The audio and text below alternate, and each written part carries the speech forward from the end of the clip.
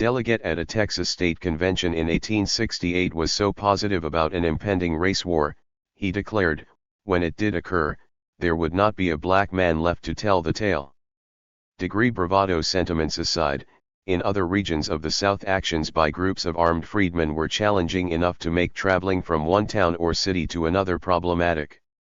By 1868, rising levels of highway robberies and more politically motivated assaults were occurring daily, and although not necessarily suggestive of open warfare between the races, the possibility of a form of limited warfare between groups of white and blacks was no longer simply conjecture.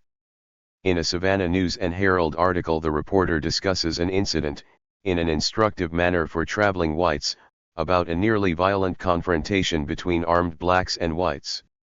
Early yesterday morning, a number of farmers, while on the Augusta Road coming to town and about 10 miles distant, was hailed by one party of Negroes, some 200 in number.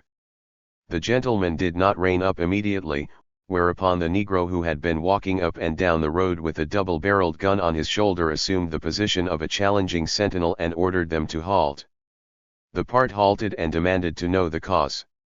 They were informed that the Negroes had orders to stop all persons passing along the road and make them contribute bread and whiskey, and if they didn't have the articles must give money, in order that they could be purchased. The party of gentlemen were well armed and refused to comply with the demands of the Negroes, and they, seeing that the gentlemen were ready to defend themselves, let them pass on. They had not gone far before they came to a creek, the bridge over which had been taken up doubtless to cause wagons to stop, and then the owners could be assaulted and robbed at leisure. Our party repaired the bridge and came into town. But for their determination they would have been robbed and most probably, roughly handled. After describing the incident, the reporter then contemptuously suggested a racial remedy by postulating, "It is supposed that these Negroes were sent to repair it, and not white men being there to control them, concluded to levy a contribution upon all passers-by. A sufficient force should be sent down to arrest all who can be recognized as being among them, and all caught should be severely dealt with. Nothing but speedy and severe punishment will teach the Negroes that they must behave themselves." Carl Schurz, President Andrew Johnson's envoy to investigate conditions within the southern states, made yet another assessment of the coming race war by advising that a Negro insurrection was not probable as long as the freedmen were assured of the direct protection of the national government. Whenever they are in trouble, they raise their eyes up to that power, and although they may suffer, yet as long that power is visibly present, they continue to hope. But when state authority in the South is fully restored, the federal forces withdrawn, and the Freedmen's Bureau abolished, the colored man will find himself turned over to the mercies of those whom he does not trust. If then an attempt is made to strip him again of those rights which he justly thought he possessed, he will be apt to feel that he can hope for no redress unless he procure it himself.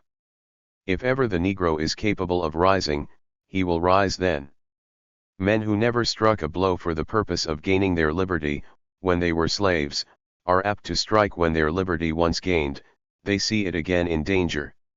However great the patience and submissiveness of the colored race may be, it cannot be. 152. Presume that its active participation in a war against the very men with whom it again stands face to face, has remained entirely without influence upon its spirit. Not wanting to speculate on the outcome and or political implications of an insurrection by blacks and the responding efforts by the government to suppress it, Schurz admittedly agreed that it would inflict terrible calamities upon both whites and blacks, and present to the world the spectacle of atrocities which ought to be foreign to civilized nations. Yet, he added, any conclusion that questioned whites' eventual dominance was unthinkable. In his view, the Negro, in his ordinary state, is docile and good-natured, and only when disturbed will he become engaged in a bloody business. It is difficult to say how far his hot impulses would carry him.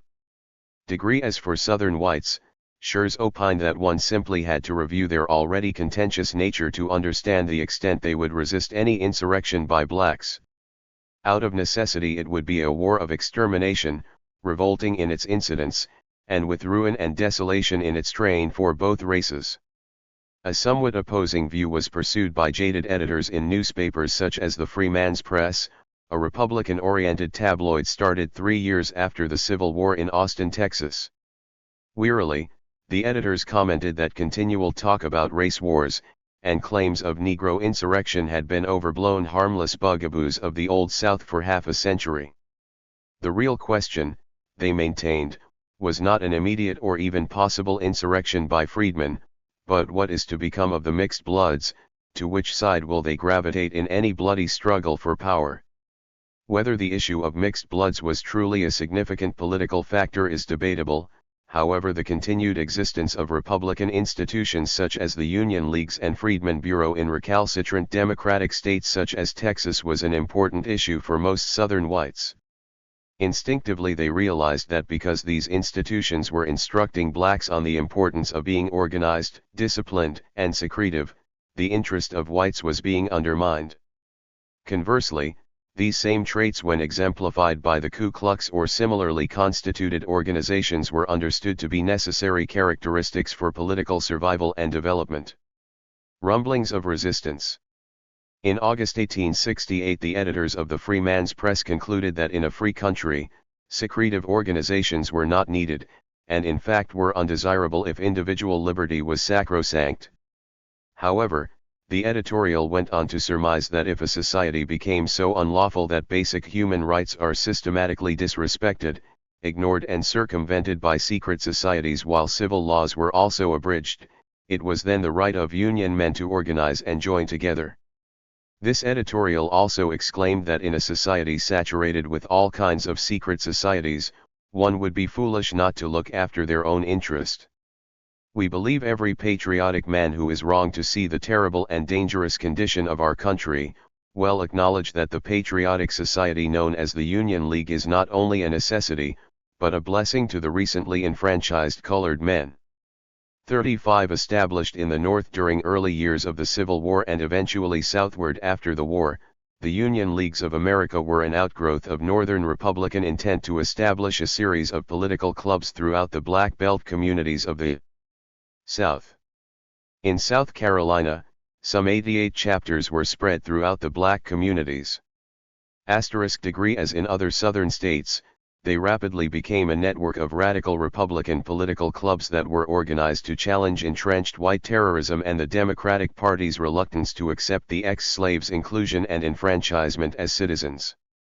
In a time when group affiliations among blacks were becoming increasingly important to their sense of self-esteem, local rural churches in alliance with Union League chapters generally acted as the connective tissue for community development. It bound local folk to organizations who in turn attempted to express and resolve those immediate crises that individuals by themselves felt helpless to resolve. It gave those who were ex-slaves a sense of empowerment to overcome their present crisis. And though the leagues increasingly provided blacks with a psychological umbrella, their emergence began to rival the Southern Black Church as a center for social activity. Membership in the Union League of America was generally high by the black community, though it maintained the trapping of a secretive organization. However, while advertisements in black-owned newspapers requesting freedmen to join a variety of organizations suggested the emergence of strong community-based organizations that were separate and apart from the League. As early as 1866, it was common to see American Samoa shown below, special notices columns in black newspapers advertising organizations who, while not outwardly militant, were organized and most important had overlapping memberships with those groups who were armed.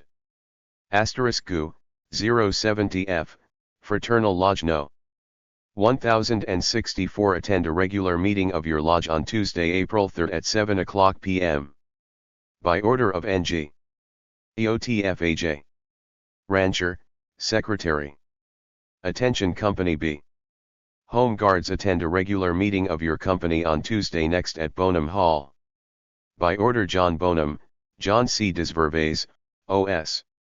Mutual Aid Association.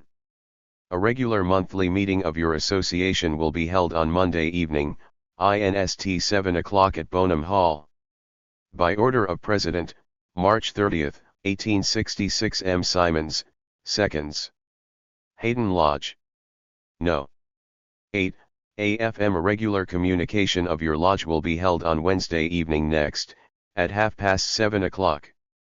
Punctual attendance is particularly requested. By order WMMJ. Smons. While elaborate organizational rituals and passwords were developed to keep their meetings free from spies, a major effort was made to help its most timid members feel secure within the League. Appealing to a sense of group loyalty, allegiances were consummated through elaborate rituals and a multiplicity of officers with badges and sashes. 154. These clubs also provided political banquets and barbecues, and arranged political processions that were most attractive to the freedmen and annoying to the white Democrats. These activities involved wearing of sashes and badges, the building of floats, and the loud beating of drums. At a night parade in Holly Springs, the Negroes wore red oilcloth caps with red feathers, red sashes, and enormous red and blue badges. Torches and transparencies completed the equipment. At a barbecue in Lawrence County, the members of the League formed into a large procession and marched in double file around the courthouse and under a cross of blue cloth, bowing as they passed beneath it. Needless to say, efforts by Democrats and otherwise conservative whites to destroy the Leagues were persistent, and once the leadership of a local club was identified, there were attempts to either kill or drive them from the state. Furthermore, demonstrations of this sort caused many whites to feel that time-honored social mores of blacks' deference toward them were being violated, and as such, would eventually lead to a more violent interaction between the races. In fact, some historians have concluded that the Union Leagues were disliked more than the Freedmen's Bureau due to their clandestine meetings and mysterious initiation rites. Asterisk. For sure, in the hostile social environment which was Reconstruction, any word that a growing number of organized blacks were able and willing to not only defend themselves but pursue political and economic goals by aggressive armed action, simply inflamed the imagination of an already frightened white populace. An example, a published description of a 1877 Union League meeting did little to relieve white Mississippians' fear about blacks' political designs. It was in these secret meetings that the fabulous tales of 40 acres and a mule originated, and confiscation ideas made some of the leading subjects for discussion. Lands were apportioned by imagination, and fine rebel mansions seized by hope. Gentlemen of African descent saw themselves rear back with all the pomp and dignity of princes in their old masters' carriages. Civil rights bills were to be passed by Congress, that would allow them to occupy front seats in white churches, sit at the same table with their former masters, and be respected with all the modern civilities in their parlor and drawing rooms. Asterisk. Whether the issue was their right to walk on sidewalks rather than being forced to the middle of the road, or one's use of the franchise, efforts to intimidate blacks into submission exploded in the streets, the fields, and the legislative houses all throughout the South. In black communities, both in the cities and in the countryside, men and women who had been slaves only 2, 3, and 4 years earlier reenacted some of the scenes of the American Revolution. Long lines of them, preceded by fife and drum and an American flag, marched to the polls to vote for delegates to new state governments and in Congress. Black men organized under the Republican Party banner and the Union League.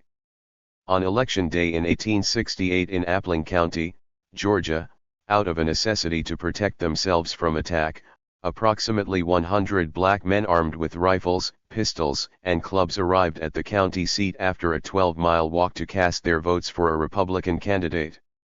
Without this show of arms, they never would have been allowed to approach the voting office to implement their newly acquired franchise.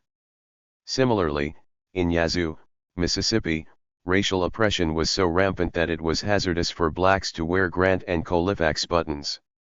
And even when some were beaten and stripped of the buttons, they still insisted on wearing them at all costs, for failure to do so meant almost 155. Voluntary return to slavery. Some women walked 20 or 30 miles into town to get a button and wear it openly, in defiance of their husband's advice. In spite of this defiance, blacks in Yazoo were not allowed to walk on sidewalks, but only in the middle of the street where other niggers go. For whites, this was a formality to be recognized and honored on every level when it came to blacks.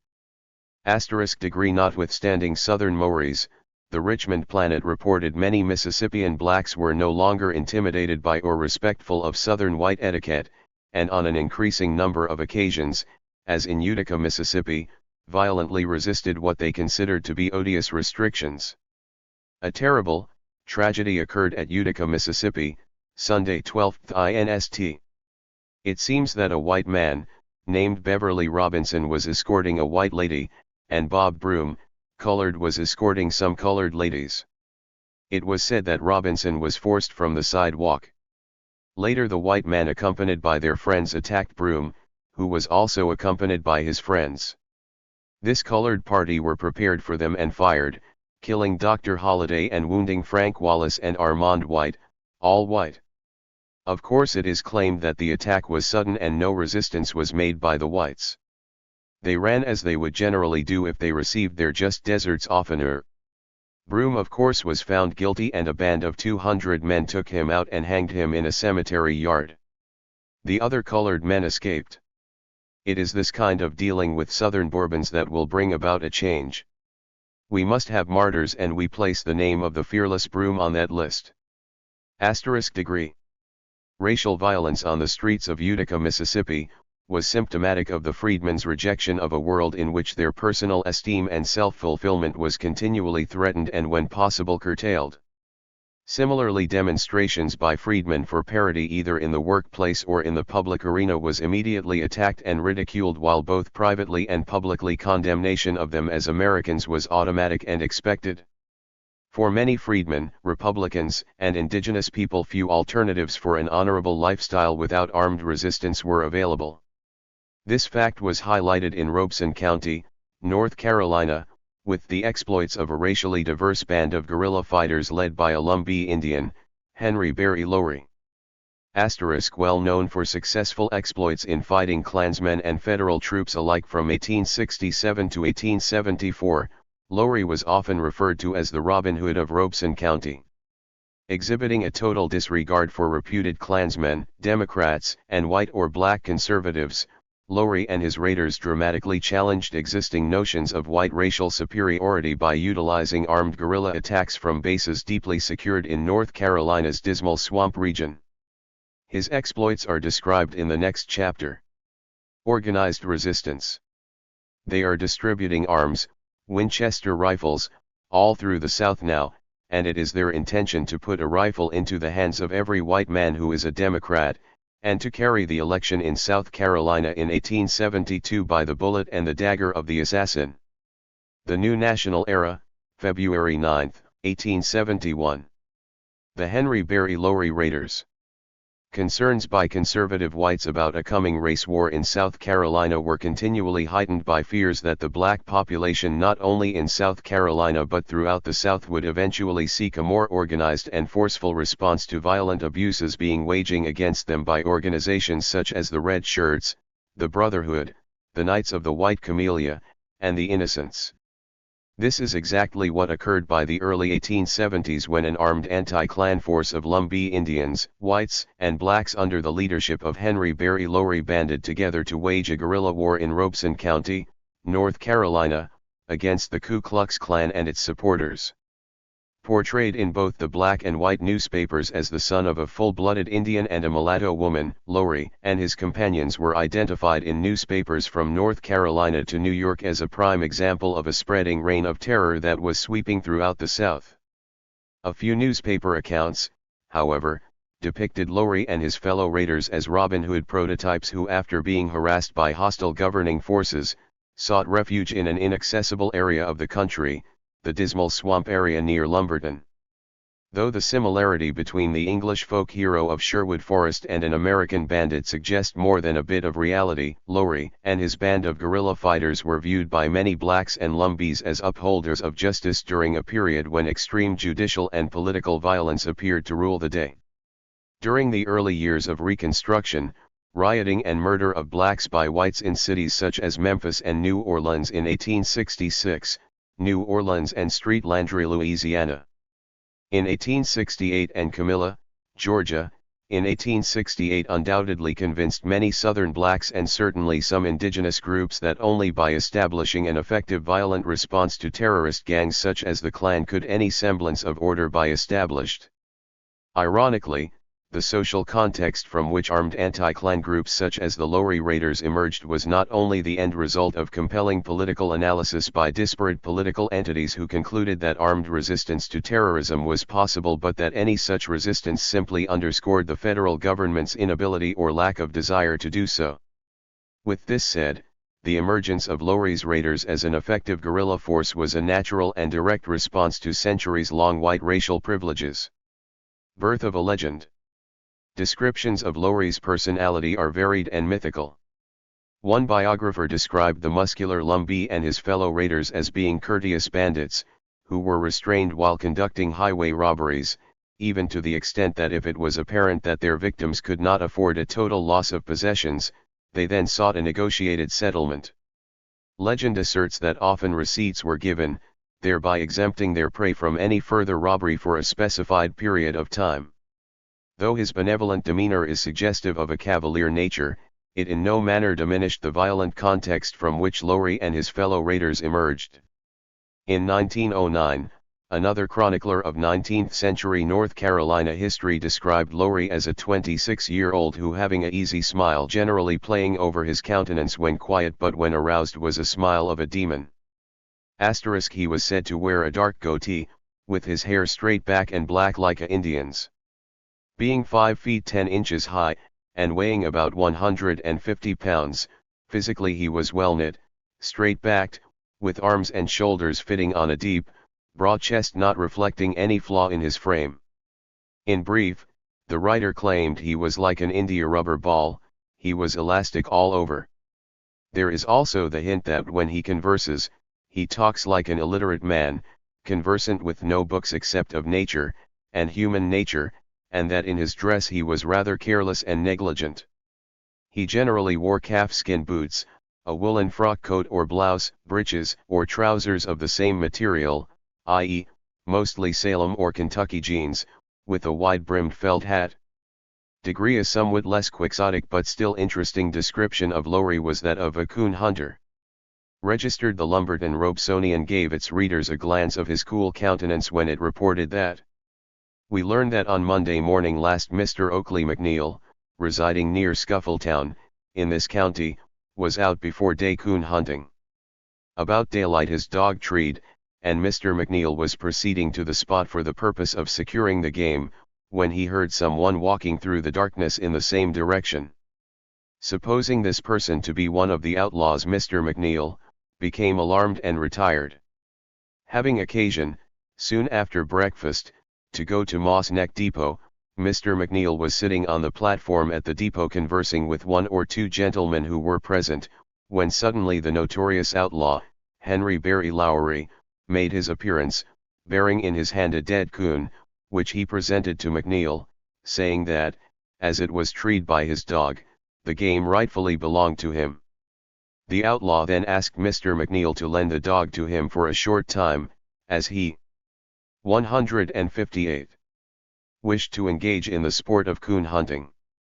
Mr. McNeil declined to lend the dog, as he expected to use him himself for the same purpose, but informed the outlaw that he had another dog at home equally good for coons, which he thought would follow him, and which he would be willing to lend. After a little further conversation, the outlaw bade Mr. McNeil and friend a good morning, and sauntered leisurely away. However, another contemporary of Lowry described him in a manner more characteristic of one skilled in the art of guerrilla warfare. In regard to his arms, a belt around his waist kept in place 5 6-barreled revolvers, long shooters. From this belt a shoulder strap passes up and supports behind, slinging style, a Henry rifle, which carries the extraordinary number of 16 cartridges. In addition to These's 52 charges, he carried a long blade knife and a double-barreled shotgun, his whole equipment weighing not less than 80 pounds.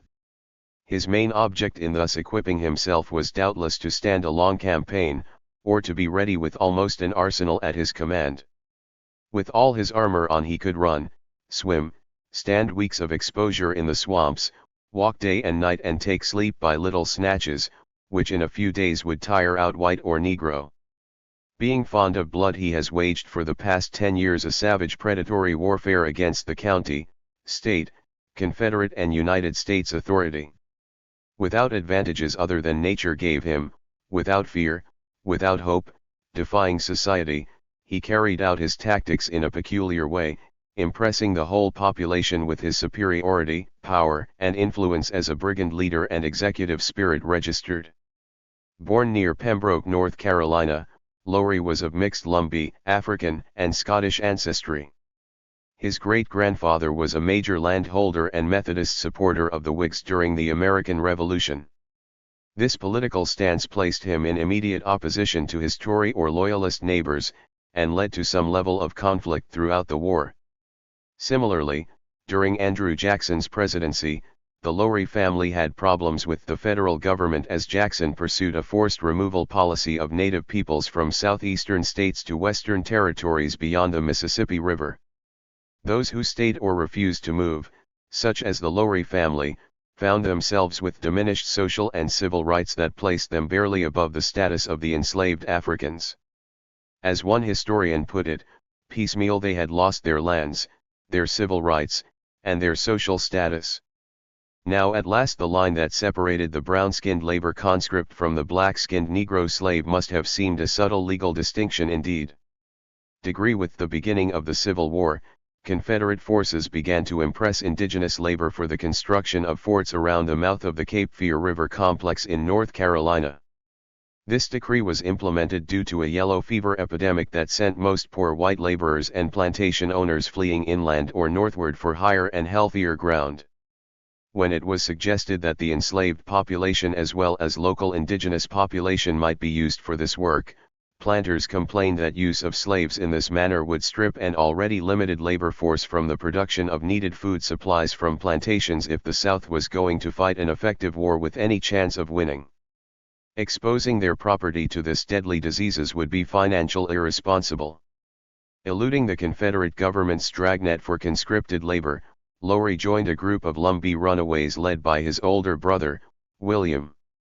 Hiding in the vast dismal swamp, these runaways were eventually viewed more seriously by Confederate forces as an unmanageable and seditious Lowry band.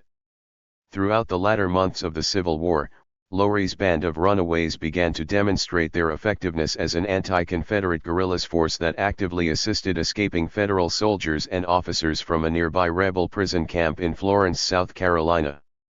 In a short time, the guerrilla force had expanded enough to make armed attack against the local Confederate Home Guard.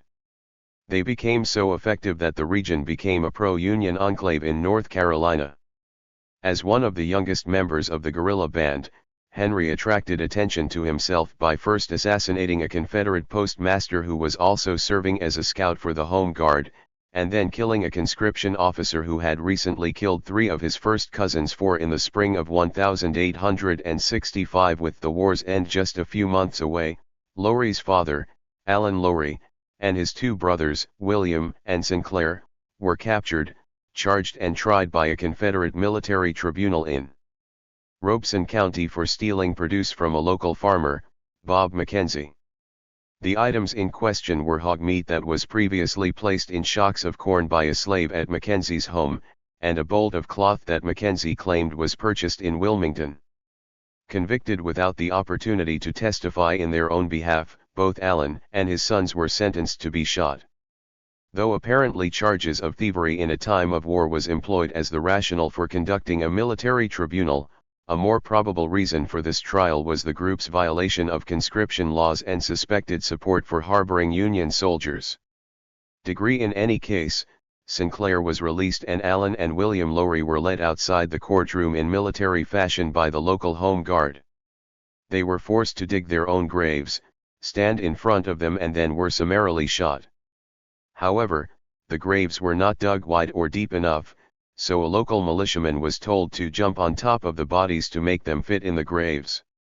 Hiding about 50 yards away in nearby bushes, Henry observed this entire episode while the rest of the family was locked in Mackenzie's smokehouse. Returning later that night to his father and uncle's grave and with the vivid recollection of their murder and desecration just hours earlier by Confederate Home Guards, Henry swore that every person involved in this murder would come to the same fate. Though the bodies were later reburied in family plot, vengeance was utmost in Henry's mind. The following morning, March 6, 1865, the bodies of William and Allen were dug up, washed and prepared for a traditional burial. The divide between tolerance and war had now disappeared. Asterisk from this moment on, the Lowry Band was no longer simply resisting conscription, they were now at war with the Confederacy. In a series of daring attacks on the Robeson County Courthouse in Lumberton, they were able to secure guns and ammunition that were used on raids against prosperous pro-secessionist planters throughout the county. 6 years later in October 1871, a New York Times article alerted the public with a brief description of a North Carolinian outlaw who had survived the Civil War and was successfully defying both state and federal attempts to curtail his attacks against the Ku Klux Klan supporters and conservative Republicans. The name Henry Berry Lowry was fast becoming synonymous with armed resistance among the Lumbee people, African Americans, as well as some poor whites. Fascinated by the bravado and daringness of Lowry's armed attacks against conservative Democrats, Klansmen, North Carolina's militia and federal troops, both northern and southern newspapers supplied the public with continuous 160 updates and details of what was quickly becoming a war of resistance by Lumbees, African Americans, and any sympathetic whites throughout North Carolina. In a republished article from the Washington Chronicle in the New York Times titled "Lowry and His Gang, the Authorities Defied Pursuit by the Soldiers," resistance against the Klan and its supporters largely in Robeson County is described in simplistic terms that essentially criminalizes their actions as acts by a gang of outlaws. Underscoring an ability of the Lowry Gang to defy capture by both state and federal troops for several years, the article ignored essential issues for the resistance: Lowry's abhorrence for corrupt Republican officials and North Carolina's black codes. Readers are instead given a biographical description of Lowry as a kind of colorful criminal, who was primarily motivated by a blood vendetta. During the war, in 1862, Allen Lowry, said to be a full-blooded Indian, residing in the little village of Scuffletown, and a son of his were murdered by Confederate troops, the charge being that of harboring rebel deserters and federal soldiers. Lowry's wife was a bright mulatto woman, by whom he had 8 sons. One of these, Henry Berry Lowry, though but 15 years of age when his father was shot, swore he would avenge the death of parent and brother. Henry was charged soon after with killing a man named Barnes, for which he was tried and sentenced to be hanged. He broke out of jail, but was subsequently arrested and lodged in irons in the prison at Whitesville, Columbus County. From this he effected his escape also and fled to the woods, where he has remained till the present day. A year after the surrender, a party of disguised men killed Sheriff King of Lumberton, and robbed him of a large sum of money. Lowry and several former associates were suspected of the crime. Some of those suspected were caught and hung by a mob, others fled to the woods and joined Lowry to avoid punishment. The band now consists of Henry Berry Lowry the leader, Stephen L. Lowry, Thomas Lowry, Boss Strong, Andrew Strong, and George Applewhite and 2 or 3 others. Several efforts have been made to capture them, but have proved ineffectual. A number of persons engaged in hunting the outlaws have been shot, and a terrible state of affairs exists in the county because of their depredations. In the spring of last year, a company of militia surrounded the gang near Scuffletown, and found all of them drunk but Lowry and Applewhite. The company fired upon them, and Applewhite was wounded and fell. Lowry roused his men, returned the fire with his right arm, and bore Applewhite, the wounded man, off on his left, and they all escaped. Lowry, it is said, wears a belt with several knives and pistols, carries a double-barrel gun on each side, and a carbine that shoots 16 balls, in his hand. His men are all armed well, and provided with a supply of ammunition. Scuffletown is an old settlement of Indians and free Negroes. The population of 10 square miles exceeds 4,000 people. It is thought that many of the residents are in sympathy with the outlaws, and lend them assistance and provide food and ammunition. The majority of these people, however, it is stated are as anxious to effect the capture of these desperados as the community generally can be. Last summer the authorities of Robeson County, suspecting that the relatives of the gang were harboring them, and knew of their whereabouts, proceeded to Lumberton. On the way the outlaws fired upon the sheriff's posse, killing 3 and wounding another severely. Failing to effect the release of his family, Lowry sent a message to Lumberton, stating that he would give the sheriff till 10 o'clock the following day to release them, and if this was not done he would drench the county in blood. The order was obeyed by the authorities, and the women and children returned to Scuffletown. The next outrage committed by Lowry was the murder of Mr. Lucas, a few days ago. The band has perpetrated several depredations of late and defy the authorities. These desperados are determined never to be taken alive by the authorities. Lowry, it is said, swears he will spill his blood near or upon the spot his father shed his own. They prowl about the country, often in open day, and prey upon the people. Many citizens of Robeson have seen and conversed with Lowry and other members of his gang, and demanded a breakfast, dinner, or supper, and the demand is generally granted. Lowry says all he asks is to be let alone. He knows he will be shot or hung if caught, and he will harm no one that does not harm him or his associates. Members of both political parties are active in lending the authorities assistance to capture the band. Aoit Gen. Gorman, of this state, is now in Robeson County and has a detachment of United States soldiers, with a company of militia, engaged in hunting the gang. It is hardly probably that they can be captured until winter, and then not until they are frozen, starved, or driven out of that section of the country. Attempts by the local sheriff or county militia could neither abate attacks by Lowry's raiders nor effectively keep him or his compatriots in jail once captured. A noted example of this occurred years earlier during Lowry's marriage ceremony to Rhoda Strong on December 17, 1865. In the presence of several hundred wedding guests, Lowry was arrested by former members of the Confederate Home Guard who 8 months after the Civil War were reconstituted as the county militia. Accused with killing James Barnes, who once served as a scout for the Confederate militia, Lowry was taken to and jailed in Whiteville, North Carolina, where in a short period of time friends were able to smuggle in a file that allowed him to escape. Conservative Republican Governor Jonathan Worth was so enraged when he learned of Lowry's escape that he offered a $300 reward for his capture, dead or alive. Faced with an ever-growing anger by local whites, particularly those associated with the militia, Lowry and his compatriots concluded that they either had to surrender to the local authorities and negotiate a reconciliation or resume resistance activities that were perfected during the war. They choose the latter. Northern newspaper accounts reporting on the phenomena of armed Negro, Quadroon and Indian resistance in North Carolina generally highlighted the outlaw aspects of anti-Klan attacks. North Carolinian newspapers on the other hand tended to discuss the Lowry gang success from a trickery perspective, rather than emphasizing the guerrillas' apparent military skill. In addition, many Northerners were troubled by Lowry's successful resistance occurring at a time when congressional investigations into Ku Klux Klan outrages throughout South Carolina, Georgia, and North Carolina were also convening.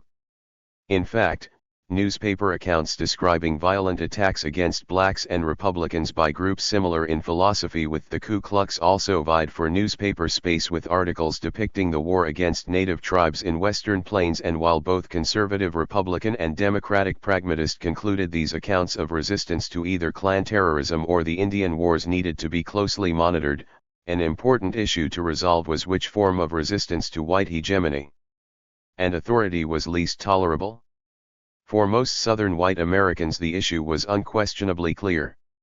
By characterizing Southern blacks and Native Americans as outlaws and bandits, the issue of political control was simplified to a workable axiom: open resistance to white American hegemony was indisputable evidence of lawlessness, sedition, and criminal intent or behavior. As a 162 consequence, Any propagation of defensive violence against the state or its designated officials justified in the minds of Southern conservative elements the need to regulate these unstable social elements by any means necessary. Similarly, punitive measures by extra-legal organizations such as the Ku Klux, the Knights of the White Camellia, and the Brotherhood, no matter how disagreeable or criminal, were viewed just as necessary in the South as the U.S. cavalry's pacification efforts were in the Western Plains.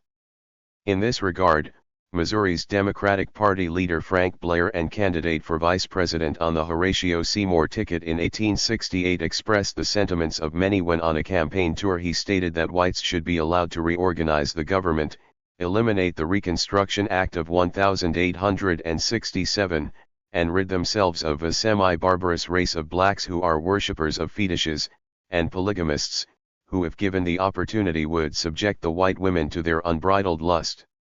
Though his statement was later condemned by Republicans as treason, Blair undoubtedly felt neither threatened nor uncomfortable in expressing these sentiments among his colleagues. However, for federal troops and North Carolina's state militia, Lowry's raiders could not be rationalized away with vehement proclamations or rousing politically inspired campaigns, as one lengthy article in the November 1, 1871, New York Times explained.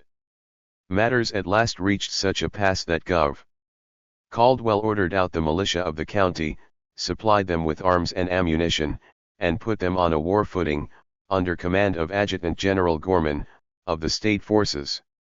A large number of United States troops then in North Carolina for the suppression of the Ku Klux Klan outrages, the governor applied for 2 companies to aid in the capture of Lowry and his band.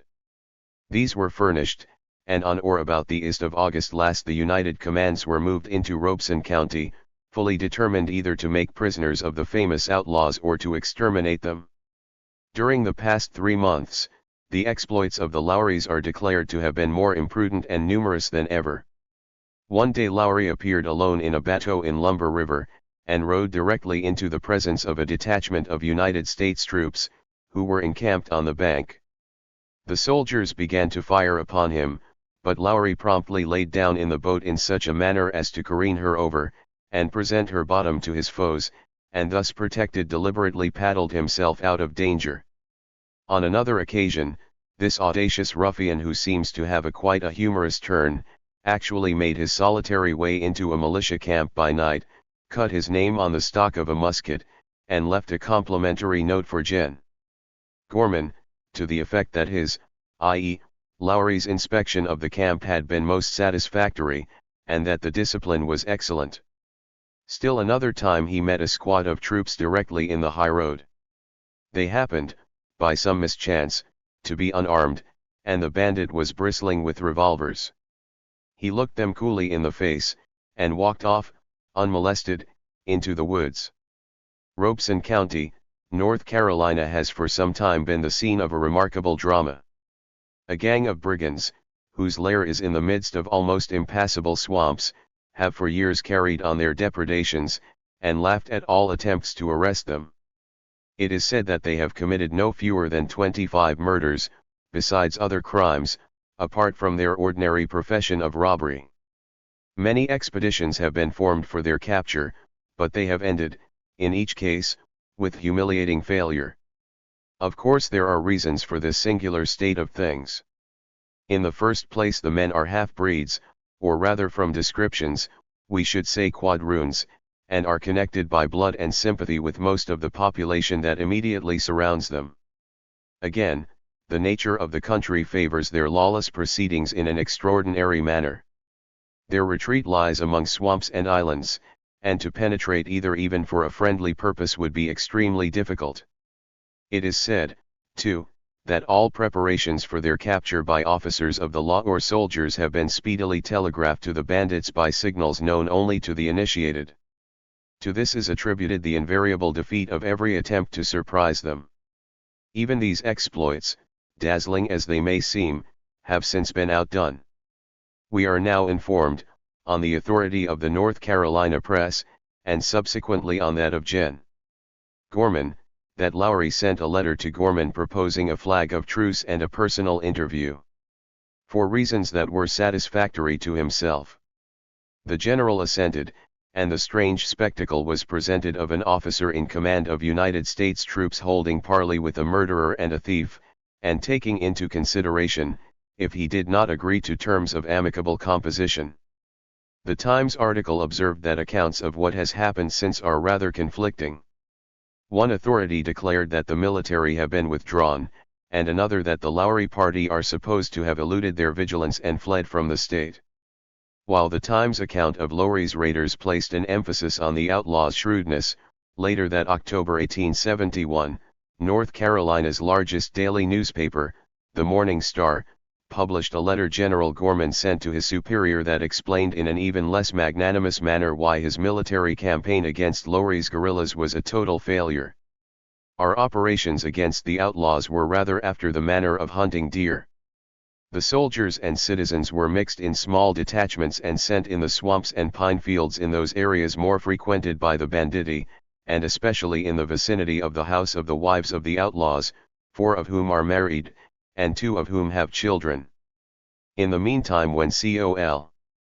Wishart and myself used every means in our power to obtain definite information concerning the haunts and whereabouts, and acted promptly on the meager information we were able to obtain. We succeeded in gaining the promise from several parties to give us information, and the only times we came anywhere near running upon the outlaws was by this means. But we quickly saw our force as inadequate in numbers. It was impossible for all to leave camp at once, and the various places which should have been watched were too numerous for the small force we had at our command.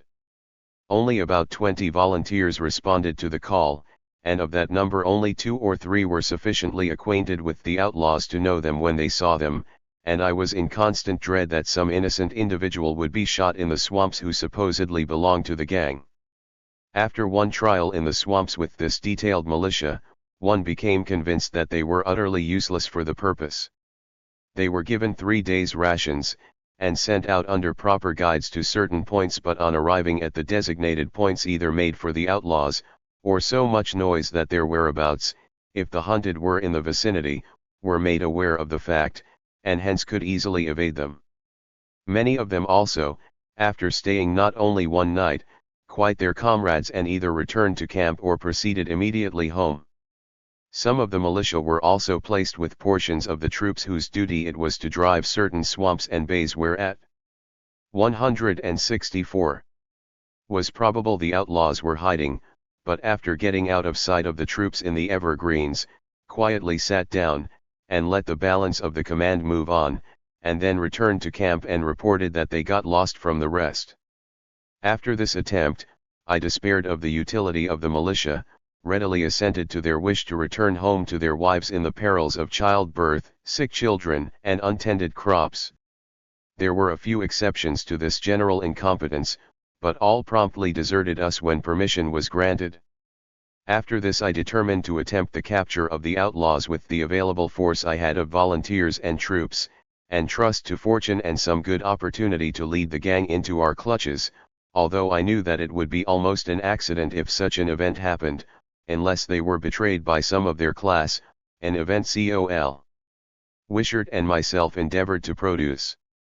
The U.S. troops were as efficient as it was possible for them to be, and Col.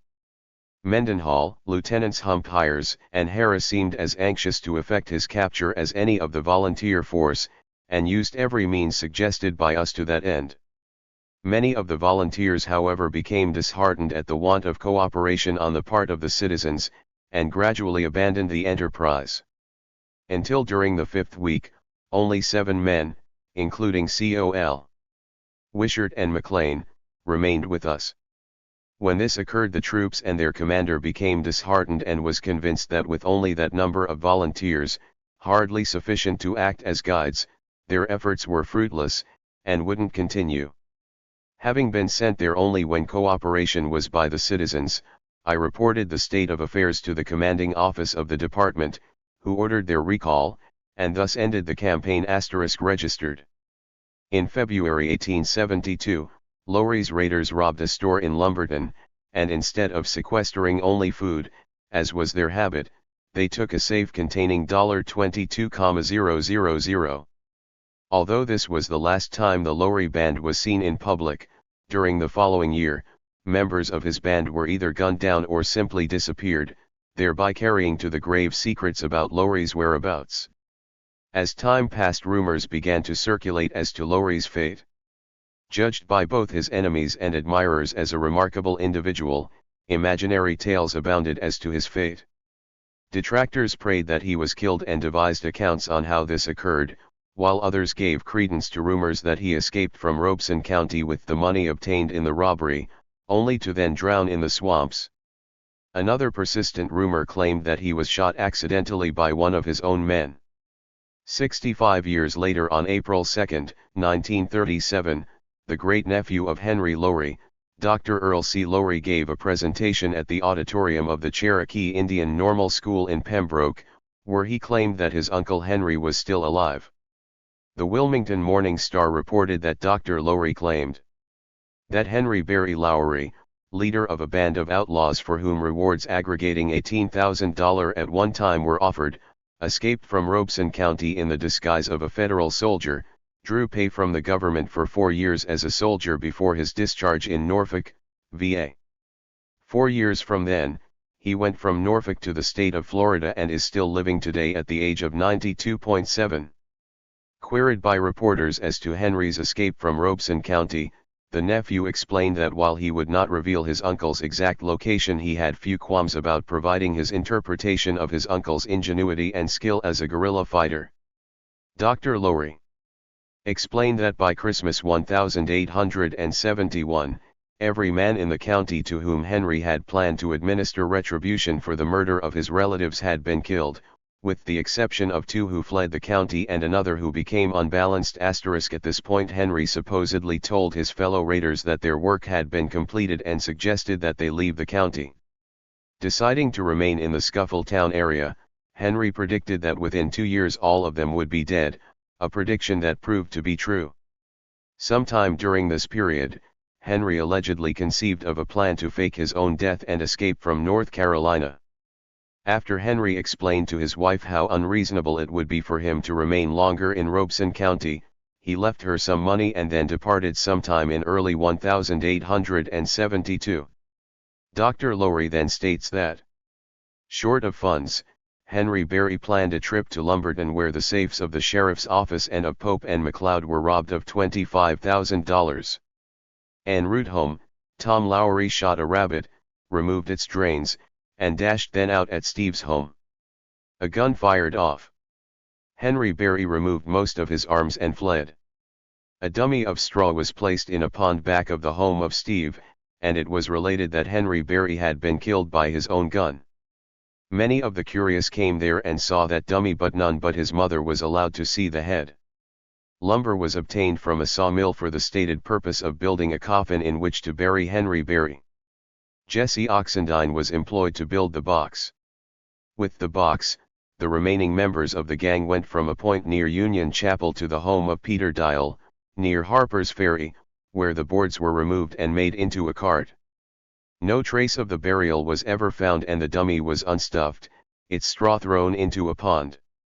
Regardless of the veracity of this account, or the fact that Henry's brother, Reverend Patrick Lowry, who was a delegate to the Republican State Convention in 1872, announced that his brother and Boss Strong, Henry's bodyguard and closest friend, were both dead, unverifiable accounts placed Henry in Atlanta, New York, California, and elsewhere.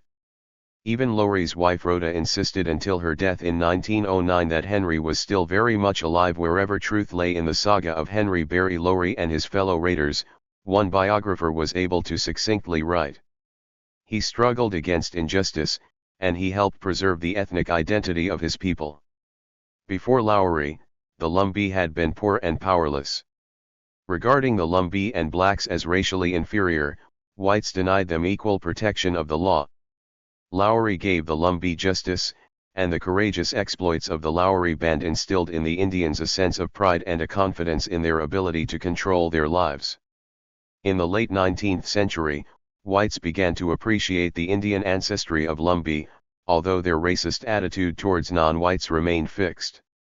As late as 1874, highly descriptive accounts of suspected raids by the Lowry Gang were published in northern and southern newspapers such as the New York Times and North Carolina's Lumberton Robesonian *. These raids no doubt led to timeless accounts of Lowry's raiders as heroic if not mythic guerrilla fighters waging armed struggle against the forces of evil and racism. And though the Times and Robesonian called attention to the murderous doing of the Lowry Gang, and the seemingly inefficient tactics by General Gorman and his command to capture their nemesis, the Fayetteville Eagle was careful not to suggest that. 166.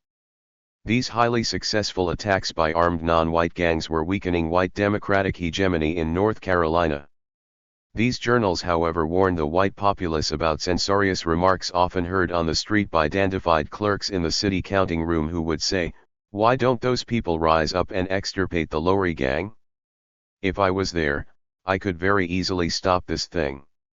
2. However, the New York Times decision to publish General Gorman's critical assessment of why Lowry's raiders were so successful, and the apparent ineffectiveness of his militia and military forces, either knowingly or not, gave a clarion call to white terrorist groups like the Ku Klux, the White League, the Knights of the White Camellia and their sympathizers that an effective new threat to white hegemony was in the making.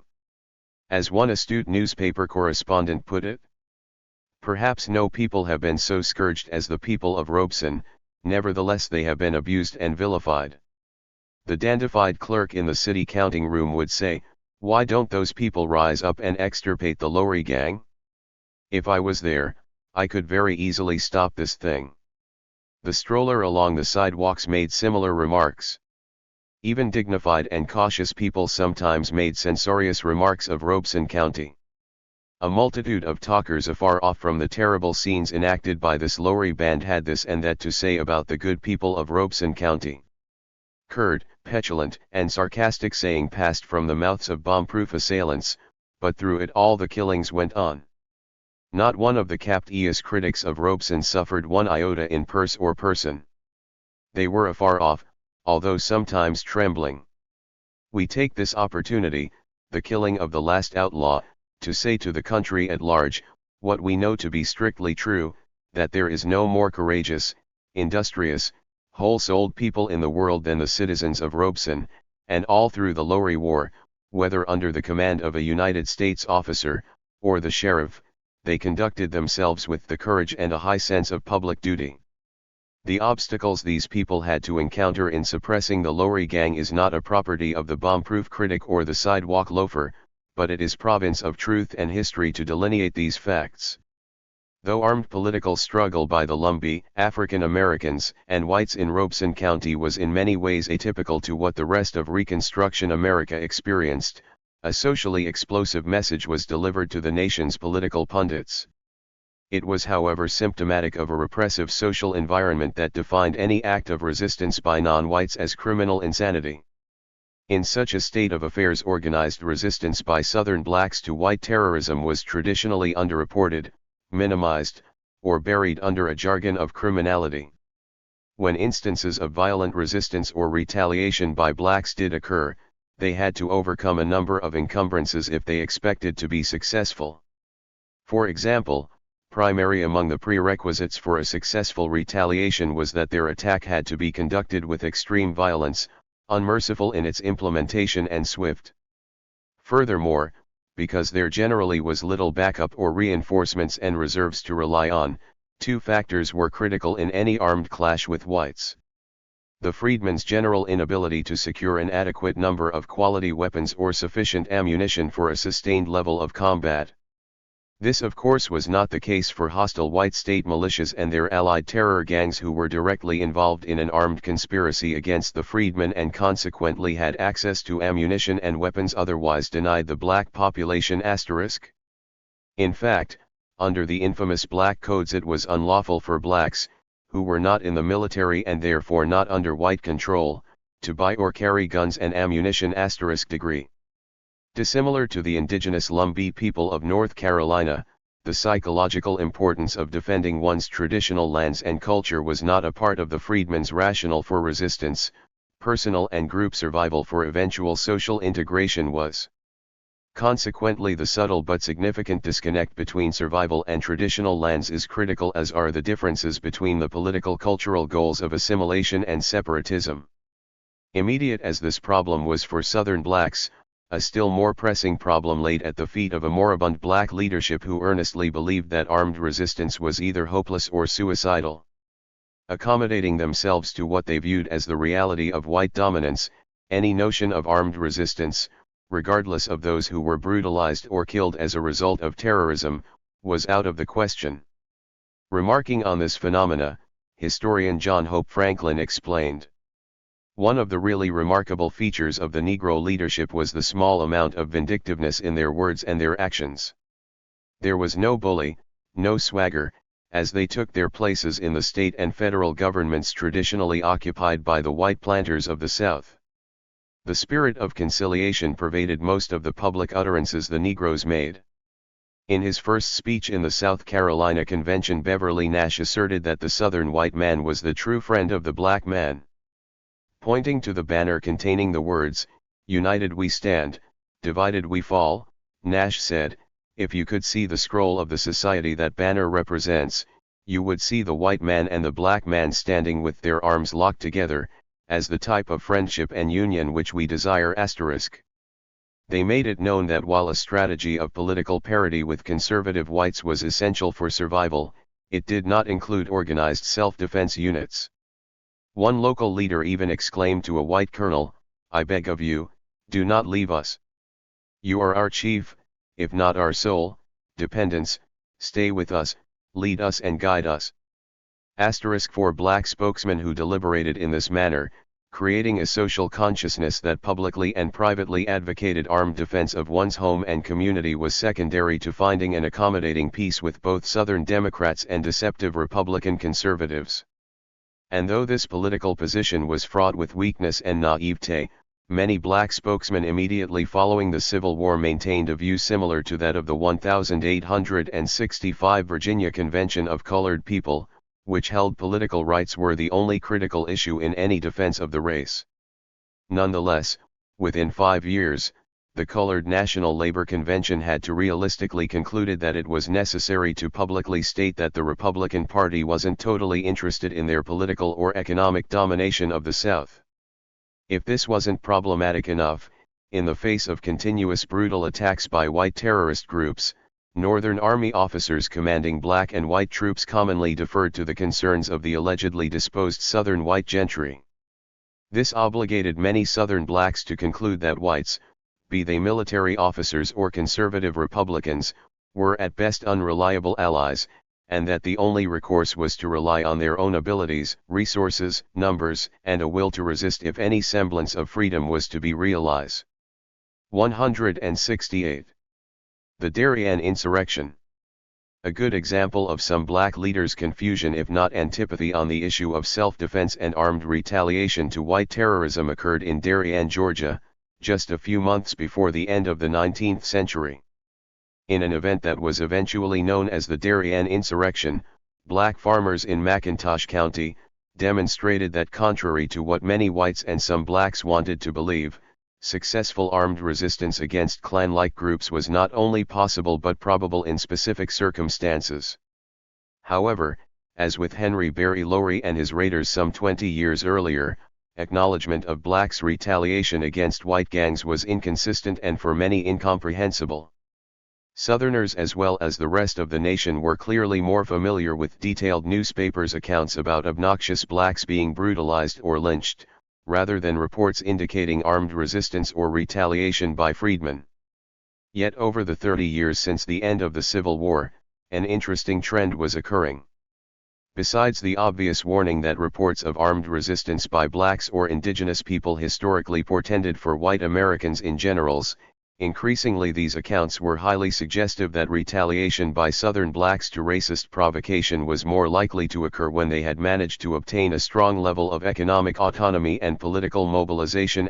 Registered this was progressively more evident in the last 2 decades of the 19th century, when relentless racial strife was punctuated throughout the South with over 100 lynchings in Georgia alone between 1881 and 1898, while terror gangs known as White Cappers in 1899 roamed the state killing and whipping blacks for a variety of alleged crimes, but not without growing or organized resistance. As a result, an examination of Georgia's coastal regions indicated that increased land ownership by blacks was indicative of a deeply entrenched economic infrastructure, social identity and a willingness to resist clan-like attacks with retaliatory violence. Registered in attempting to explain the infrequency of gang violence against coastal blacks, one historian suggested that while Southern apologists argued it was from lingering paternalism, it was more likely a reaction to the non-passive response by coastal blacks to whites' attempts at intimidation. As one observer noted, coastal blacks retained modest political rights, a modicum of economic independence, durable community bonds, and therefore were less vulnerable to many nonviolent forms of coercion. Whites could not lightly turn to violence because they recognized they were not dealing with a cowed and impotent black population. For example, in the spring of 1896, an editorial in the Springfield Weekly Republican newspaper described an event in Manatee County, Florida, that provided evidence of blacks' success in defending themselves against white terror. Some days ago the son of the county sheriff and the son of a poor Negro quarreled, and the black was the victor in a boys' fight. Thereupon the sheriff and a number of brave whites, fully armed, went to the Negro's cabin at night and demanded that the boy be handed over to them. Knowing what would be his probable fate, the Negro refused to surrender his son. On the contrary, he seized a gun, and when the white mob fired upon the house he returned the fire and killed the sheriff.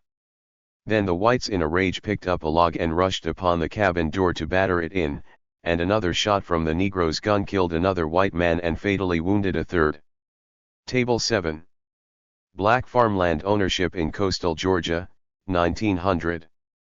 Number of black total number percent of total farm owners black farmers Bryan 144 267 53.9 Camden 403 571 70.6 Chatham IMAL 426 40.1 Glen 97 119 81.5 Liberty 793 1138 69.7 Macintosh 243 318 77.6 Total 1851 2834 65.3 Table 8 Lynchings of blacks by region and decade, Georgia, 1881 to 1930.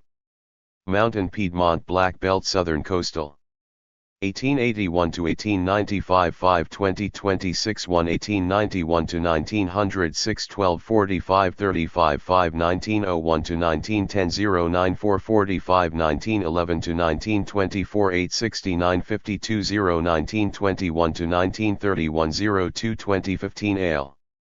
Total 1638 195 166 13. The mob retreated for reinforcements, and the Negro took his boy and gun and made off for the swamps. At last accounts he had not been captured and tortured to death, but in lieu of this, the noble and manly whites were going about the country firing into the cabins of innocent and defenseless blacks, burning up the homes of some, killing others, and ordering a general exodus of Negroes, threatening a boycott on employers of labor who would not discharge their Negro help. Degree. In July 1899, racial violence exploded in Darien when Matilda Ann Hope, a young white woman, swore to an affidavit that charged her black neighbor, Henry Delegale, of raping her during the previous winter, thus causing her to give birth to a black child. Hearing of the charge, Delegale turned himself into the authorities and pleaded innocent to the charges. Though many residents in the area tended to discount Hope's charges, the reality was that under such a situation, Delegale's life was under imminent danger.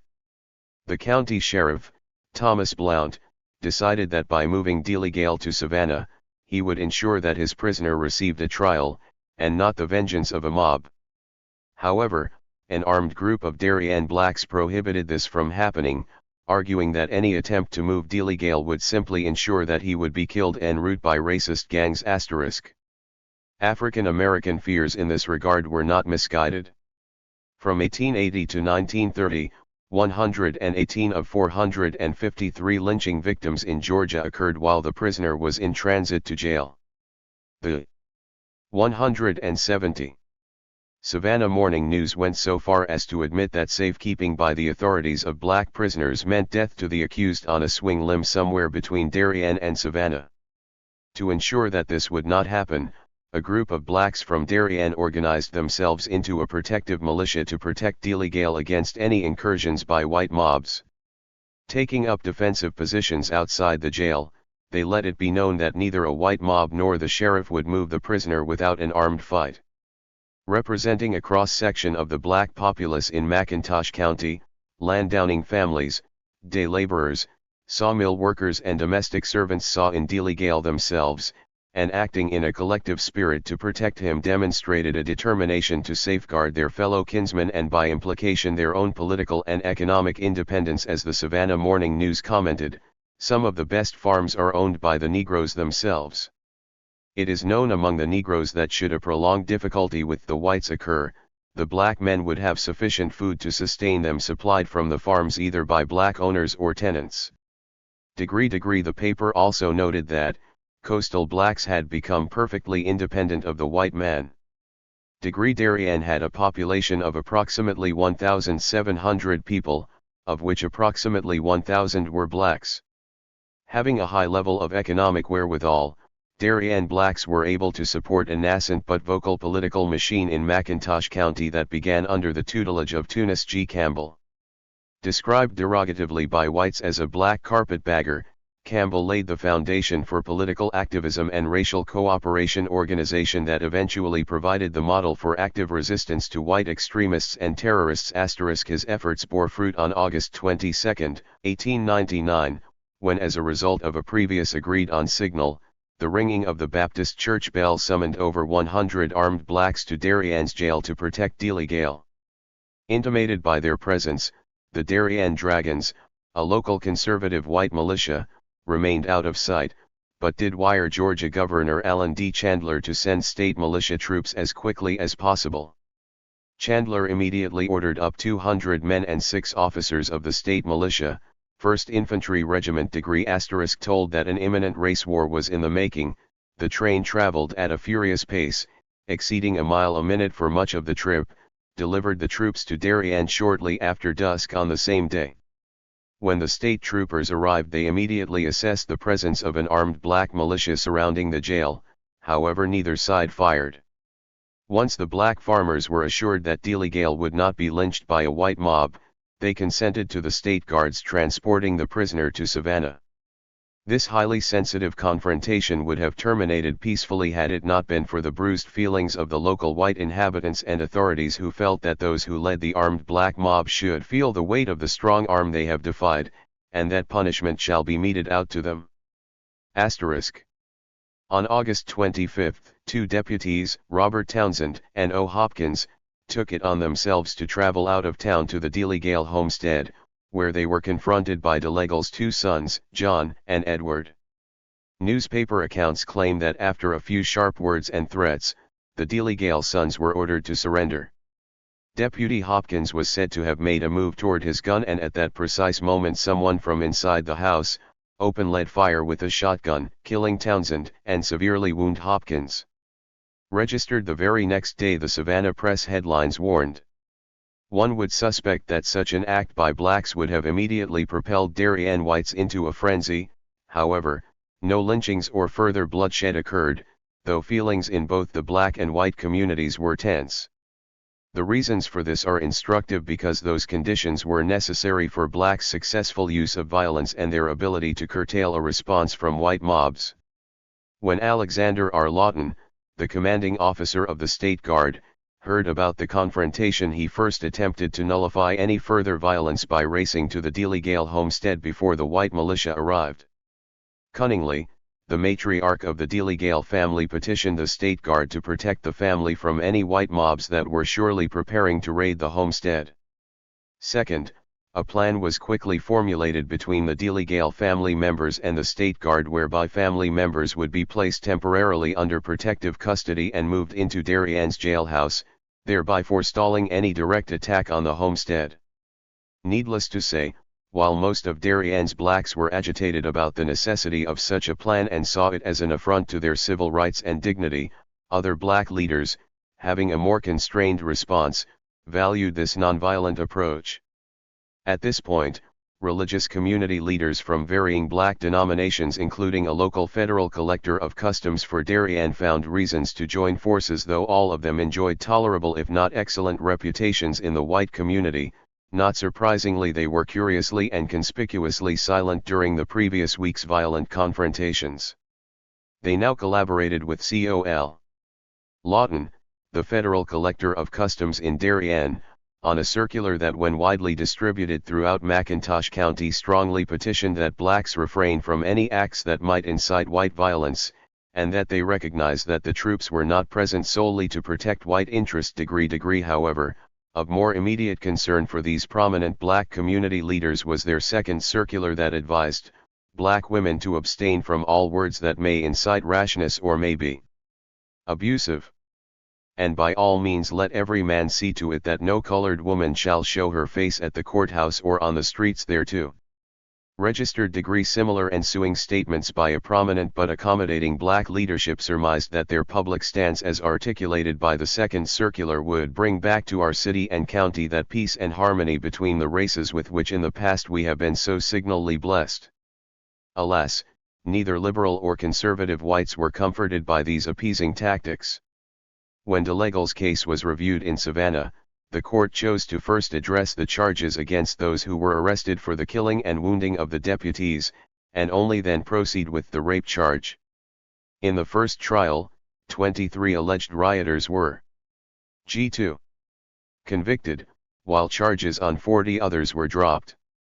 Fines ranged from $250 to $1,000, and a prison term of 12 months and hard labor were meted out. John and Edward DeLegale received life sentences, and their brother and sister were acquitted. The jury also concluded that Henry DeLegale was innocent of the rape charge that had precipitated the conflict and was subsequently released. However, once sent to Brooks County Convict Camp in South Georgia, the convicted DeLegales and other rioters suffered harsh treatment and barely survived their imprisonment. The women, Louisa Underwood and Maria Curry, were hired out and served their prison sentence at the James Sawmill at Adrian, Georgia, in violation of Georgia's laws pertaining to woman prisoners. Degree: assessing armed resistance. Assessing what benefits were derived from resisting threats and actual attacks by white mobs is always relative to what might have been lost if no resistance was attempted.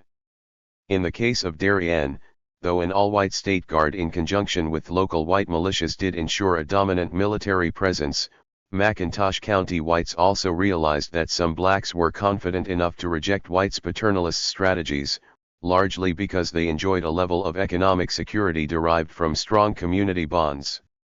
Seemingly these factors were enough to give skilled black workers in the lumber and naval stores industry as well as independent farmers a significant role in McIntosh County's economic development, notwithstanding their sense of emotional investment and autonomy beyond the philosophy of physical survival.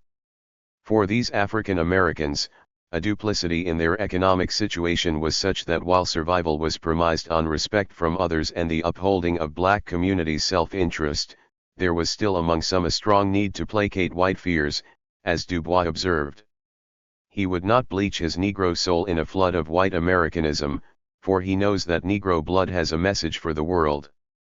He simply wishes to make it possible for a man to be both a Negro and an American, without being cursed and spit upon by his fellows, without having the doors of opportunity closed roughly in his face. Organized militancy to the point of armed resistance by African Americans was not lost on those whites who were cognizant enough to know that any display of militancy by blacks was indicative of their ability to fashion for themselves a response to provocations. In addition, white Americans were being increasingly forced to recognize that once blacks obtained a resourceful economic base, they could not easily be cowed or rendered impotent by the propagandizing efforts of terrorists. As a result, it was now apparent that throughout the Low Country region of Georgia and South Carolina, reliance on the mob to subdue blacks was increasingly non-functional unless supported by sympathizing federal troops or state militia. With this said, Many Southern black leaders were again uncomfortable with this state of affairs. Undecided about the necessity for self-defense, when pushed to take a stand on the issue, they waffled. An example of this occurred in April 1870, when reputed black nationalist Martin Delany allegedly informed South Carolina's Democratic conservatives, "Keep your Ku Kluxers away from me, and he would be willing to strike hands with you in maintaining a free, honest, and pure government in South Carolina." This conspiracy us yet naive attempt to place trust in an agreement with Southern conservatives was roundly denounced by many prominent nonconformist black leaders such as Frederick Douglass, who knew only too well the dangers this invited. Douglass, who was not an advocate for slave rebellions before the Civil War, on this occasion criticized Delany's comments by stating, "I cannot agree with you in denouncing colored men for going armed to political meetings in South Carolina. Assault compels defense." Moreover, Douglass proclaimed that he wasn't going to advocate that blacks act as lambs while whites acted as wolves. Stressing African Americans' right to retaliate against their enemy, Douglass recalled his own fight with a slave breaker some 30 years earlier. "I was a changed being after that fight.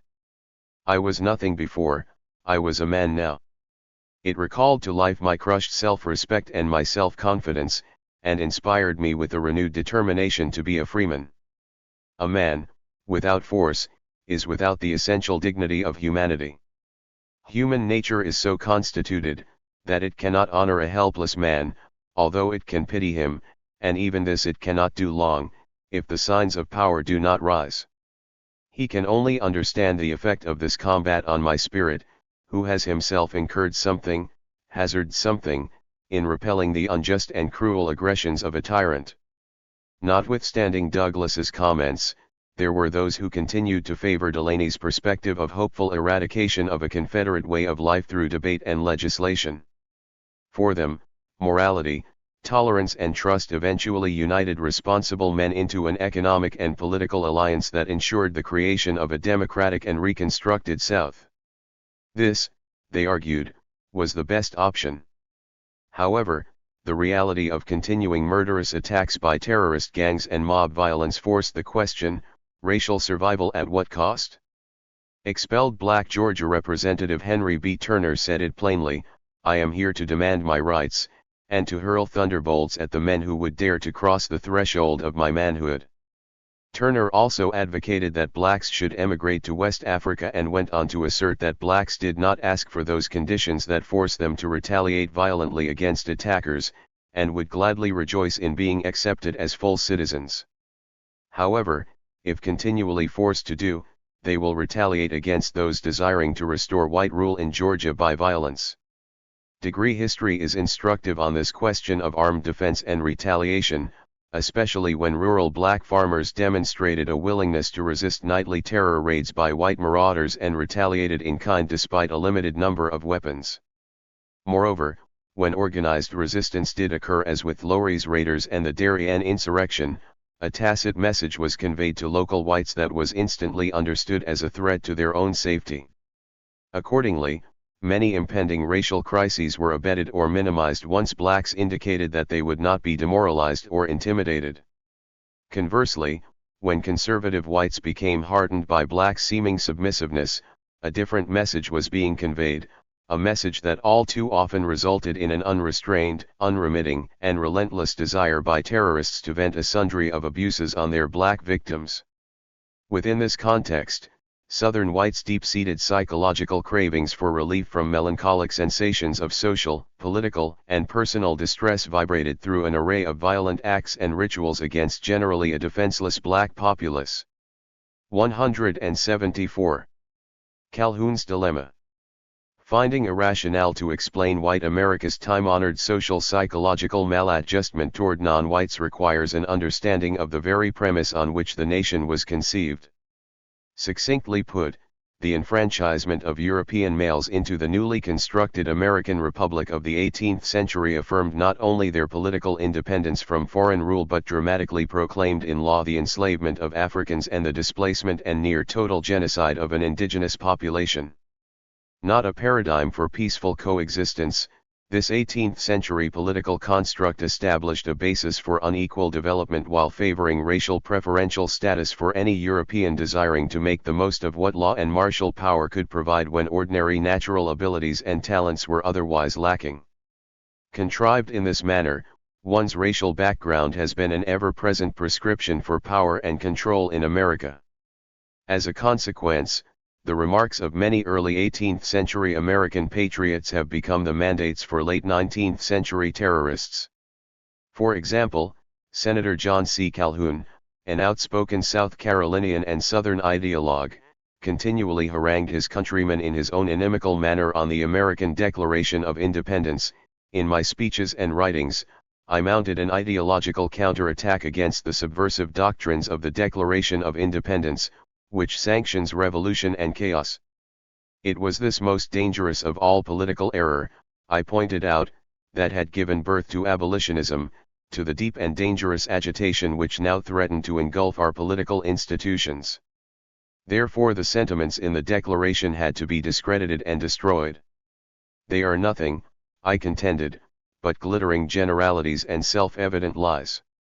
A good example is its assertion that all men are born free and created equal. This is an illogical absurdity. Men are not born, infants are born, and they are not born free. They are incapable of freedom, being destitute alike of the capacity to think and act, without which there is no freedom. They are also subject to the dictates of parents, society, and state. Nor is it less false to hold that men are born equal. They are not in any sense. The whole idea of equality is sentimental rubbish. Inequality and slavery are the achievements of human progress.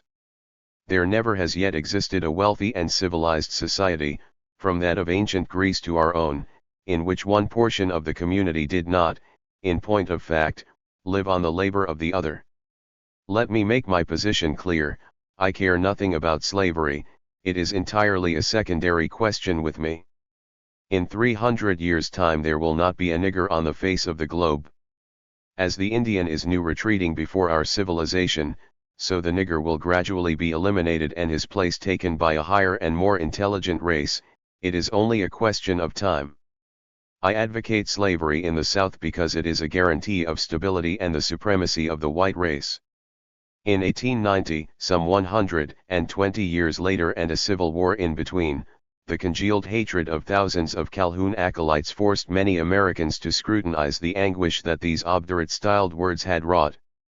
Commenting on this development, one New Orleans newspaper columnist stated, "Last week in Fayette County, Georgia, in an affray between colored and whites, provoked by the latter, 8 Negroes were killed and 6 wounded. 8 whites were shot, but only 1 fatally." However deplorable these affrays, it is refreshing to see the Negro defending himself, but he must learn to shoot straight.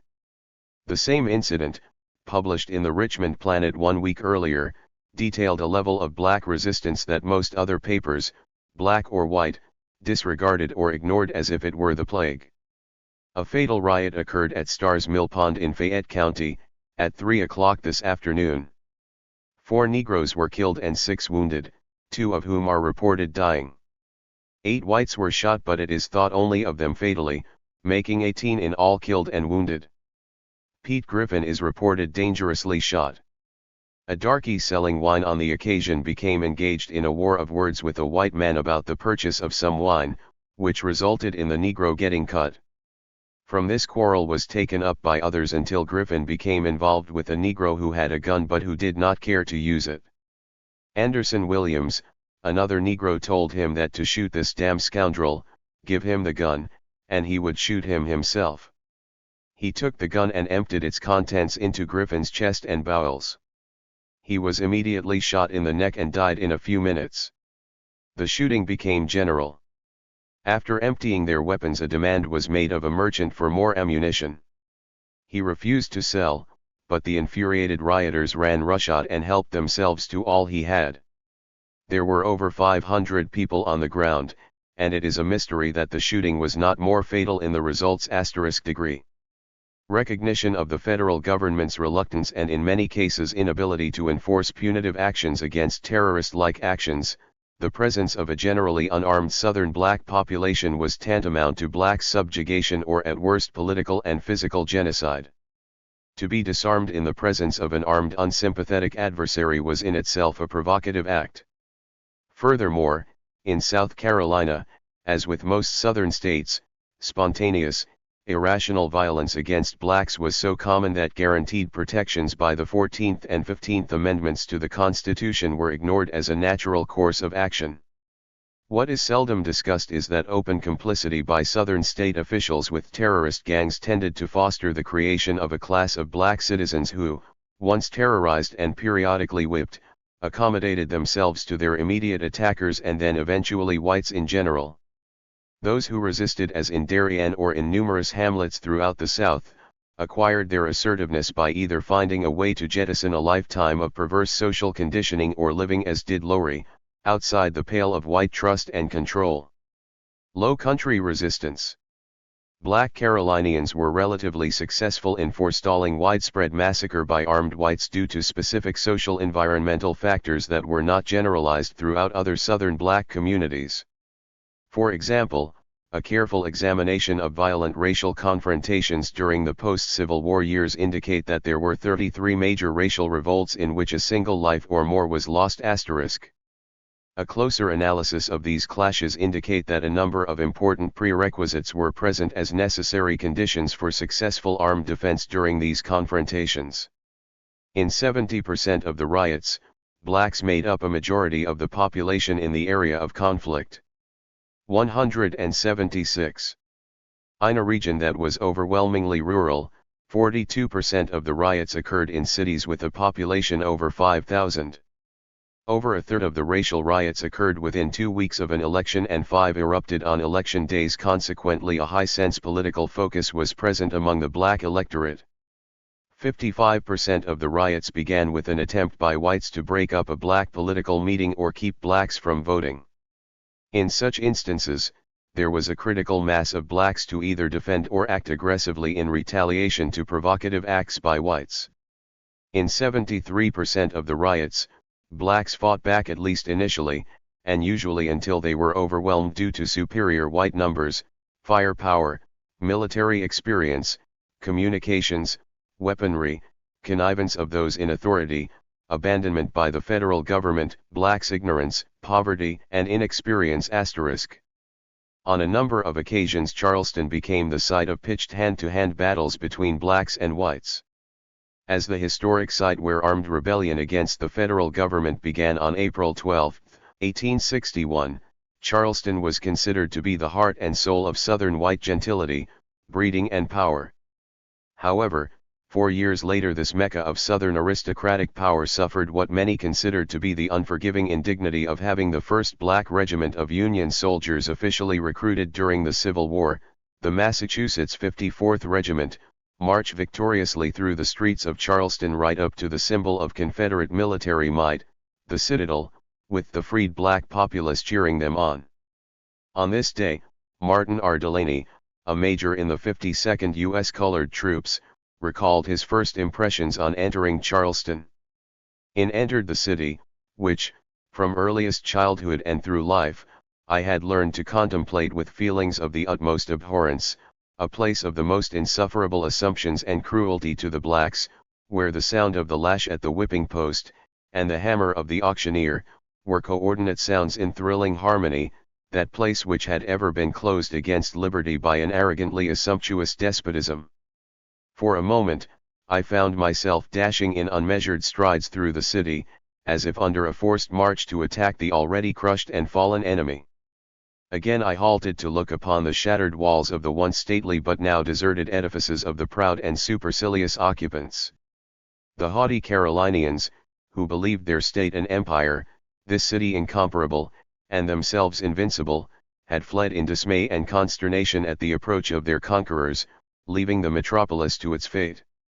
And but for the vigilance and fidelity of the colored firemen, and other colored inhabitants, there would have been nothing left but a smoldering plain of ruins in the place where Charleston once stood, from the firebrands in the hands of the flying whites.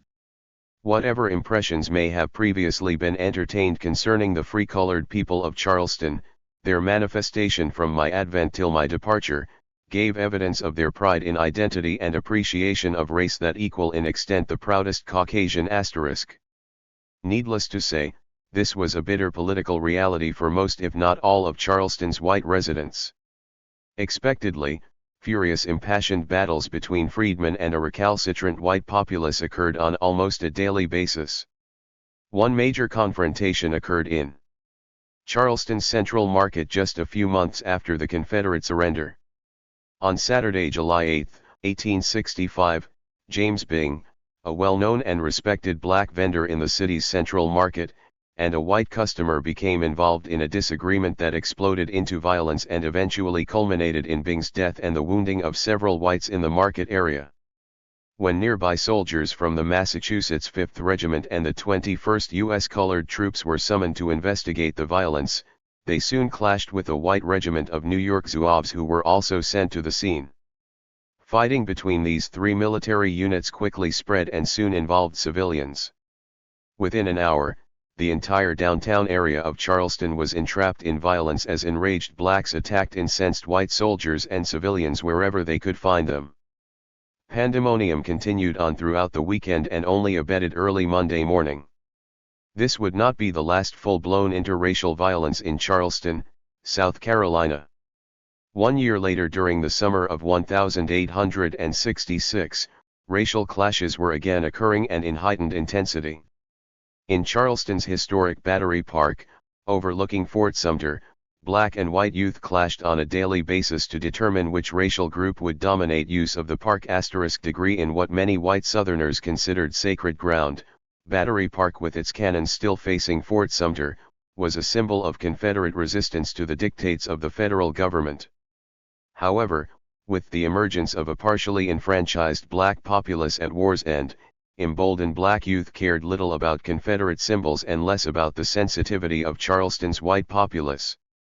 Though these tensions were felt throughout every facet of Charleston's populace, battles by rock-throwing youth on 178 Sunday afternoons over the use of this park became symbolic of a much larger struggle. A visiting aristocrat to Battery Park in the spring of 1866 noted that the park with its music and strollers had given way on Saturdays to non-noble lineage young ladies and their gentlemen companions. However, on Sundays the Ethiops spread themselves on the Battery. At the heart of this antagonism was Charleston's majority black population, particularly those black merchants who after the war had established significant commercial interest and trade unions apart from the white populace. They were by their presence a cause for whites' anxiety. Perceived fears of being dominated and the possibility of violent retribution for past wrongs haunted Charleston's white communities * with day-to-day interactions between the races being difficult at best. There was the additional presence of the offshore Black Sea Islander Gullah population who immediately after the war's end attempted to repossess vacated land by ex-slave owners, and as one planter noted, drove the hatred of some white people for the colored race almost to a frenzy. Registered faced with this history, Charleston's white youth, carrying out the edicts of their time, exhibiting the anxiety and fears of their elders, saw in themselves the need to protect the only way of life they knew, in the only spiritual home they could possibly conceive of, Charleston. Having ex-slave children challenging this space was not only unthinkable to them, but instructive as a training ground for a lifelong struggle, to keep the nigger down. For black youths, thrown rocks and fists during these early clashes eventually gave way to more serious considerations on armed resistance. For them, the struggle for racial esteem was a fight for physical and psychological survival.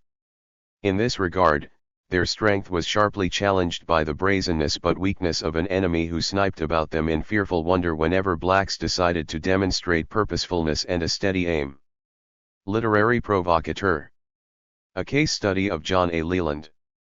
That hatred springs more from self-contempt than from a legitimate grievance is seen in the intimate connection between hatred and a guilty conscience. A voice from South Carolina. After 4 years of civil war, with some 600,000 dead and countless thousands wounded, the North and the South found themselves entwined in bloody attempts at reconstruction.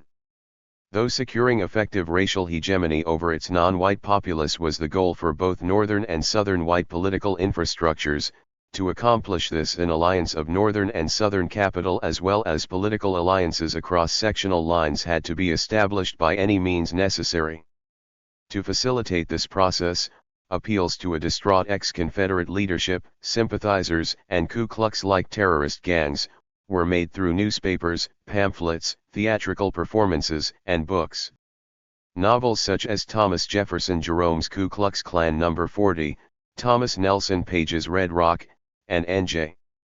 Floyd's Thorns in the Flesh, A Voice of Vindication from the South, sought to placate the most aggrieved white Southerners by asserting, it should not be denied that outrages, or rather acts of violence that were fully justified by the crimes committed, were perpetrated here and there, by mobs of persons styled Ku Klux Klans, acting under sudden impulses of outraged feeling, nor can it be denied by the well-informed, that these, when they greatly exceeded the bounds of a proper punishment for the crime committed, were called to account by the Knights of the Golden Circle, the Knights of the White Camellia, the Angles of Avenging Justice, the Spirits of the Lost Clan, or the Centaurs of Caucasian civilization. The reader can have his choice of names. Nor can it be successfully denied that the order did more to prevent horrible crimes and to tide civilization of the Negroes over the fearful period of anarchy. 180. Referred to, than could have been done by the Freedmen's Bureau and all the troops, or twice the number, stationed in the South, even had all the officials been wise men and true Christians and patriots, which was very, very far from being the case, as all fools who did errands have testified and can testify.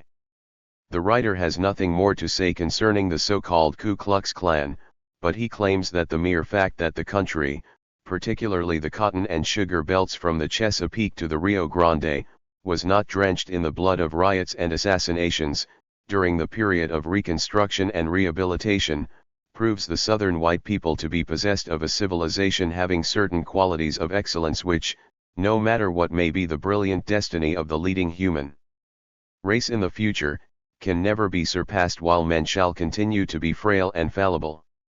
And he here records the prediction that the time will come when the candid and unprejudiced historian, who has thoroughly informed himself respecting the period extending from 1859 to 1884, as he glances back at the wrongs and outrages of the past, will greatly whisper to the invisible guardian spirit at his side, "Ah, noble people!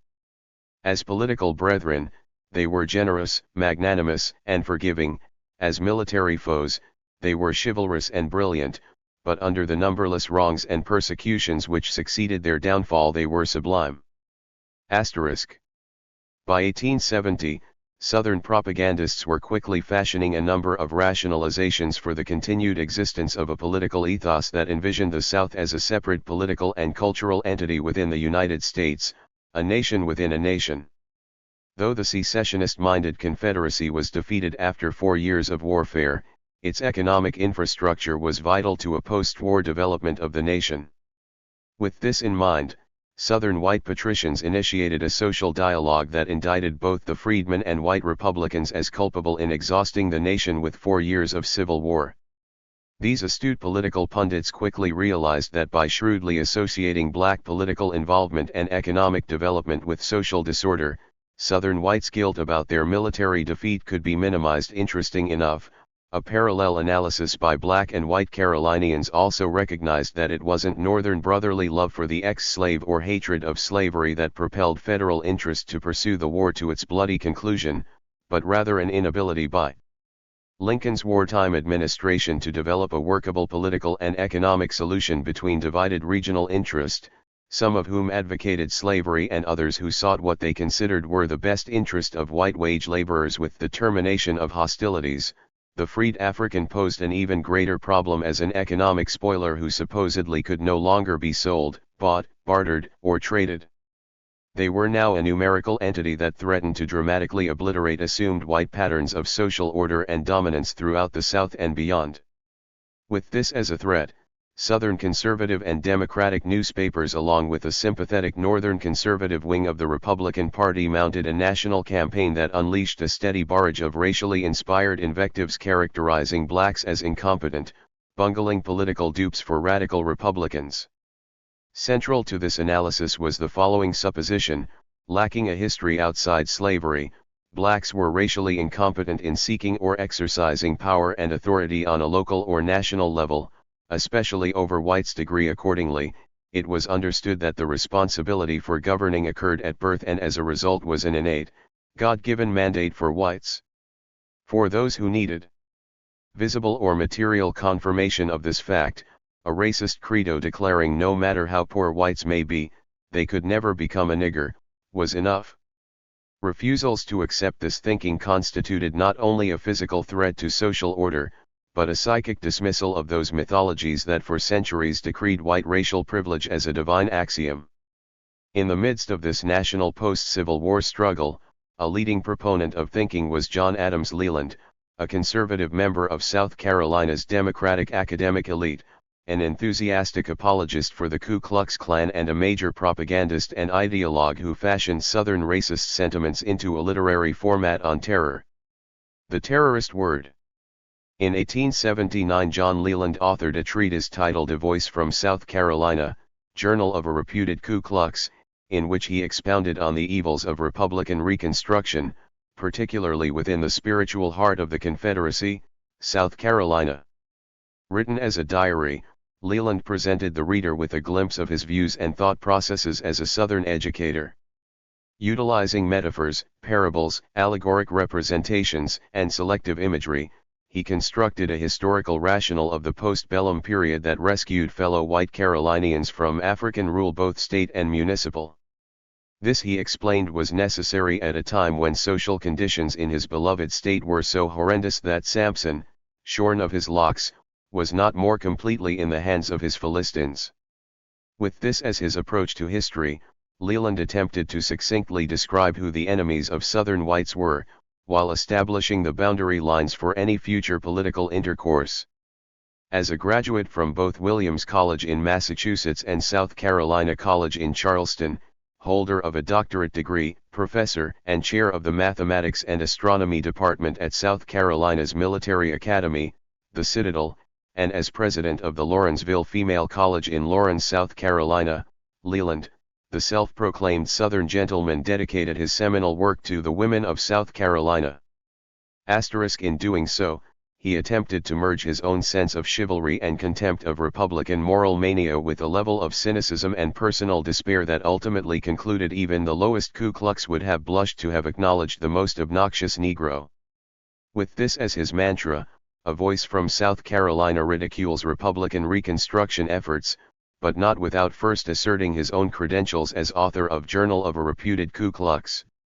Fashioning a writing style replete with the patrician appeals of a politically deposed antebellum plantation class. While reviewing a litany of events that he asserts are examples of Northern abuses of Southern sensibilities, Leland attempts to address the critical questions of the day, particularly for Southern white Democrats: how will national conciliation be acquired and who shall rule? This style of political liturgy, forged with expressions of chivalry, cynicism, and terror, proved to be a powerful and lethal weapon when introduced by an astute writer and orator such as Leland, for it also implies notions of Southern whites' innate superiority over blacks in all things political, economic, and cultural. For example, Leland's linguistic style describes an apocalyptic South Carolina, replete with abuses that forced him to sacrifice his standing as an educator by publicly admitting a reputed association with the Ku Klux Klan. In this regard, it is important to note that 182. Leland's use of the word reputed is singularly important, for it affords him a political rationale of intent by association while not identifying him as an active member of, as he put it, those lawless and reckless spirits, to be found in almost every community, particularly after a protracted and disastrous war. Nevertheless, when official charges of lawlessness, violence, and murder were cast his way as a result of his participation in the Lawrence riot of 1870, he was incarcerated on the charges of conspiracy and murder. Describing the circumstance and events that led to the Lawrence County riot in the third person, Leland proclaimed that his reputation was still unblemished by the riot, and that even when the citizenry of Lawrence were queried by investigators as to character of those arrested, he was one of three identified as being above all suspicion of complicity with rowdyism. Insisting that his claims of innocence were above reproach, and that his arrest was simply a judicial farce, Leland stressed how even the prosecuting attorney agreed that he and three others were actually trustworthy enough to be bailed out till the November term of court. Criticizing local Republicans for conspiring against him and his cohorts, he implies that the prosecutor was influenced, on a whisper from Joe, an aggressive local Republican political figure, to believe that Leland was trying to incur favor due to his position as a college president when in fact, Leland avows, it was Cruz's actions that were irresponsible, dangerous, and a threat to public safety. To forestall any more rioting, the court commissioner decided to remand all of the prisoners, including Leland, and move the trial to the U.S. Circuit Court in Charleston. From this relatively small but bloody incident, Leland's reputation as a protector of Southern democratic ideals began to rise. Admittedly, having a reputed association with the Ku Klux Klan precluded any objective historical writing on Leland's part. If anything, it nominated him as a vigilant supporter of a militant arm of the Southern Democratic political party. By 1872, he was accused by South Carolina's radical Republican leaders of being not only a secretive member of the Ku Klux, but a murderer and a staunch Southern conservative ideologue who planned to win in defeat what the South lost in military conflict control over black labor. In this regard, Leland's work aspires by implication and metaphor to revitalize in Southern whites a sense of defiance toward those who would demean and trample on what he considered were the time-honored rights of the great Anglo-Saxon race.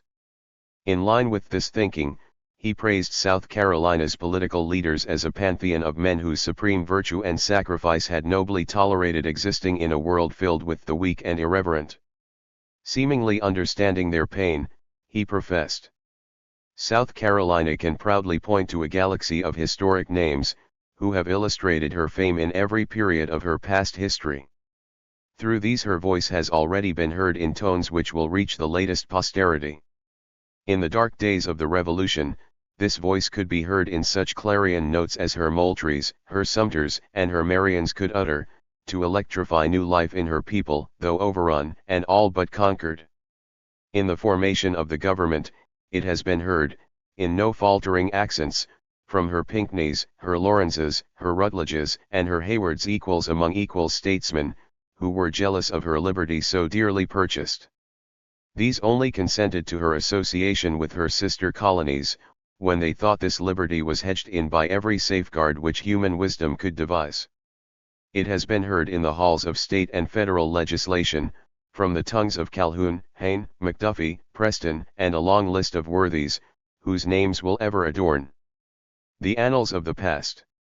Giants in intellect, who could embellish profound and ennobling statesmanship and patriotism, with unsullied integrity, and the purity of the high-toned gentleman. Degree. Enraptured by South Carolina's past, Leland warned his readers to be cognizant of current dangerous social transgressions, which were nurtured by historical neglect. Contending that when the barbarian hordes press hard against the barriers of civilization, they do so by disregarding any semblance of respect for the past as they hurriedly construct the future. Viewing himself as the voice of reason and sagacious discernment, he laments white South Carolinians' fate. But this potent voice has long been hushed, and her approaching centennial year will find her in habiliments of mourning silent and sad.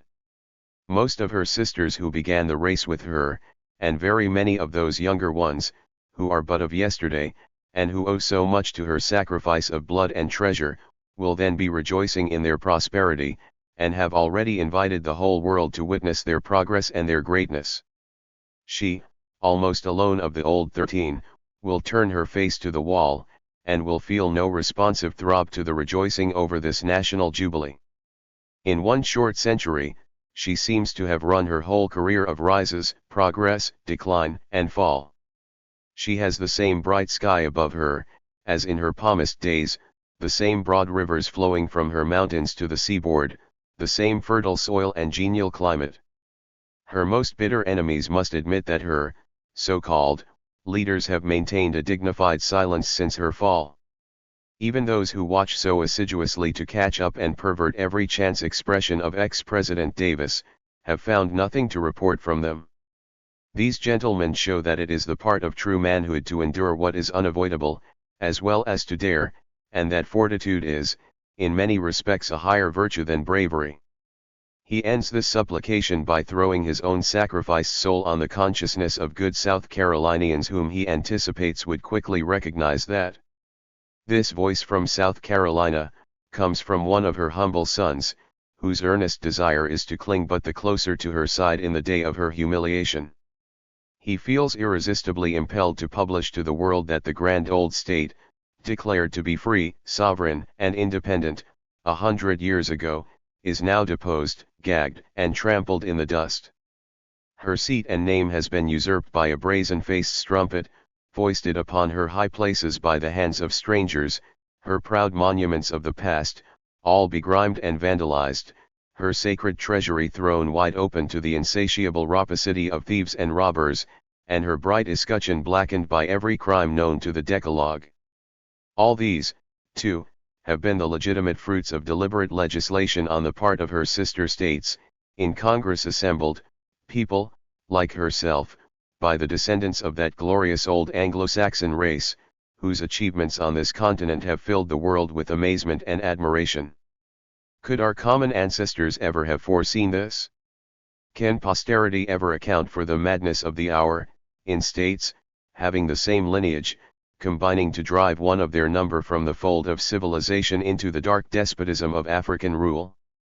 And yet, South Carolina today presents the terrible picture of a great American state abandoned to the tender mercies of her former slaves, exasperated and maddened by the teachings and guidance of foreign mercenaries and native desperados. Asterisk. 184. The October 20, 1870, riot that Leland and others were charged with inciting stemmed primarily from charges that they had conspired to prohibit potential black voters from participating in the Lawrence County elections for state officers, and that Leland personally had murdered several colored citizens during the civil unrest. Leland's recollections as well as local newspapers' accounts of the ensuing racial clash at the polling boxes is instructive in that it illuminates Southern whites' general attitude on the question of voting rights for Negroes and blacks' entitlement to armed self-defense.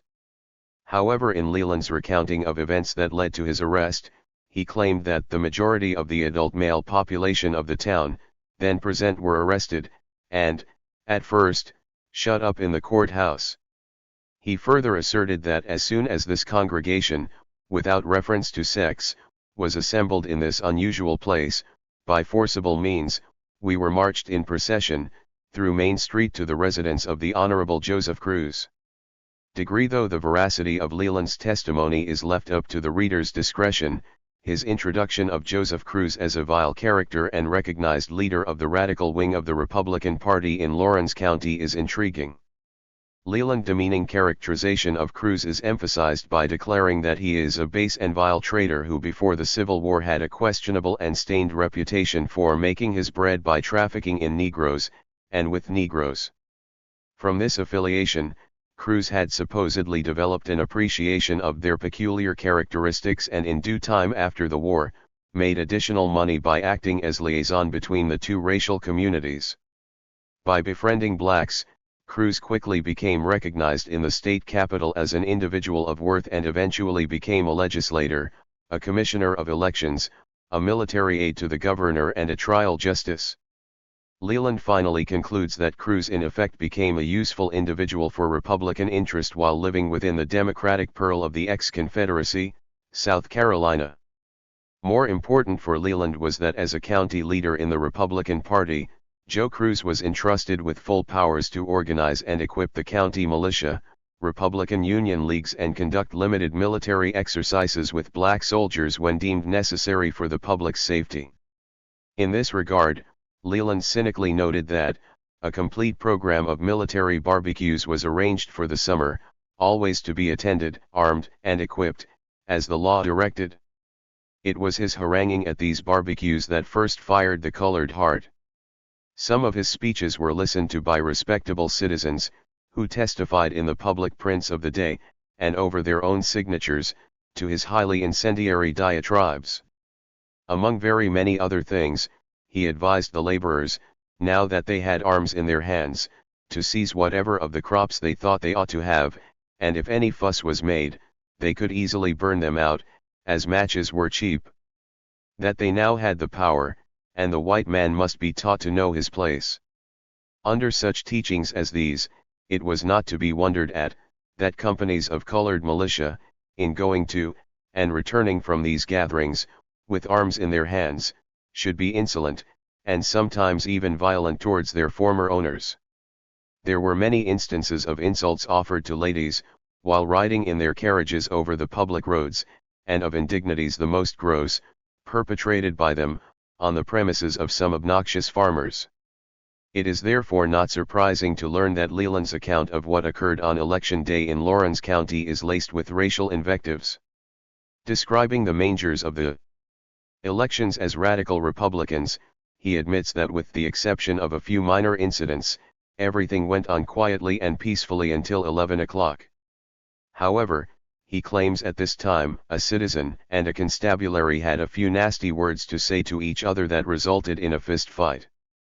Other reports claim that it was when the constable called a local white a tallow-faced son of a bitch that the trouble began in earnest. 24 From this moment on events occurred quickly. A friend of the citizen, pistol in hand, went up to the scene of the fight, to see fair play, as he said. Seeing that his friend had got the best of the fight, he was about to return his pistol to its case under his coat, and attached to a belt behind when it was accidentally discharged. A cry was immediately heard among the negroes, "They are firing upon us," and together, they all disappeared in the armory. Soon guns were seen protruding from the windows upstairs, in the direction of the public square, immediately in front, and a volley of some 20 guns was fired. There was quite a sprinkling of men on the square, and yet nobody was hurt. This is easily accounted for. These bold militiamen thought their only agency was in cocking the gun and pulling the trigger, and that the bloodthirsty bullet would itself seek its victim independently of all aim. The effect of this volley, Leland maintains, was to send white citizens running in all directions, some looking for safety, while still others reached for their weapons in responses to what they perceived of an attack by blacks. Degree warming to his literary task, he mockingly asserts. The effect of the volley on the scattered crowd was startling enough. A hornet's nest suddenly turned over, could not have produced more flying to and fro, or more rage and venom among the assailed. Some ran for their arms secreted nearby. The day before, in case of an emergency, shotguns from the showcases were seized and loaded on the double quick. Others with no arms at all but walking canes and brickbats all rushed madly for the front door and windows of the armory. These yielded readily to the furious onset of the whites, and similar openings in the rear opened as readily to the mad outset of the blacks.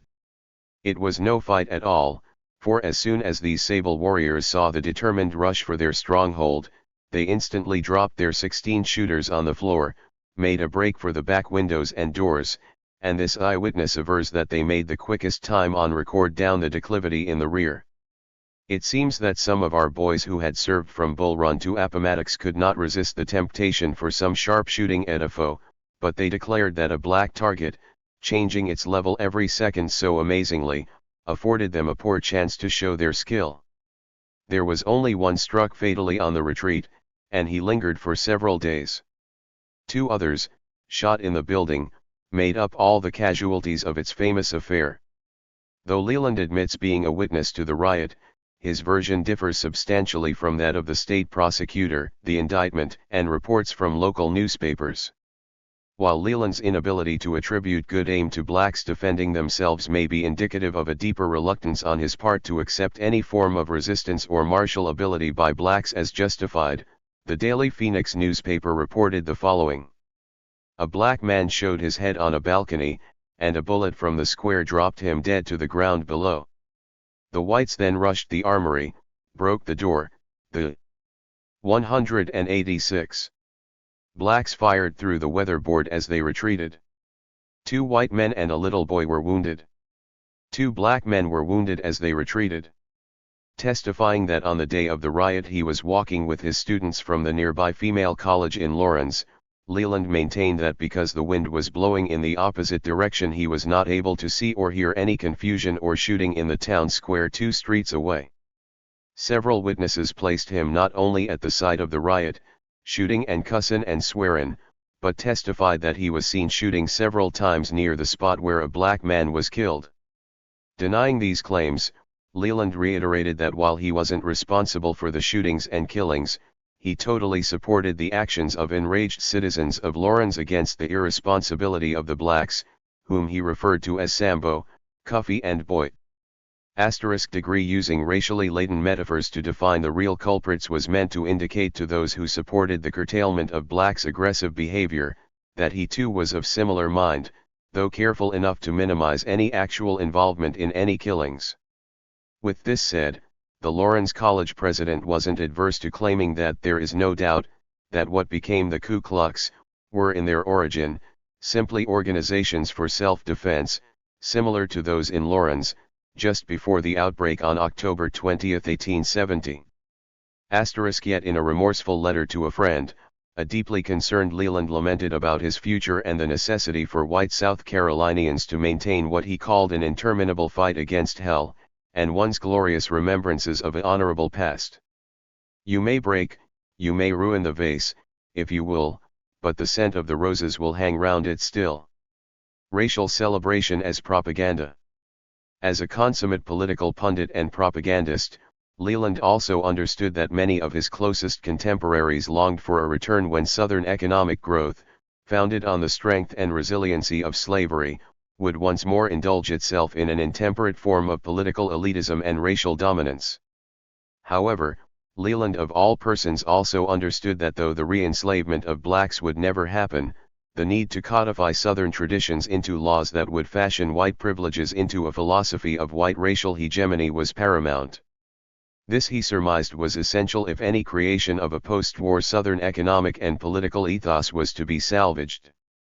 In this respect the success or failure of his brand of literary terrorism hinged on an ability to link the ideas, needs and purposes of terrorist gangs such as the Ku Klux with numerous social, material and philosophical expectations of Southern and possibly Northern white Americans.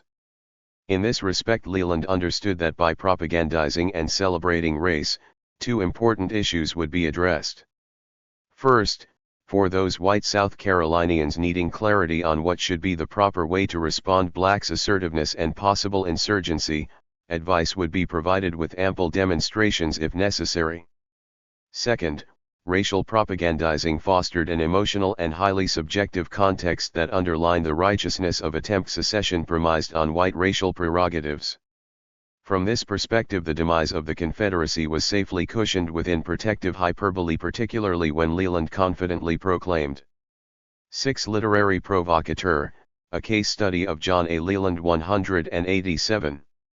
The bills of mortality tell a sad tale of many of these who had passed the meridian of their powers, reminding us, mournfully, of what is so often sung thoughtlessly, for freedom now so seldom wakes, the only throb she gives, is when some heart indignant breaks, to tell that still she lives. Additional reflections by Leland are laced with both nostalgia and foreboding as he attempts to articulate his Southern brethren's anguish, an anguish that even as he wrote threatened to turn the entire South once again into an open battlefield. Not inclined to disguise his own certainty that slavery was morally just, he reminded his readers and no doubt his female students at Lawrence College that slavery was a fundamental law of the land in 1787, and all efforts aimed at its eradication are indicative of one's disloyalty to the government.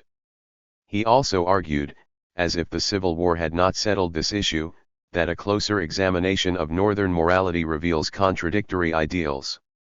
As long as slavery and the slave trade continued to be sources of profit, the conscience of the majority slept quietly enough over their great enormities.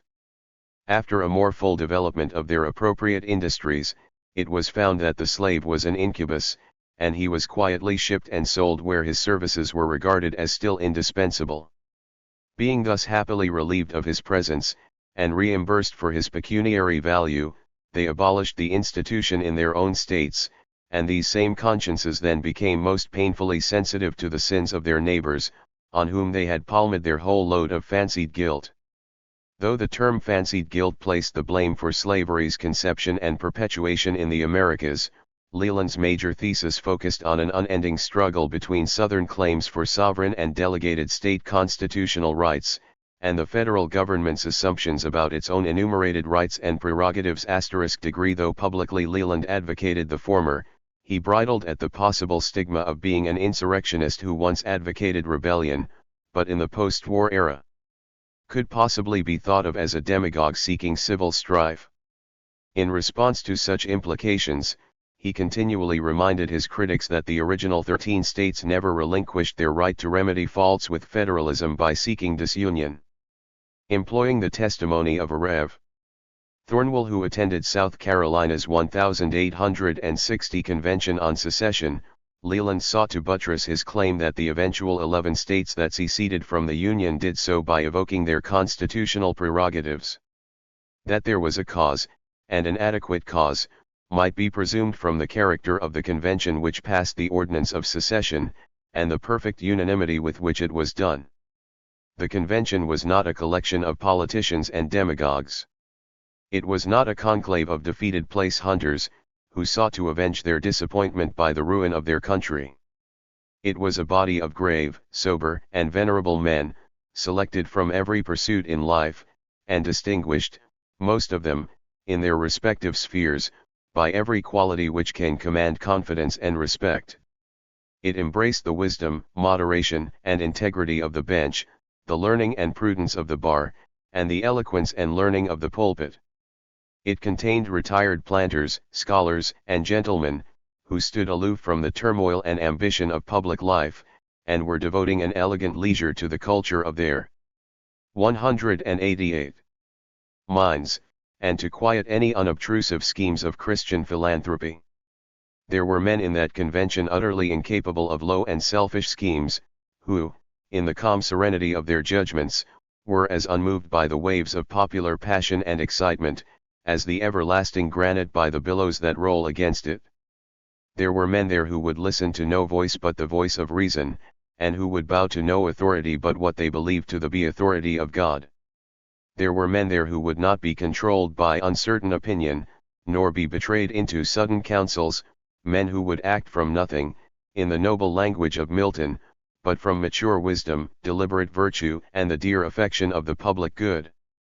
That convention, in the character of its members, deserves every syllable of the glowing panegyric which Milton pronounced upon the immortal Parliament of Great Britain, which taught the nations of the earth that resistance to tyrants was obedience to God. Were it not invidious, we might single out names, which, wherever they are known, are regarded as synonymous with purity, probity, magnanimity, and honor. It was a noble body, and all their proceedings were in harmony with their high character. In the midst of intense agitation and excitement, they were calm, cool, collected and self-possessed. They deliberated without passion, and concluded without rashness. They sat with closed doors, that the tumult of the population might not invade the sobriety of their minds. If a stranger could have passed from the stirring scenes with which the streets of Charleston were alive, into the calm and quiet sanctuary of this venerable council, he would have been impressed with the awe and veneration which subdued the rude Gaul, when he first beheld, in senatorial dignity, the conscript fathers of Rome. That in such a body there was not a single vote against the ordinance of secession, that there was not only no dissent, but the assent was cordial and thoroughgoing, is a strong presumption that the measure was justified by the clearest and sternest necessities of justice and of right. That such an assembly should have inaugurated a radical revolution in all the external relations of the state, in the face of acknowledged dangers, and at the risk of enormous sacrifices, and should have done it without cause, transcends all the measures of probability. Whatever else may be said of it, it certainly must be admitted that this solemn act of South Carolina was well considered. Within this historical prism, various segments of Southern white society assumed that their way of life was not only historically correct but indispensable in forging a societal equation that ensured their political and economic survival. Leland noted that the way the Union was constituted, not the Union which South Carolina had made sacrifices, neither was this the government for the maintenance for which she had plighted her faith and her sacred honor. She had unanimously entered into a solemn league, and covenant with homogeneous states and allies, in solemn convention assembled, again, in solemn convention assembled, she as unanimously withdrew from this union, when it was revolutionized into a consolidated government, controlled by a hostile party. And yet this solemn and formal expression of the sovereign will of the whole people of a state, has been branded as a rebellion, and the secession of 10 states from a revolutionized union, has been stigmatized as an insurrection. Asterisk. Such an analysis assumed that any deviation by whites or blacks from this social contract would be disloyal to the ethics of God and race. Similarly, to be labeled a Republican or an obnoxious black was conterminous with being a Judas. In addition to these national issues, paternalistic concerns by whites about blacks supposed that the latter lacked dominion over their own well-being, and as a consequence were incapable of any viable input in the affairs of state. The argument once postulated then asked, how were blacks able to obtain the skills needed for governing or fulfilling positions of responsibility if they have no history or experience of empowerment?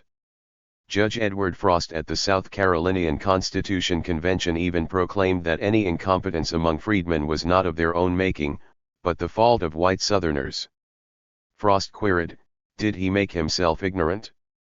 Did he ever have a chance to choose his station in life? Wasn't learning how to read or write an act of insubordination?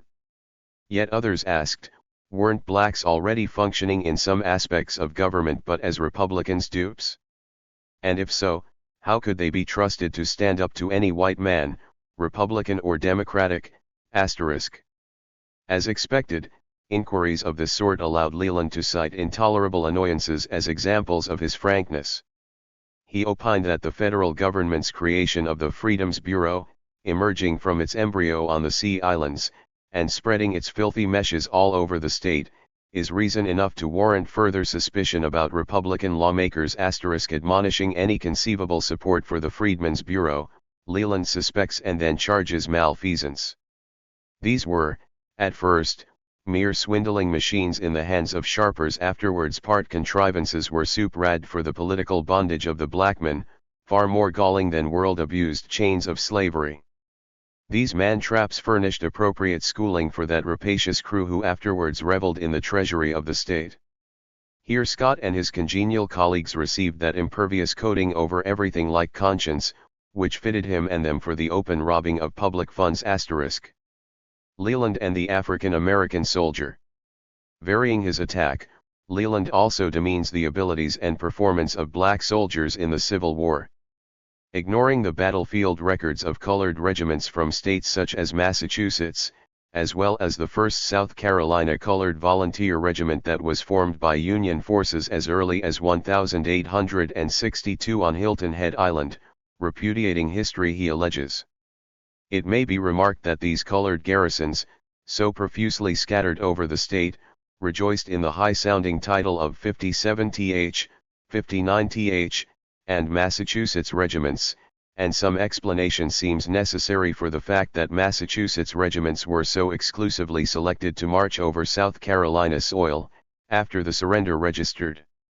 Sensing his readers' distress with blacks' ascendancy from enslavement to killers of Confederate soldiers, he warms to his task and reassuringly explains, in the malarial regions near Port Royal, including most of the Sea Islands, the slaves employed in the culture of ride and cotton constituted the very lowest type of the African race in the state.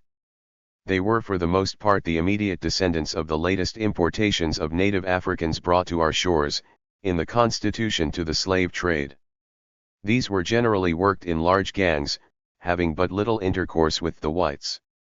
For example, Governor Aiken owned more than 1,000 of them, on his island of Jahazi, and with the exception of his overseer, his 190 physician, and the Methodist's preacher, They seldom saw a white man from one Christmas to another. Now, these were the fields from which Massachusetts swelled the numbers of her regiments, with the rank and file, who could not even speak her vernacular. The officers of these regiments may have belonged, and probably did belong, to the codfish aristocracy, but all the privates were the genuine cudjos and cuffies of this class familiarly known as Gullah Negroes. Their language was an unintelligible jargon to these officers, and nothing short of the bounty cash could have induced them to undertake the drilling of these thick-skulled, semi-savage soldiers. These garrison commands afforded appropriate training for the richer spoils of the Freedmen's Bureau, into which these self-sacrificing patriots so quickly retired, on the cessation of hostilities, and to which they so tenaciously clung, as long as there was $1 of congressional appropriation in their treasuries. Leland's flawed perception of blacks' involvement in their fight against chattel enslavement is only surpassed by his feigned ignorance of Gullah Negroes' raison d'être. For Leland, the existence of what he styled as a codfish aristocracy and their unintelligible black soldiers not only inflamed his strong racial bias but shaped his sense of class conflict with northern liberal whites. And while a portion of Leland's formative education occurred in Massachusetts, the heart of New England's codfish aristocracy, it was the Massachusetts 54th Regiment's heroic record in the war that hit a nerve and now unraveled his sensibilities. For example, when word of Leland's death reached the elite military academy of the South, the Citadel, where he taught for nearly 8 years, a tribute to his life was prepared and published by the Institute's Colonel J.P. Thomas. In his tribute an interesting reference was made to Leland's somewhat mundane military duties during the Civil War, where as a major he was assigned to what in essence was rear-guard duties. Following the bent of his aroused sensibilities, Major Leland, now formally laid aside the dress of the civilian, for the harness of the soldier. Bringing together a number of choice spirits, he promptly organized a company known as the Trenholm Rifles. As part of Manigault's battalion, the company did good service near the mouth of the classic Santee, until the disorganized Conscription Act led to the disbandment of the corps. After this Major Leland, whose figure unfit him for regular military campaigning, engaged in desultory state service, and the last years of the war found him in the vicinity of Valhalla, in command of several detachments of state troops, and charged with the duty of guarding against threatened raids from Tennessee and with other military work *. The likelihood that a Southerner with Leland's sentiments and seemingly unfit figure for regular military service would ever understand the opinions of Union Private Thomas Long of the East South Carolina Volunteers is slight, particularly when the combat-experienced private made his reasons for fighting in the Civil War abundantly clear. Suppose you had kept your freedom without enlisting in this army, your children might have grown up free and been well cultivated so as to be equal to any business, but it would have been always flung in dear faces your fader never fought for he own freedom. Degree witnessing the fall of Charleston on February 17, 1865. To Cudjoe and Cuffee was both a psychologically debilitating and ghastly spectacle for the likes of Leland. It was truth turned to ashes as the rights of the conquerors and the sickening tales of private property seized for government use, or no known use at all, and of private rights insulted and outraged by the elevation of the slave to the position of master disparaged his secessionist soul. This rage was obviously not shared by the black population, as one witness described. While the proud metropolis the Confederates' Holy of Holies still smoldered, the Union forces took possession of the harbor defenses Fort Sumter, Ripley, and Moultrie, and Castle Pinckney, which has so valiantly withstood all previous efforts. A few hours later, at 10 in the morning, Lieutenant Colonel A.G. Bennett, of the 21st U.S. Colored Troops, reached the city by rowboats from Morris Island and demanded that the mayor formally surrender. The latter quickly sent word of his acquiescence. Bennett acknowledged the reply and added, "My command will render every possible assistance to your well-disposed citizens in extinguishing the flames." Then into the stricken city marched the Union soldiers, the 21st U.S. Colored Troops, followed by a detachment of 2 companies of the 54th Massachusetts. The Bay State Negroes had distinguished themselves at Battery Wagner, where they had led the charge, and at Olustee, where they had held back the victorious enemy until a new battle line could be formed. And then for more than a year they had been lying inside of Charleston. The other Negro soldiers who marched into the city were members of the old 3rd and 4th South Carolina regiments, many of whom had been numbered in 1860 among Charleston's nearly 18,000 slaves. Now theirs was the high privilege of being the first federal troops to enter the proud capital city of South Carolina, their own birthplace. Charles Coffin, a reporter from the Boston Journal, became totally enraptured by the historic implications of this moment when he wrote, "And on this even memorable day they made manifest to the world their superiority in honor and humanity. Here were ex-slaves, with the old flag above them, keeping step to freedom's drum beat, up the grass-grown streets, past the slave shambles, laying aside their arms, working the fire engines to extinguish the flames, and, in the spirit of the Redeemer of men, saving that which was lost." On March 21, 1865, another correspondent from the New York Times described Charleston's liberation in more detail. The occasion was a grand celebration by the freed people of Charleston in honor of their release from bondage. The affair was gotten up under the auspices of Brevet Maj. Gen. Saxton, Brig. Gen. Hatch, Commandant of the District, Col. Stuart L. Woodford, Commandant of the District, Lieutenant. Colonel A.G. Bennett, 21st United States Colored Troops, Rev. Mr. French, Mr. James Redpath, Superintendent of Schools, and numerous other officers and civilians interested in the good work of caring for and aiding the colored population, not only in the city, but wherever they may be located. On the Sunday preceding the day of the celebration, assembled at Zion Church, that arrangements were in progress to give them an opportunity of manifesting their delight at the new freedom they were enjoying. This announcement, made by Col. Woodford, was received with prolonged shouts and deafening cheers, and all present showed by the eager manner in which they entered into the spirit of the proposition that the affair, so far as they were concerned, should not be a failure. And every one who witnessed the proceeding of Tuesday will join in saying that they were not a failure. The designated place for assembling was at the Citadel Square, and at 12 o'clock, not only the space within the enclosure, but the streets on either side were crowded with men. 192. Women and children, all preparing to form themselves into a procession. At 2 o'clock, the number of people thus assembled reached 4,000, and shortly after that hour, the colored marshals, who had previously performed the duty assigned them of arranging the school children into companies, and the trade and other organizations into divisions, took their position in the line, and everything was ready for the start. First in the procession came 2 colored marshals on horseback, each wearing badges, and rosettes of red, white and blue. They were followed by an organization of about 50 butchers, who carried their knives at their sides, and in front of them displayed a good-size porker. Next in order came the 21st Regiment United States Colored Troops, Lieutenant Col. Bennett, commanding, preceded by a band. The regiment turned out in nearly full force, and presented a very fine appearance. The music discoursed by the band was very credible, and added much to the general effect of the whole proceedings. A company of schoolboys, the leading boy carrying a banner with the device, "We know no masters but ourselves," followed the military, and after them came a car of liberty drawn by black horses and decorated in the most gorgeous manner with flags, streamers, and banners. Within the car were seated 13 young girls, costumed in white, with colored trimmings, and each wearing a white headdress. As the car passed along, it was saluted by the spectators on each side of the street with cheers, which were acknowledged by the occupants with cheers, which were acknowledged by the occupants with smiles and the waving of handkerchiefs. The preachers, elders, Sunday school teachers, and Bible societies of the various colored denominations in the city formed the next feature in the procession.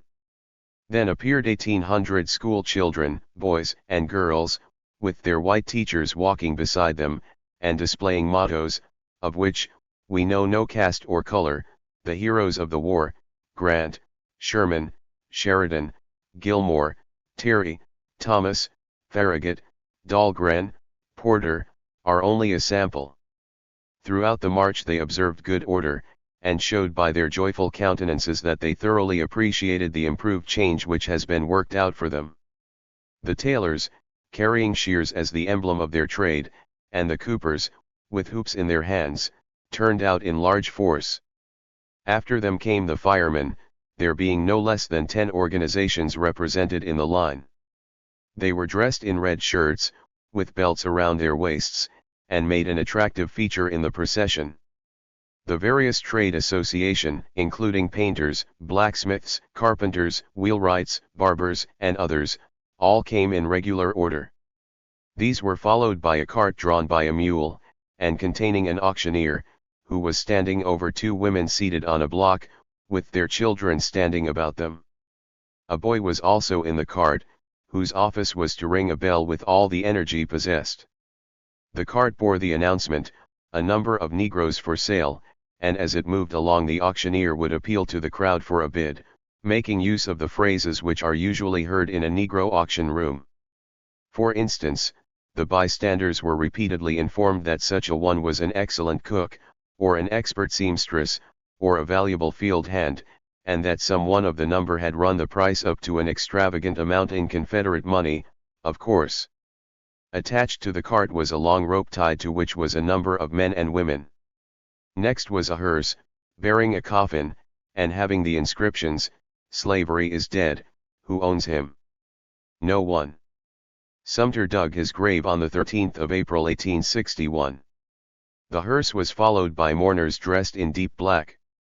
50 sailors with their officers, a company of wood sawyers, a band of newspaper carriers, and several clubs and associations brought up the rear of the procession. At intervals throughout the line were displayed the American colors, kindly furnished for the occasion by Rear Admiral Dahlgren. Ad ICS. 6 Literary Provocateur, a case study of John A. Leland 193. The route taken was through the principal street of the city below the Citadel, and the length of the procession is estimated to have been about 3 miles. The carriages of Gen. Hatch, Gen. Saxton, and Col. Woodford, were frequently halted and their occupants cheered. Whenever the American flag was passed it was honored with shouts and the waving of handkerchiefs and caps. Stands had been erected at the Citadel Square for the accommodation of speakers, but in consequence of rain the addresses were postponed. At a little after dark the proceedings terminated and the participants returned to their homes. Charleston never before witnessed such a spectacle as that presented on Tuesday of last week. Of course, the innovation was by no means pleasant to the old residents, but they had sense enough to keep their thoughts to themselves. The only expressions of dislike I heard uttered proceeded from a knot of young ladies standing on a balcony, who declared the whole affair shameful, disgraceful. The colored people themselves were wild with enthusiasm, and as an evidence of their patriotism it is stated that no less than 100 were enrolled as recruits in the United States service on that one day. Notwithstanding the pomp and circumstances created by Northern celebrations within a generally hostile Southern environment, or the role of some 180,000 non-citizen African soldiers and sailors in defeating Confederate forces, the steely experiences of the Civil War fused a number of social pathologies and cultural political predispositions into a tenuous peace. Augmented by the demands of an expanding Northern industrialized war economy, institutionalized racism persisted as a stratagem for economic hegemony between victor and loser. That is to say, after 4 years of war in which over 600,000 soldiers were killed, unresolved racial power relationships were now transferred into what would be an interminable conflict over racial empowerment. Though the Civil War officially ended on April 9, 1865, and millions of Africans were no longer enslaved, the nearly 200,000 colored troops who fought and survived the conflict soon realized that the line between victor and vanquished was far from being settled in 1865. In fact, it was an unremitting hatred for blacks and non-conservative Republicans that motivated Southern secessionists, propagandists, and educators such as Leland to proclaim that any return to normalcy first required an Immediate reinstatement of Anglo-Saxon law and tradition. Accordingly, Leland's book, written in a style reminiscent of many Southern white writers of that era, yearned for an idealized old virtuous South, where survival of the fittest ruled, and most important, all others knew their place in the order of things. While neither of these craving would ever be attainable, they bore the Old South's mythological stamp of racial privilege and its unmistaken social prerequisites for Southern white privilege, social etiquette, political independence, and racial separation. As one historian put it, Southern whites' bitterness ran deep and many felt slavery was dead, but slavery was what the Africans were meant for, and something as near as possible to slavery was what they were going to get. The South might have been defeated in war, but her resources for racial oppression were by no means exhausted. Leland's literary terrorism. Embedded in A Voice from South Carolina is Leland's glorification of the old 13 colonies as the foundation of all that was pure, in which South Carolina he affirms was the cornerstone. In one short century, she seems to have run her whole career of rise, progress, decline, and fall. She has the same bright sky above her, as in her palmist days. 194. The same broad rivers flowing from her mountains to her seaboard, the same fertile soil and genial climates. Trademark from this analysis, nostalgia functioning in the defense of an idea was clearly meant to promote emotional thoughts and discussions about a past American century filled with exalted struggles against an evil and formidable British foe. Now, almost 100 years and 2 rebellions later, historical events had found a new scribe in Leland. Envisioning himself as the quintessential patriot, Leland expressed his own particular shame and fancied guilt as contributing factors that led to the disintegration of the Union into one Confederate the other Federal, when lamenting, "'Tis Greece, but living Greece no more." Deconstructing a philosophical affiliation with ancient Greece was indeed a very bold strategy for a revisionist such as Leland.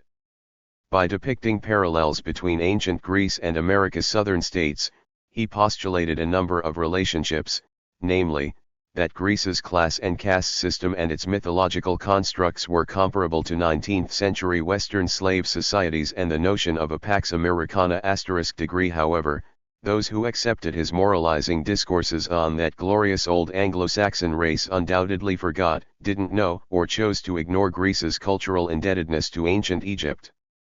In this regard, author Ronald Siegel reminded us that most Southern whites, however, had no such prosperity to protect.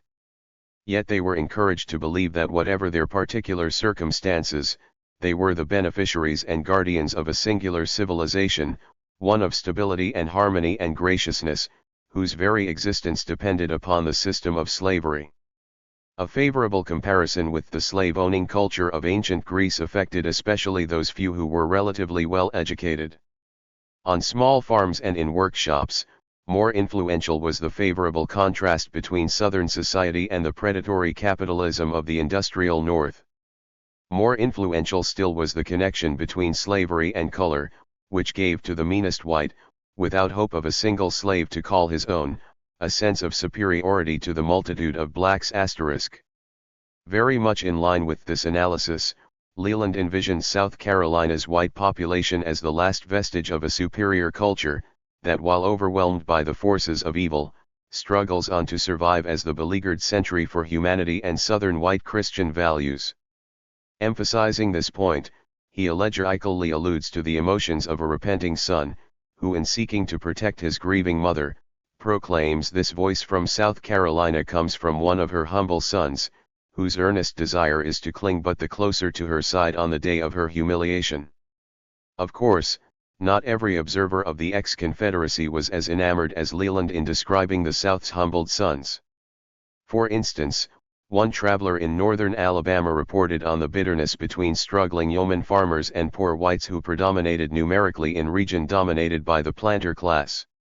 They are ignorant and vindictive, live in poor huts, drink much, and all use tobacco and snuff. They want to organize and receive recognition by the United States government in order to get revenge, really want to be bushwhackers supported by the federal government. They wish to have the power to hang, shoot, and destroy in retaliation for the wrongs they have endured.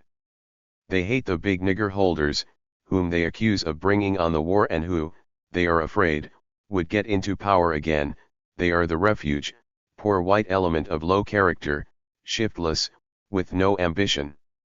However, existing alongside millions of Southern whites who mourned their inert Confederacy was Leland's moralizing polemics that explicitly pitted the rights of abused whites against the immediate threat posed by African rule in South Carolina. Warning whites to be psychologically ready for the coming racial Armageddon and a triumphant Denmark VC-type rebel, a voice from South Carolina assails the development of despotic African rule in the Carolinas and elsewhere, registered formulating a message instituted to instill a sense of moral urgency, Leland warned. When the passions of men shall have had time to cool down, and the deadly hate so long cherished shall have died out with the generation who have fomented it, the course of South Carolina, in what is called her secession mania, will not appear so reckless and mad as our present school histories represent it.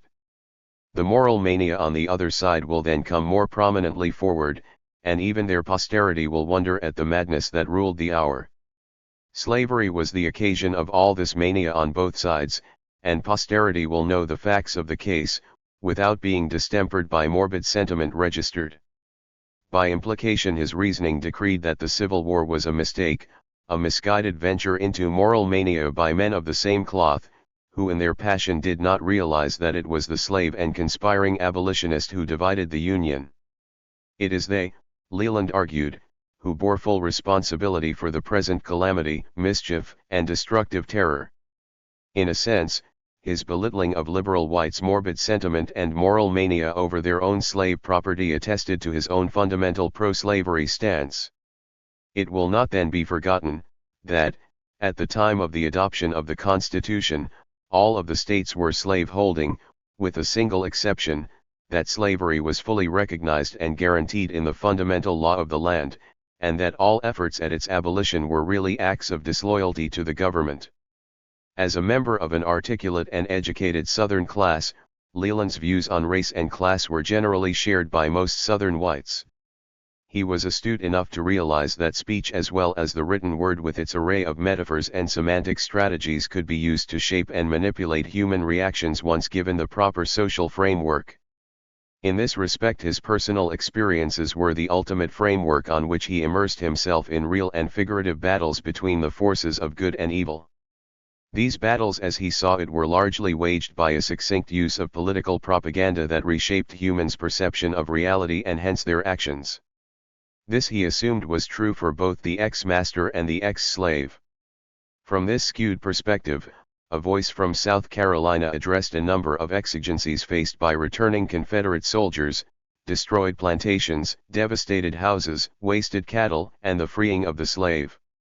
Discerning that nothing could inflame the passions of these battle-hardened war veterans than newspaper or journal articles depicting indignant suffering white women who lost their husbands, sons, and fathers to the Confederate cause, he envisions an emotional scene in which returning Southern soldiers find devastated homesteads and a motley gang, miscegenation, and open concubinage the prevailing habits of the new settlers. Registered with this as his social framework for Reconstruction, he cleverly presupposes that the Confederate warrior knew that his impulse was to put his family and all he held dear, as far as possible from this moral pestilence. It could be his home no longer, as aliens threatened Southern life and traditions, and rule the day. 196.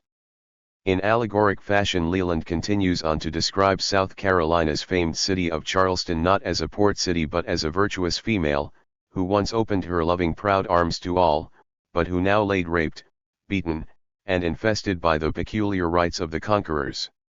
Registered symbolic descriptions of this sort, devised to elicit a spirited rush of Southern nationalism, also alerted devotees that the sacredness of a once proud land that was personified by Robert E. Lee, John C. Calhoun, slavery and chivalry was now imperiled, and all should petition as he did, "Father, forgive them, they know not what they do." Registered although poetic at times, Leland's verbiage in describing Southern virtue was often in direct conflict with historical data. For example, his use of biblical phrases and characters such as Samson as analogies for South Carolina's post-Civil War period is ludicrous, yet symptomatic of a deeper malaise that for centuries Southern whites labored under, a psychological love-hate impasse with the enslaved that ultimately raised questions as to Southern whites' psychological inadequacy as enslavers. For example, historian T.J. Stiles noted in his study on terrorism and interracial relationships during American slavery that the relationship between master and slave was complicated, contradictory, and sometimes unsettling. Registered, he further notes that slave owners entertained a convoluted, paradoxical outlook. On the one hand, they believed that blacks were intrinsically inferior, on the other, they implicitly acknowledged their humanity. Registered, if this observation is correct, it was the African sense of their own humanity that whites felt a need to control by force. Addressing this concern, Frederick Douglass wrote, "If a slave has a bad master, his ambition is to get a better. When he gets a better, he aspires to have the best, and when he gets the best, he aspires to be his own master." In addition, Leland's figurative use of the terms motley gang, miscegenation, and concubine to describe the African female materialized as an attempt to dismiss the victim role of enslaved females in the institutionalized miscegenation slave owners' world of rape. This of course is intriguing coming from the president of a women's college, albeit for white females. Though Leland dedicated his book to the woman of South Carolina, it was a futile attempt to replace the villainous reality of sexual assault and violence visited on enslaved women with a self-indulgent reference to Southern white women by a pampered, vindictive aristocracy.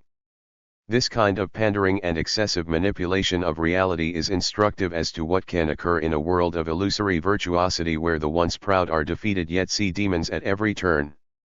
Social psychologist Robert Bales noticed that in such volatile situations, the culture of the interacting group stimulates in each of its members a feeling that he has entered a new realm of reality, a world of heroes, villains, saints, and enemies, a drama, a work of art.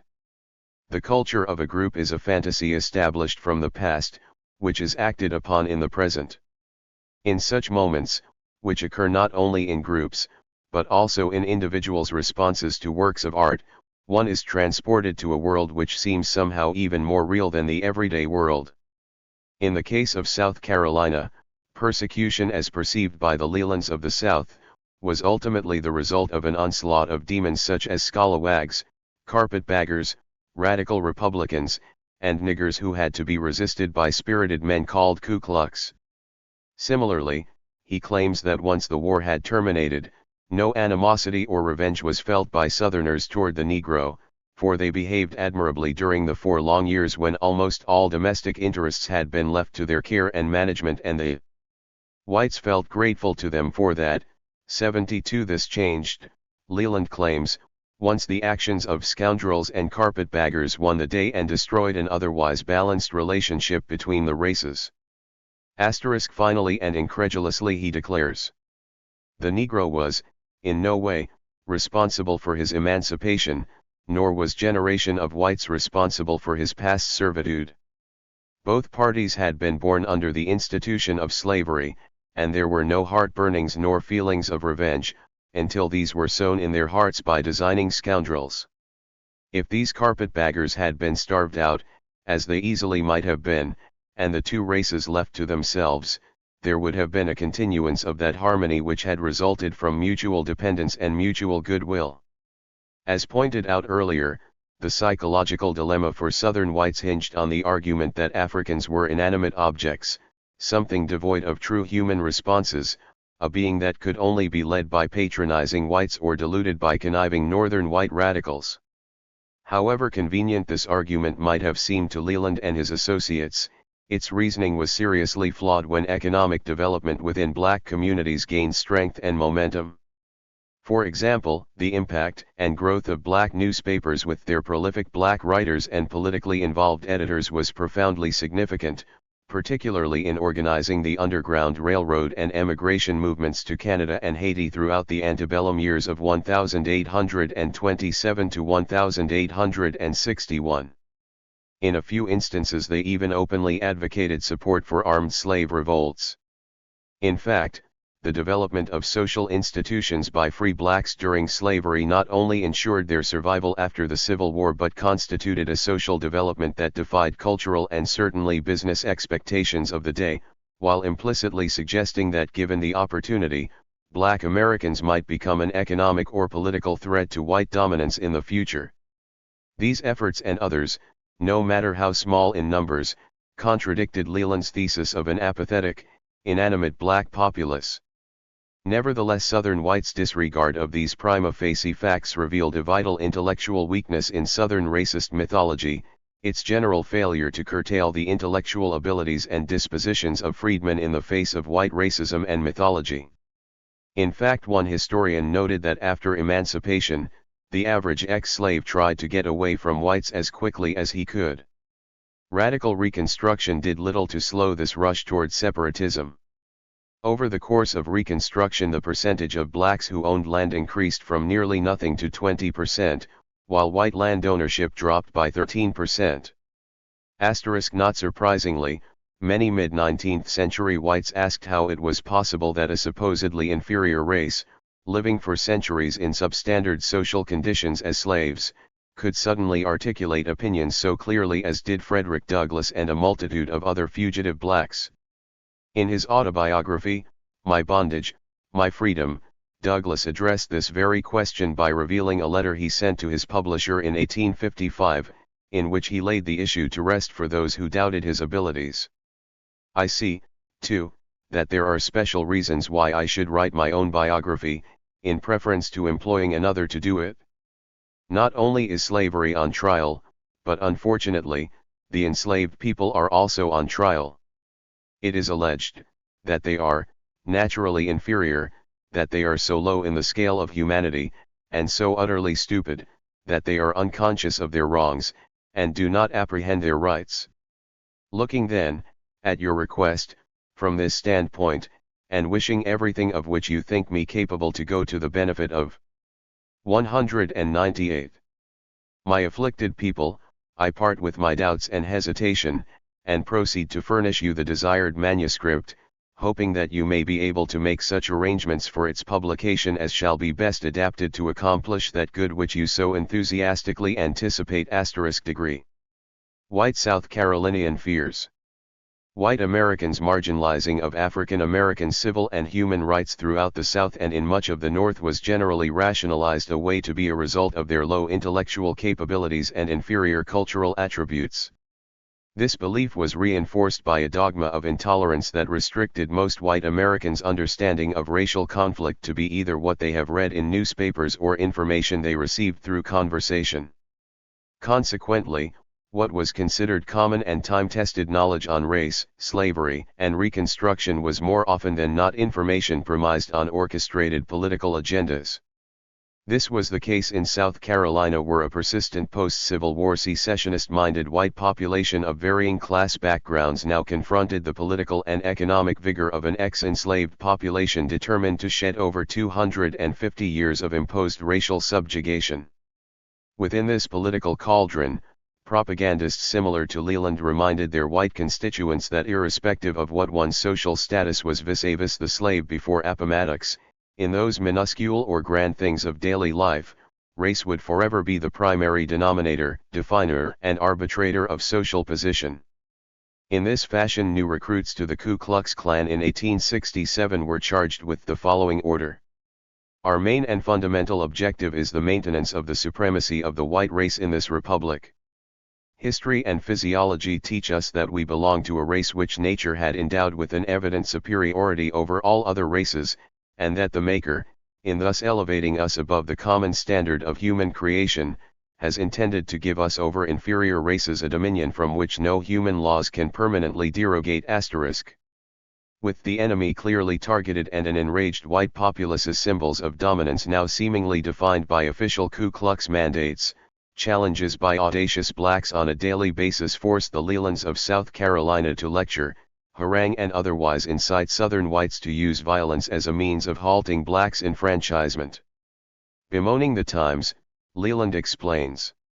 South Carolina was particularly odious as the leader in secession. Whatever justification or appeal came from her borders, fell on ears most unsympathizing, and the stereotyped reply, "Served her right," was the only satisfaction vouchsafed. Her slaves were in a vast majority, more than 3-2 in the aggregate, and in some sections of her low country, as many as 10-1. The congressional policy of Reconstruction, therefore, has not only revolutionized her government and closed her record as one of the Old 13, but has changed her caste among the peoples of the earth, as far as legislation can do so. A native from the wilds of Africa could, at that time, have reached higher stations, and enjoyed greater privileges and immunities, than any of her native-born sons of the great Anglo-Saxon family *. Concerns about social if not physical displacement was very much grounded in the physical fear of southern whites of the native from the wilds of Africa. With the abolition of slavery by the 13th Amendment, the ratification of the 14th Amendment and its due process and property rights provisions, and then the enactment of the 15th Amendment's voting rights constructs in 1870, the sinews of political control appeared to ever so slowly favor the native majority in South Carolina. For whites living in Florida, Mississippi, Louisiana, and South Carolina, where blacks constituted a strong numerical majority, the implications were immense. This alarming situation was but a prelude to the slaves' elevation and political equality with their former owners. Advocating that whites must resist any such attempts for black empowerment, Leland blamed thick-skinned, heartless, zealous carpetbaggers and black Republicans for creating a cruel situation that was sowing suspicion, enmity, and even deadly hate between the races, a situation that he emphatically believed had transformed the inoffensive Sambo into a political instrument for Republican use. The problem as he saw it was getting white Carolinians to revise their fear of being a beleaguered, helpless minority into that of an organized physical force that could resist a vengeful and impassioned black majority. He implores his readers to accept the notion that quickness of mind, stealth, and assertiveness were not exclusive characteristics of a particular strata of whites, but innate attributes of all whites regardless of their class background. As if a Confederate military defeat never occurred, Leland condemned any recognition of black enfranchisement, choosing instead to infer that the Old 13 of 1776 was betrayed by Republicans when they placed the native from the wilds above the native-born sons of America. With this as his vision of Reconstruction, the native African was an annoyance, an alien, a bothersome thing, a social irritant, an interloper, but most significantly an economic competitor and a visual reminder of social, political, and cultural differences within the nation. Commenting on this kind of anxiety, social psychologist J.A.C. Brown observed that extreme expressions and demonstrations of ethnocentric behavior, similar to Leland's, often occur when the legitimacy of a social philosophy is at stake.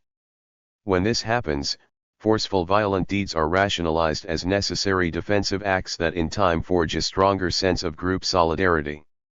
As a result, frustrated people need to hate because hatred when shared with others is the most potent of all unifying emotions. As Heine wrote, what Christian love cannot do is affected by a common hatred.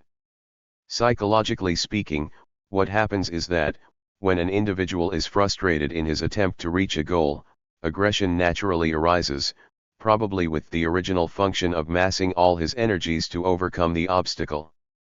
But when this cannot be done, the aggression must be turned in one or both of two directions, inwardly against the self, or outwardly against a substitute object *. Similarly, Leland utilized a style of language that endeavored to reduce his readers' political options to a common denominator, anti-republicanism.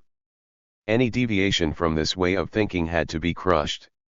Accordingly, ex-overseers, traders, planters, white merchants, ex-Confederate soldiers, indigent whites, household mothers, and their children had to be persuaded and if need be terrorized to accept the notion that it was an unholy union of black Republicans and white abolitionists that conspired and forged the nation's disintegration into civil war, the demise of the Confederacy and the folly of postbellum Reconstruction, * registered tragically.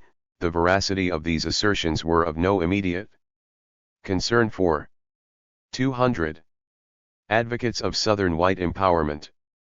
Their only concern was that enough blacks and whites would be so enraptured by Ku Klux ideology and its notions of invincibility that they would overlook the Klan's essential weakness and inept racist mythology. This, however, would not be the case, as armed resistance by individuals and organized groups of freedmen throughout the latter half of the 19th century rose to the challenge, and in doing so established a heroic legacy of armed resistance to racist oppression. Epilogue. Throughout the 19th century, armed attacks by anti-slavery activists and later anti-racist forces against terrorist elements have seldom received open praise from an otherwise sympathetic African American population.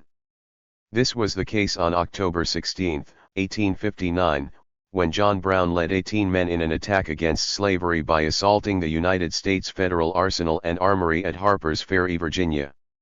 This was also the case when 28 years earlier Nathaniel Turner led a band of raiders in a deadly attack on slave-owning families in Southampton, Virginia.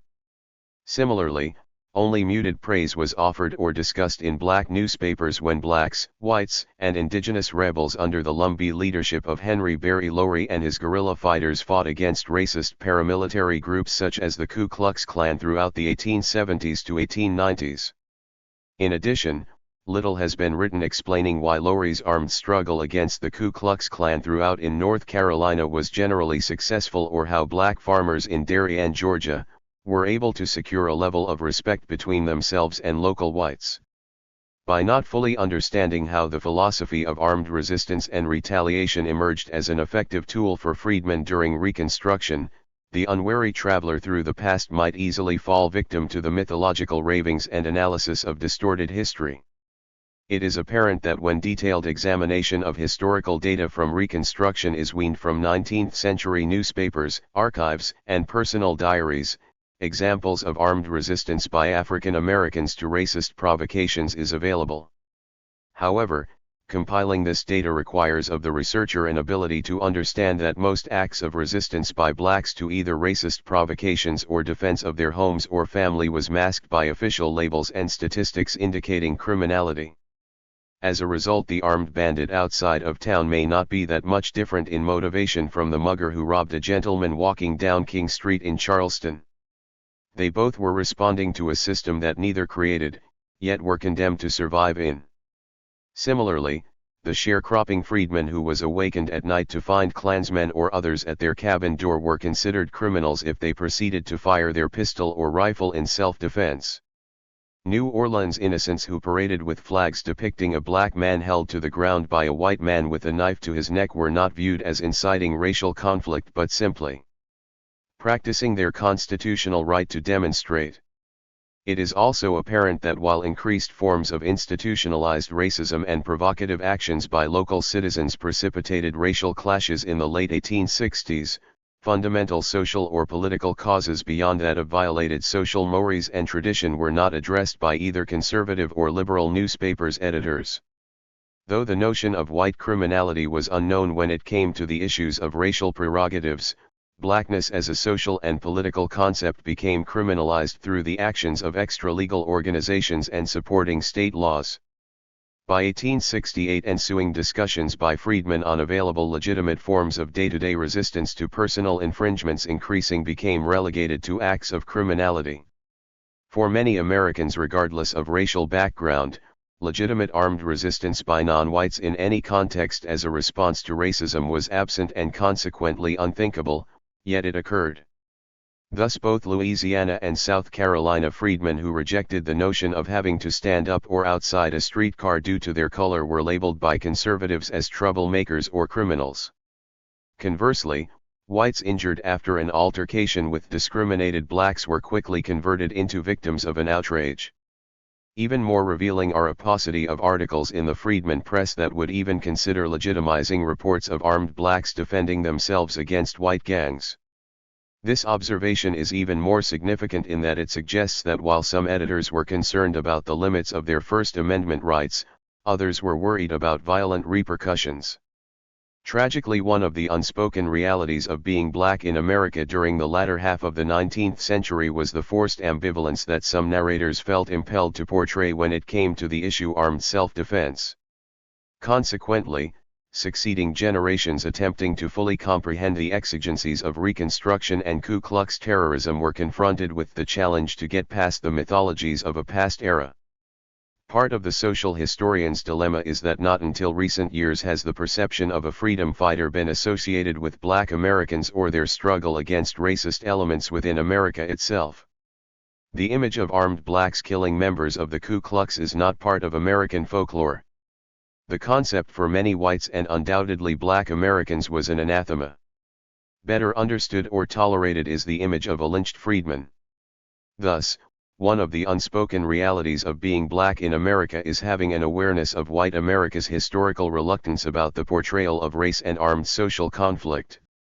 Unfortunately, resulting assumptions made about American democracy preclude serious discussions on terrorism by Americans against Americans. As a result, armed resistance by Black Americans to attacks by pro-American but anti-Black groups during Reconstruction and afterward were consistently depicted as criminal. As expected, when armed resistance appeared effective, inquiries pertaining to the political efficacy of armed resistance by blacks were then excessively debated, analyzed, and evaluated within the constructs of the dominant institutional structures as a social problem. An even more contentious observation is observed when evaluating how this salient issue is portrayed in educational institutions. For example, one can speculate on the frequency that texts such as William Starrin's novel The Confessions of Nat Turner, John Lofton's Insurrection in South Carolina, The Turbulent World of Denmark VC, or a lesser-known but important work, Black Freedom/White Violence, 1865–1900, edited by Donald Neiman, are cited for their important analysis on the conditions and personalities that are shaped by terror-framed social environments. In this respect, American history books have generally forgotten, overlooked, or minimized the efforts of its native Black sons and daughters in their fight against American homegrown terrorism. Even more grievously, when vigorous response by blacks, people of color, or anti-racist whites are addressed, they are portrayed as madmen, criminals, or misguided adventurers. This was the situation when Lowry and his band of raiders were depicted as Robin Hood types, devoid of political clarity but saturated with personal vendettas and uncontrollable bloodthirsts. Similarly, with the exception of recently published studies, radical white anti-slavery activists such as John Brown were and are depicted as madmen, psychotic, extreme religious zealots who easily led groups of duped blacks and traitorous whites into misadventures, such as the 1858 attack on Harper's Ferry. Even more egregious are the forgotten names, biographies, and testimonies of Black men and women who participated directly and indirectly in armed resistance efforts against extreme racial oppression throughout the centuries of American slavery. Few Americans are able to identify the raiders at Harper's Ferry or why the attack occurred. Fewer even realize that those blacks who participated in the attack, Dangerfield Newby, Shields Green, John Anthony Copeland, Jr., Lewis Sheridan Leary, and Osborne Perry Anderson were the predecessors to almost 200,000 black soldiers who eventually fought against slavery just 16 months later. Furthermore, years later, when history books underscored the brilliance of American poet laureate Langston Hughes, they seldom mentioned that it was his grandmother Mary Sampson Patterson Leary's recollections about her first husband, Lewis Sheridan Leary, who fought against slavery at Harper's Ferry, that aided Hughes in his own political development and understanding of the workings of racism. Though one can only speculate about the influence this knowledge had on Hughes's thoughts and creative expression as a writer and poet, one biographer did write: he was too young as a schoolboy to place in historical perspective some of the events his grandmother related, but the remembrance of them remained with him. On one occasion she took him to Osawatomie, where John Brown lived. There, 3 years before she died, he saw her seated on the speaker's platform with Teddy Roosevelt, honored as the last surviving widow of John Brown's raid on Harper's Ferry. Years later, in a letter to Arthur Spingarn, a friend and avid collector of books and archives about African Americans, Langston underscored the importance of knowing this history. I didn't know any of the things you told me about Sheridan Leary in your letter. I am mighty glad to have those facts, and it was surely good of you to look them up for me. I wish I had been old enough to learn more from my grandmother before she died. On the other hand, many Americans black and white are familiar with an almost folkloric ardor, secessionist notables of the Confederate States of America, such as Robert E. Lee, Jeb Stuart, and Jefferson Davis. The implications of these historical priorities are very apparent. The continued absence in literature of African Americans as armed freedom fighters against slavery and racial terrorism is not by accident, but symptomatic of an attempt by many scholars and institutions to view this kind of historical representation within the educational curriculum with disgust. Needless to say, institutional fear of what such testimonies might depict about America's bloody battle with racial phobias is not as troubling as the nation's continued receptiveness of terrorist symbols as an acceptable facet of Americana. However unfortunate it may be, social political history interpreted by educators and with the mindset of a John Leland will always be saturated in mythological triumphs and ascribed racial authority. This was certainly the case after the Civil War, when philosophies of social truth, power retention, and ascribed racial hegemony were synonymous primarily because they rested on rationalized pillars of human aggression. In this respect, psychologist John Creighton reminds us that human aggression is most dangerous when it is attached to the great absolutarian psychological constellations, the grandiose self and the archaic omnipotent object. The most gruesome human destructiveness is encountered, not in the form of wild, regressive, and primitive behavior, but in the form of orderly and organized activities in which the perpetrator's destructiveness is alloyed to absolute conviction about their greatness and with their devotion to archaic omnipotent figures degree. Ironically, notwithstanding their attack on the federal government and losses during the Civil War, Southern secessionists easily discerned that America's vision of greatness and manifested destiny was still their birthright. With this as an assumed social truth, Leland's A Voice from South Carolina, as well as Ella Gertrude Thomas's diary, The Secret I, were unquestionably convenient vehicles created to establish a world that perpetuated an American vision premised on racial and indeed class privilege. In fact, their individual testimonies are significant not because of any supposed notion of historical accuracy, but because they provided later generations with a detailed subjective recitation on what they believed to be the truth in their time. Lacking the ability to walk in Ella Thomas's shoes, one must value her succinctly written diary as a valuable insight into the daily household dilemma of a post-bellum, former slave-owning plantation family on the path to financial ruin. Surrounded by social confusion and political disruption, Ella's diary exudes both personal fear and uncertainty about the future, yet portends a deeply felt commitment to Southern class values and her beloved Confederacy, particularly when she wrote, "I am writing history for you, my children, and your mother tells you now of her interview with the man whom she most delights to honor, tells you of our President Jefferson Davis, dearer, far dearer now in the hour of defeat than he was when Chief Magistrate of the Southern Confederacy. How I sympathized with our fallen chieftain in his degradation when he was taken through our streets closely guarded, no woman in that hour of peril to wave her handkerchief to him to make sign of sympathy, and men so crushed by defeat that the closed carriage passed by crowds who dared not to cheer him for fear of sharing his fate. We could do nothing else for you, my President, and we did all we could.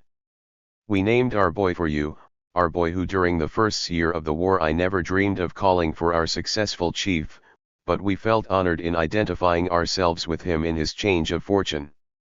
Though Ella's testimony on a deadly Southern fantasy facilitates our understanding of life for a certain class of Southern whites in the aftermath of Civil War, surely those black soldiers who captured Jefferson Davis or those watching him pass through the streets as a captive held quite a different view. What thoughts roamed through their minds' eyes about the Confederacy? They too were Southerners. And while Ella was certainly not writing for them, unfortunately little testimony exists of the world from their perspective. Yet one can speculate as to the derision if not outright contempt held for their prisoner or Confederates in general registered. Ultimately, millions of Southern whites and secessionists in particular were soon confronted with the reality that the deadly fantasy which they were weaned on since childhood had now gone terribly wrong. And though the Ella Thomases of the South penned wretched and despairing thoughts in diaries for posterity, neither their testimony nor nostalgia could eliminate or neutralize the terror-filled experiences of Ku Klux victims. However, thoughtful analysis on Ku Klux terror and its supporters do raise additional questions about the processing of information in stressful situations such as what was occurring in the latter part of 19th century America. For example, we know that an individual's understanding of an event is critically affected by the way information is received and transmitted. Moreover, varying historical periods were replete with different methodological constructs by which events and information were converted into meaningful data. Knowing the time and speed in which events are processed, reviewed, and understood within identifiable historical contexts such as 19th century Southern America is critical when assessing or giving meaning to events or people within that period. Correspondingly, time as a measurable entity in 19th century America, especially in southern states, was different from many other parts of the country. Words, sentences, and conversations occurred in response to different stimuli, and as a result how information was received and analyzed during the 19th century was considerably slower than today. Degree understanding this phenomenon is critical when discerning how decisions were rendered 150 years ago. In the South, as in many agricultural regions, information and opinion-making processes occurred more often from mediation, contemplation and reflection that eventually was restructured and streamlined into data and eventually knowledge. This process was essential for the maintenance of a sense of community. That is to say, communication and information processing help define community networks. In fact, the concept of community was established by the effective development of face-to-face verbal networks that in turn fostered a community's sense of order and well-defined expectations. A more critical analysis of these southern rural and town networks reveal a meaningful hierarchy of moral, social and power relationships among community members that in itself became important to information transmission. For propagandists like John A. Leland, communication linkages within a southern parochial and colloquial social structure such as Lawrence, South Carolina, were vital for his efforts to get community folk to make the correct associations for what he deemed should be the proper development of postbellum South Carolina. In this regard, his decision to evaluate South Carolina through a voice from South Carolina's journal format was similar to Ella Thomas's diary in that both methods were highly subjective, and in specific instances, almost gospel-like in their appeals. While their candor and reasoning rarely complemented each other, they acquiesced to the emotional needs of a vanquished order, the Confederacy. In spite of this, every repudiation of the freedmen's presence by Southerners such as Leland and Thomas inadvertently admitted to the ex-slave saliency as a political, economic, intellectual, physical, and psychological threat.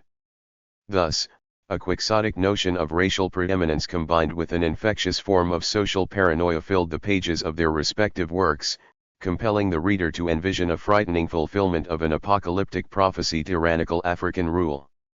Degree with this said, an even more serious predicament existed for the Lelands and Thomases of the South in that total freedmen enfranchisement by 1870 was no longer a theory but a distinct possibility.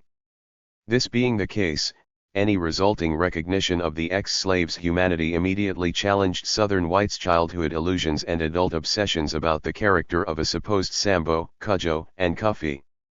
The paradox of course was that for white Americans, whether they were Southern Democrats, Northern conservative Republicans or die-hard secessionist or liberals, it was agreed that it was far better to have a compliant non-aggressive, deferential dependent stereotype Sambo-type freedman in government or business than one who was self-reliant, assertive, and vengeful, one who conservatives feared would assuredly establish a troublesome non-white hegemonic political challenge. Assuredly apologists for the Confederacy would have suggested it was better to have a compliant Harriet Beecher Stowe novel, Uncle Tom's Cabin, or Life Among the Lowly, as a literary model for the future, than Martin Delaney's description of a successful rebel leader in his novel, Blake, or The Huts of America. Better a black South Carolinian conservative like William Beverly Nash in the state legislature than an anti-conservative and undefeated Lumbee guerrilla leader like Lowry who roamed the countryside. In this respect, Southern conservatives anticipated that by temporarily supporting deferential black leadership, whites and blacks could be induced to generally accepting these stereotypes as the only acceptable models for social tranquility. While much of this reasoning was premised on centuries of class and racial dominance, it was primarily an analysis floating on a sea of mythology, or as Ralph Ellison noted, and as always when the belief which nurtures a great social myth declines, large sections of society become prey to superstition. For man without myth is Othello with Desdemona gone, chaos descends, faith vanishes, and superstitions prowl in the mind. Degree though Leland's interpretation of Christian values, Grecian history, and seething Anglo-Saxon ethnocentricity reinforce the likelihood of racial conflict, without racial social stratification throughout the South, open violent class warfare among white Americans would have occurred. Through the promoting of racial and caste differences, Southern propagandists similar to Leland were able to provide a necessary social disguise for an emerging capitalist structure that concluded, any fostering of racial alliances among both rural and urban workers was a problematic and political, albeit socialist threat that needed to be averted. A speaker at the 1869 Philadelphia Labor Convention either purposely or inadvertently clarified the danger for astute industrialists and planters when he posited the following observation. To anyone who has watched the deliberations of this Congress of Artisans and Workingmen, one peculiar fact stands out in a bold relief, viz., that the barriers of class and caste have been broken down, so far as the laboring classes of the country are concerned, if we are to take the solemnly avowed sentiments of this body as indicative of the feelings that exist among the constituencies therein represented. For the first time in the history of this nation a convention has been held in which working men and working women, white and black, loyalist and ex-rebels, have met together upon terms of perfect equality, for the purpose of taking deliberative action on vital questions affecting equally the interest of all. Asterisk. Unquestionably neutralizing this type of nascent interracial cooperation between urban workers and rural farmers was paramount among conservative Southern propagandists, if white intraracial struggle over class and ethnic domination was to be avoided. Race therefore as a social and political construct became a critical factor in eliminating non-white Americans from equal participation in the affairs of the nation, as federal laws protecting the freedmen were minimized, circumvented, ignored, or otherwise reneged on. In similar fashion, Ku Klux mythology and propaganda descended on the languishing spirit of a frustrated, angered, and terribly deceived Southern white population who, contrary to their mythological notions of honor and integrity, tragically designed an unparalleled type of moronic violence during Reconstruction and called it valor.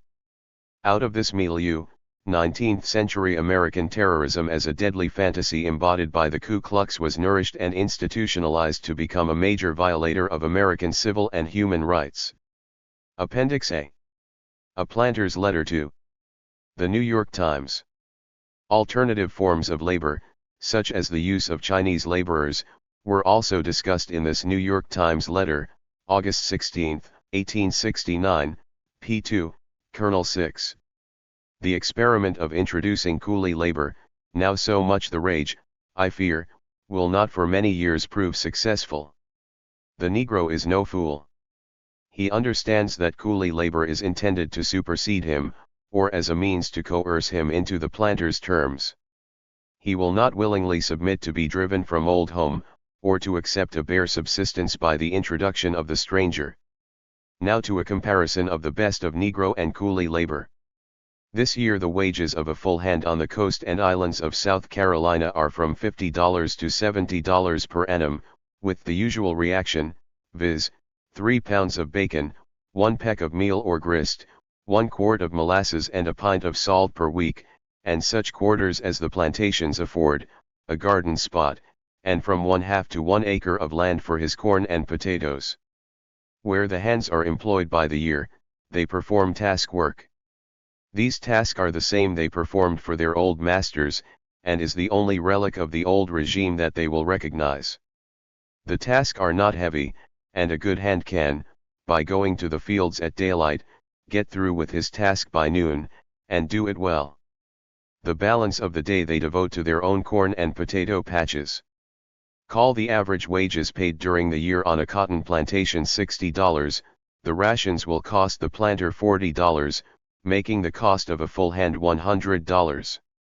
The coolie costs, to begin with, for passage, profit to importer, etc., $100, and his wages from $12 to $15 a month, say, for the year, $160, cost of his rations, consisting of rice, fish, pork, etc., will not be less than $40, add yearly proportion of advance, say 1/5, $20, amounts to $200.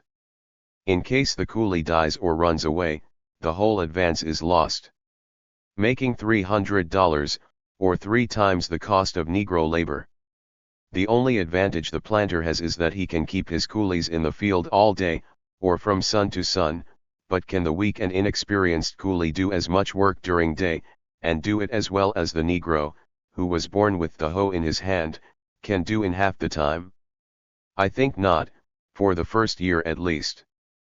The Negro, physically, morally and mentally is by far superior to the coolie, and if conciliated and fairly treated by the planter, is the cheapest and most intelligent laborer for the South. What is demoralizing the laborers of the South is the share system and the 2 days system, and this arises from no fault of the planter, but is the consequence of his poverty. Stripped of everything save land, by the war and the emancipation of his slaves, he has not the ability to pay wages, and since the war, nearly every planter on the coast and islands has had hard work to feed his family on the plainest food, and only cornbread and bacon could be found for months on the board, where, before the war, all the luxuries of the world were common.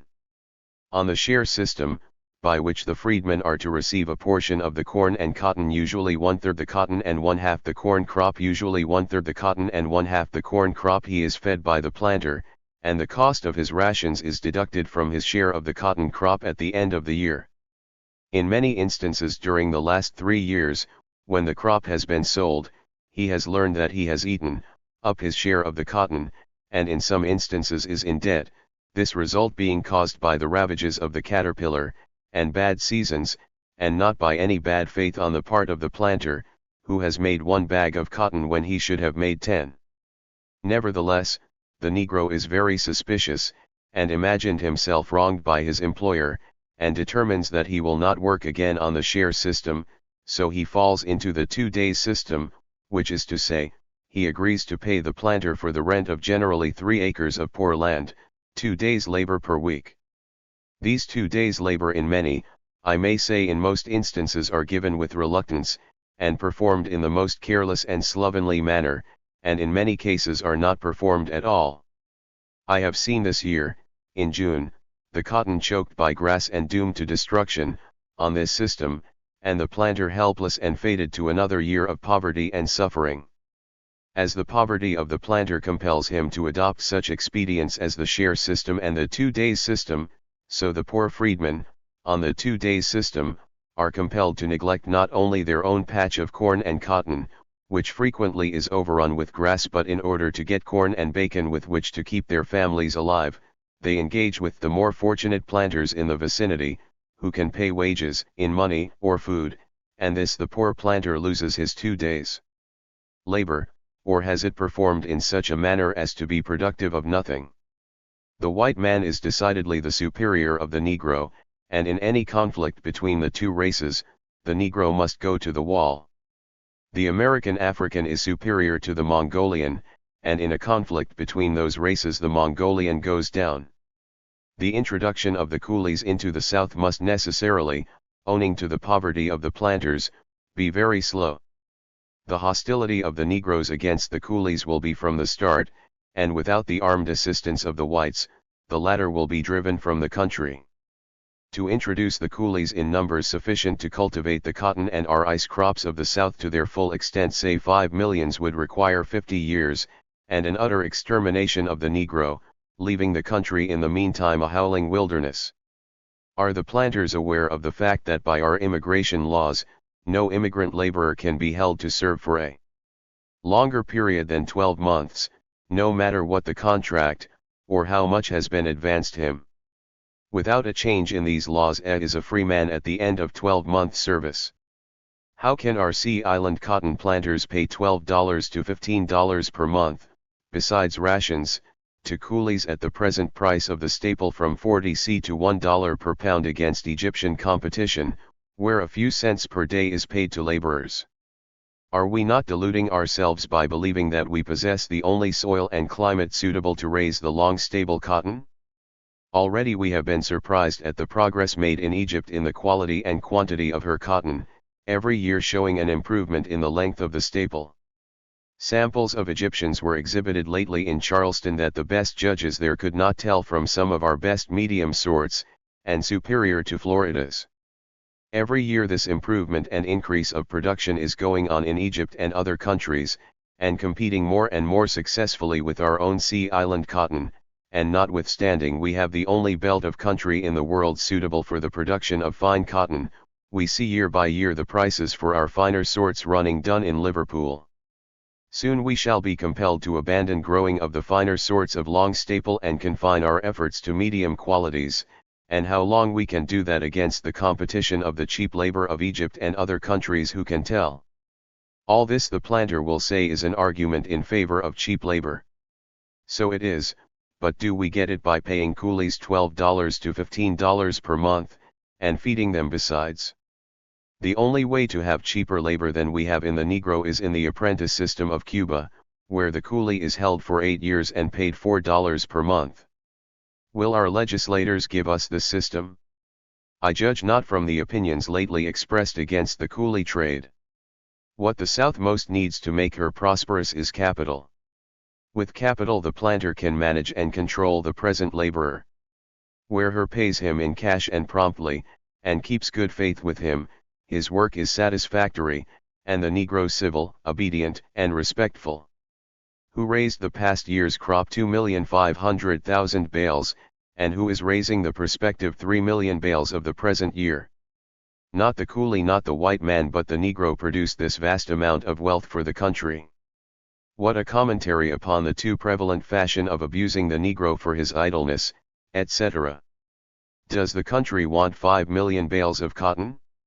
Let capitalist furnish the money to worthy and intelligent planters, and the country will get them.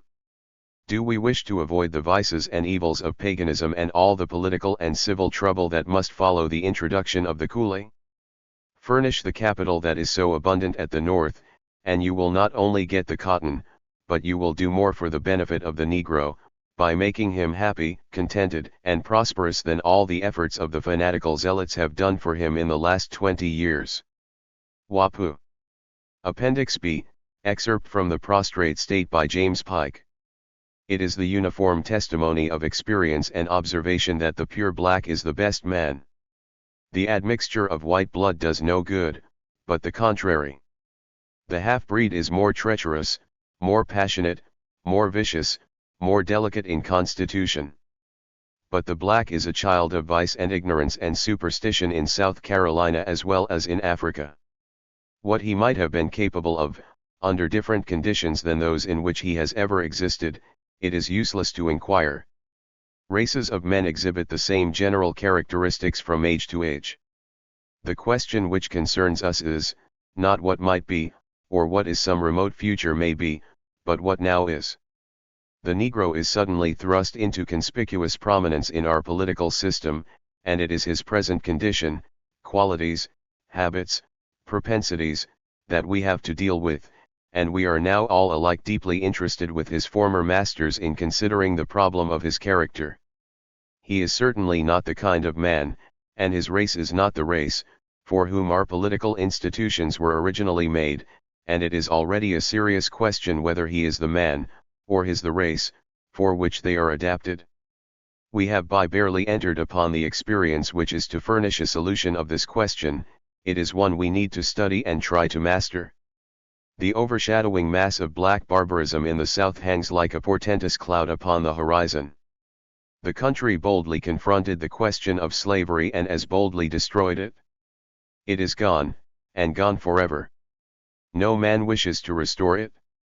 Not even in South Carolina is that man to be found. The best thinkers of the South today tell us they bless God for the war. It was necessary to get rid of slavery. But for slavery, they believe, the original slave states of the South would be among the greatest and most flourishing of all our commonwealths. It is the Negro who has been the innocent cause of their despoliation. It is the Negro that rests like an incubus upon them. Their viral forces pulsate under ribs of.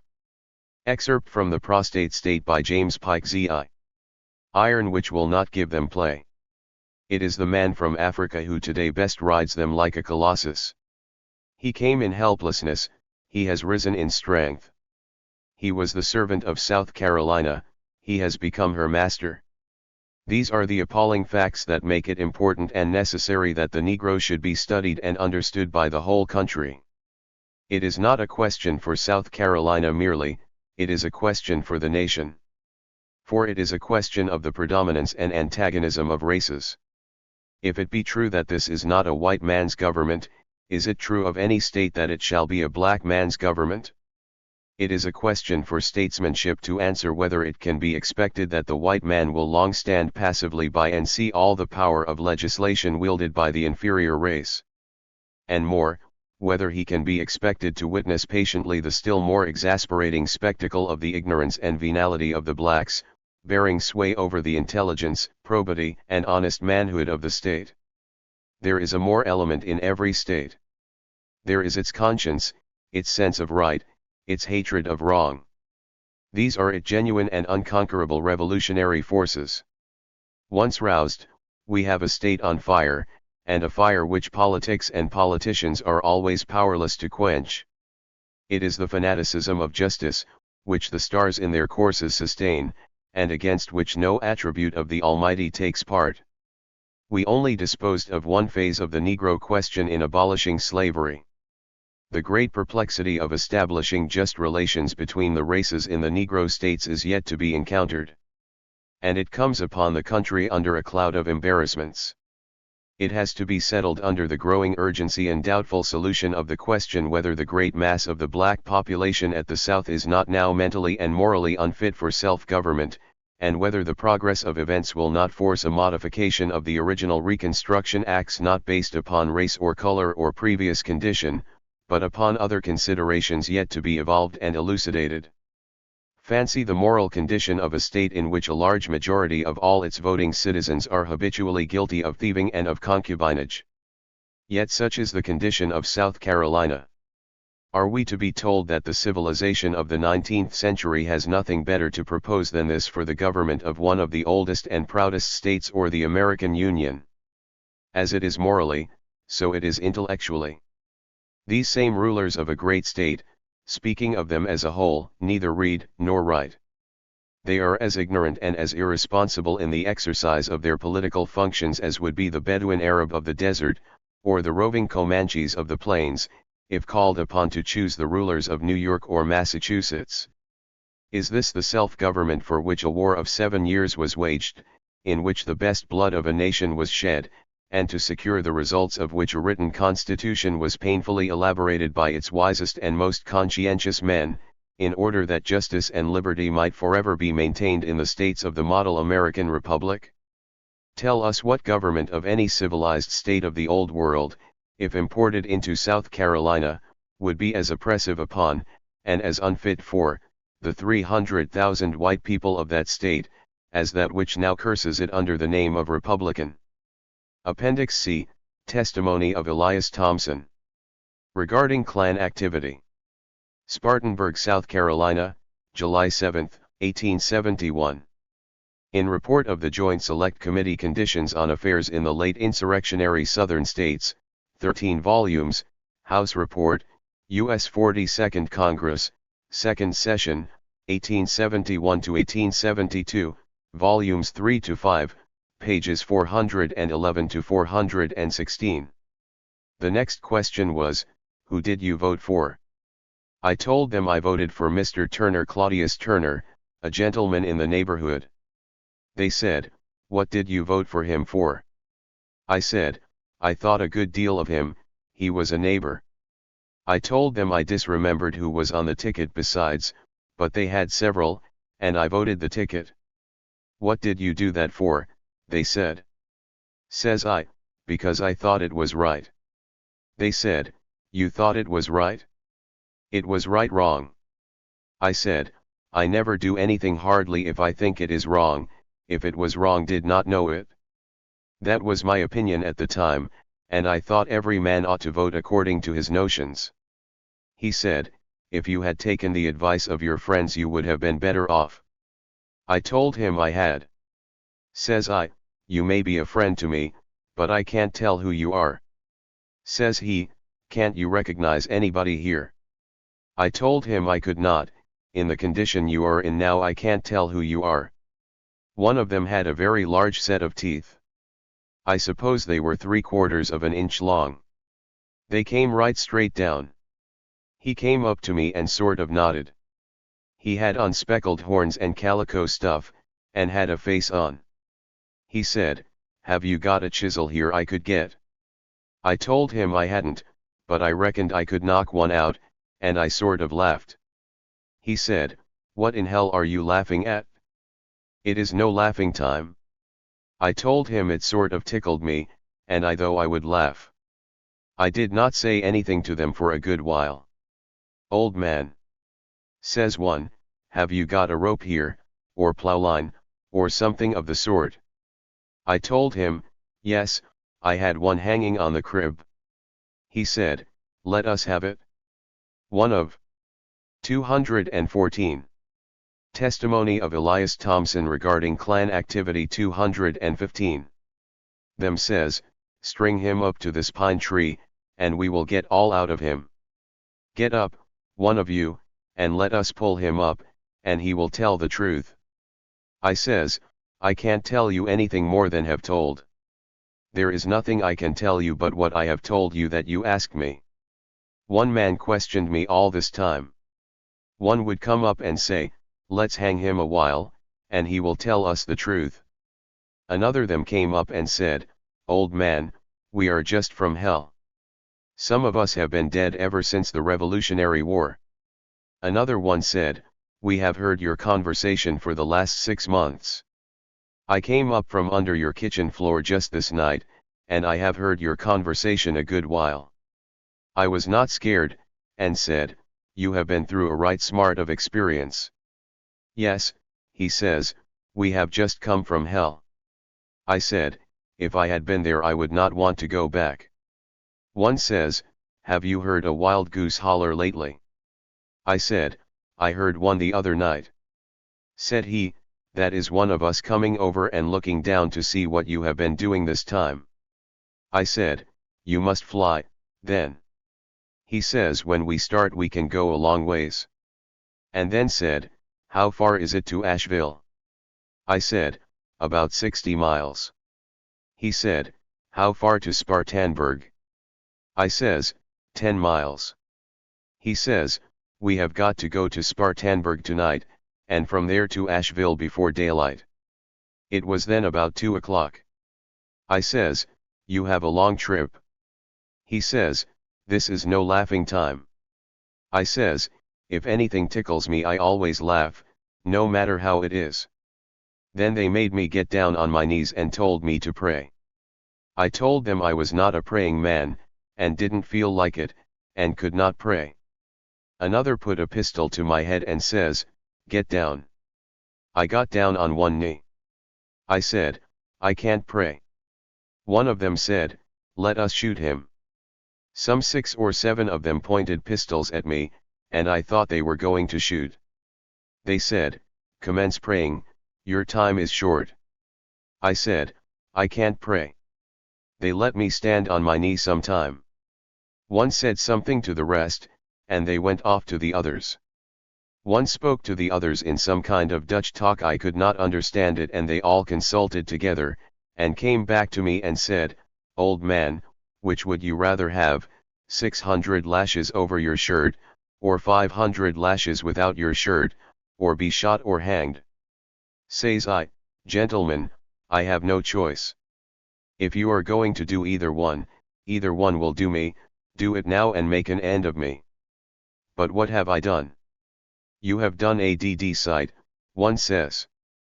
I said, I don't know what it is. One, do not trouble anybody around me, and they all know me, and they can bring nothing against.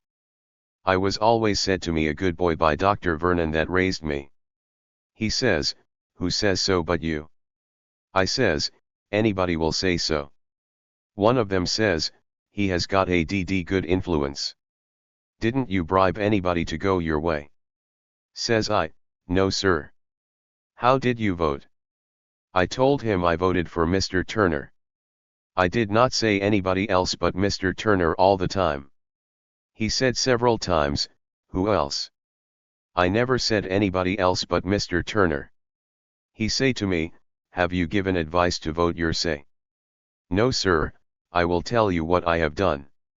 I was with the parties the same day of the election, and I said to them, won't you vote for Mr. Turner, and ain't you going to vote for Mr. Turner, but I could not make them do it.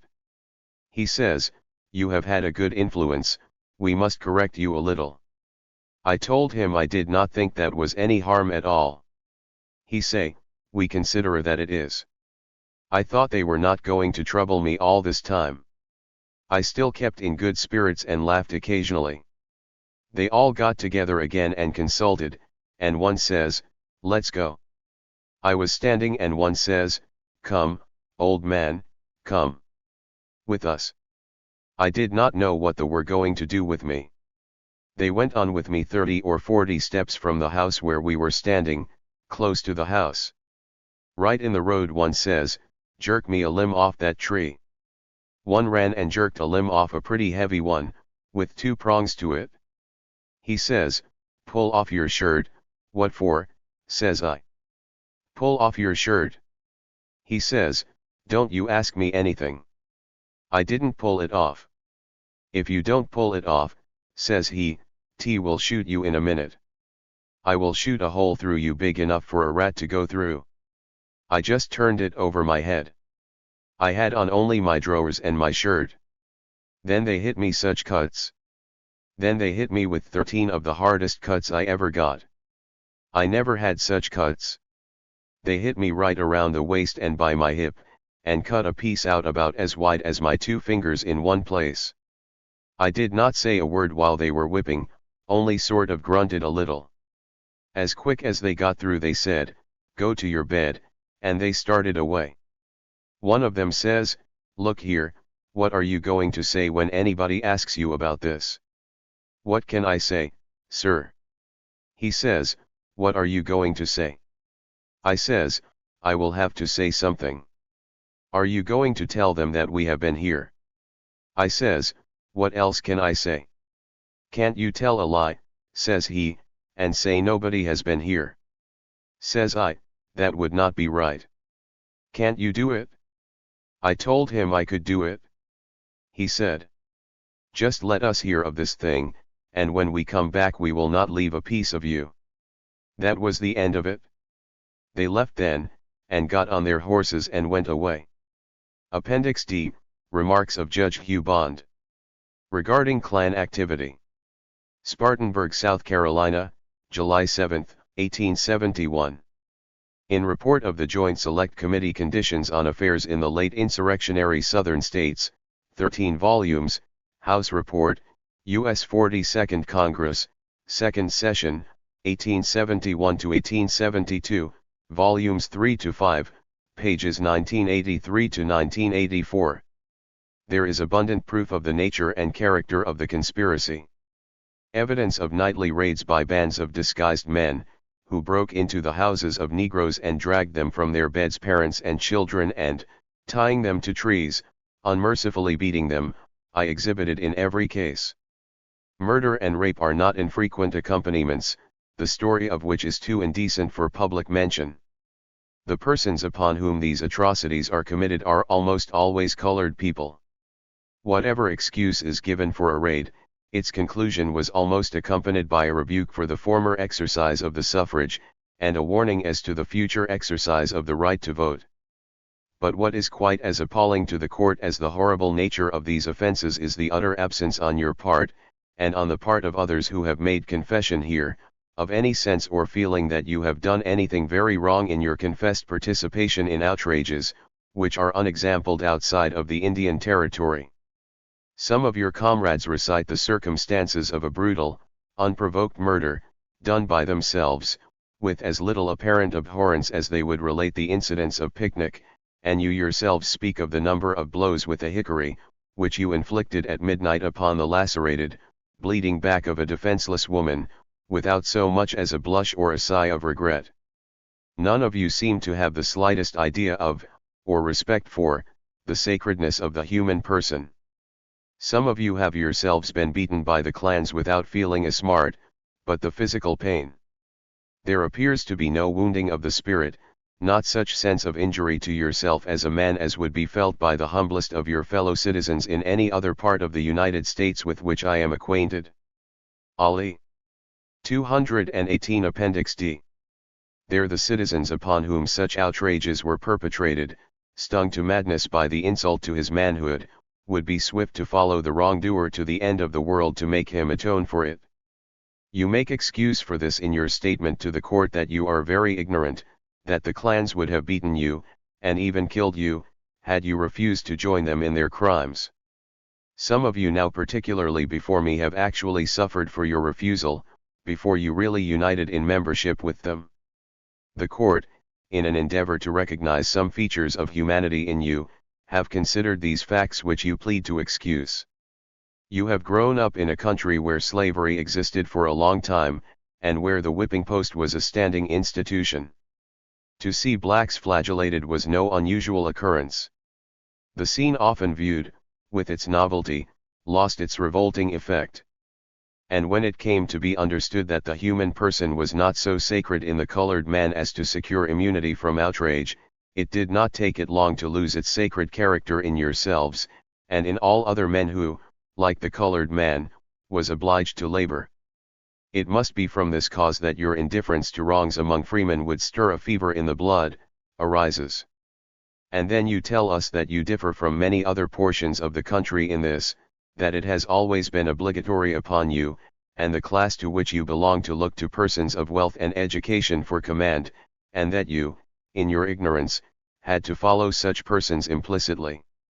It will appear strange to your fellow countrymen who read your story, and that of your confederates, however willing they may be to believe you, that so large a portion of the young white men of your country can be in such a state of abject slavery to the men of property above them, as to be willing to commit murder at their command.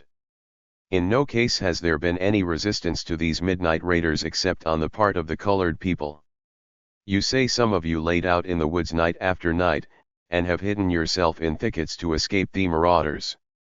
None of you, however, have had the manliness to defend your firesides from the assaults of these lawless men. There has not been, on your part, so far as the evidence shows, an assault and battery committed in defense of family and home and all that freemen hold dear. Admitting all you have said to the court to be true, while the story of your condition and of your participation in these outrages through fear is painful enough, the facts do not excuse you. They may palliate, in some degree, your offense, but they cannot justify you. The punishment the court awards you is partly inflicted that you may learn that no amount of threats or fear of punishment will justify a man in unprovoked violence to another, unless the danger threatened to the wrongdoer be imminent or actually present at the time of his wrongdoing, and even then the danger must be of present great bodily harm, and of death itself, before some of the criminal conduct confessed would be justified.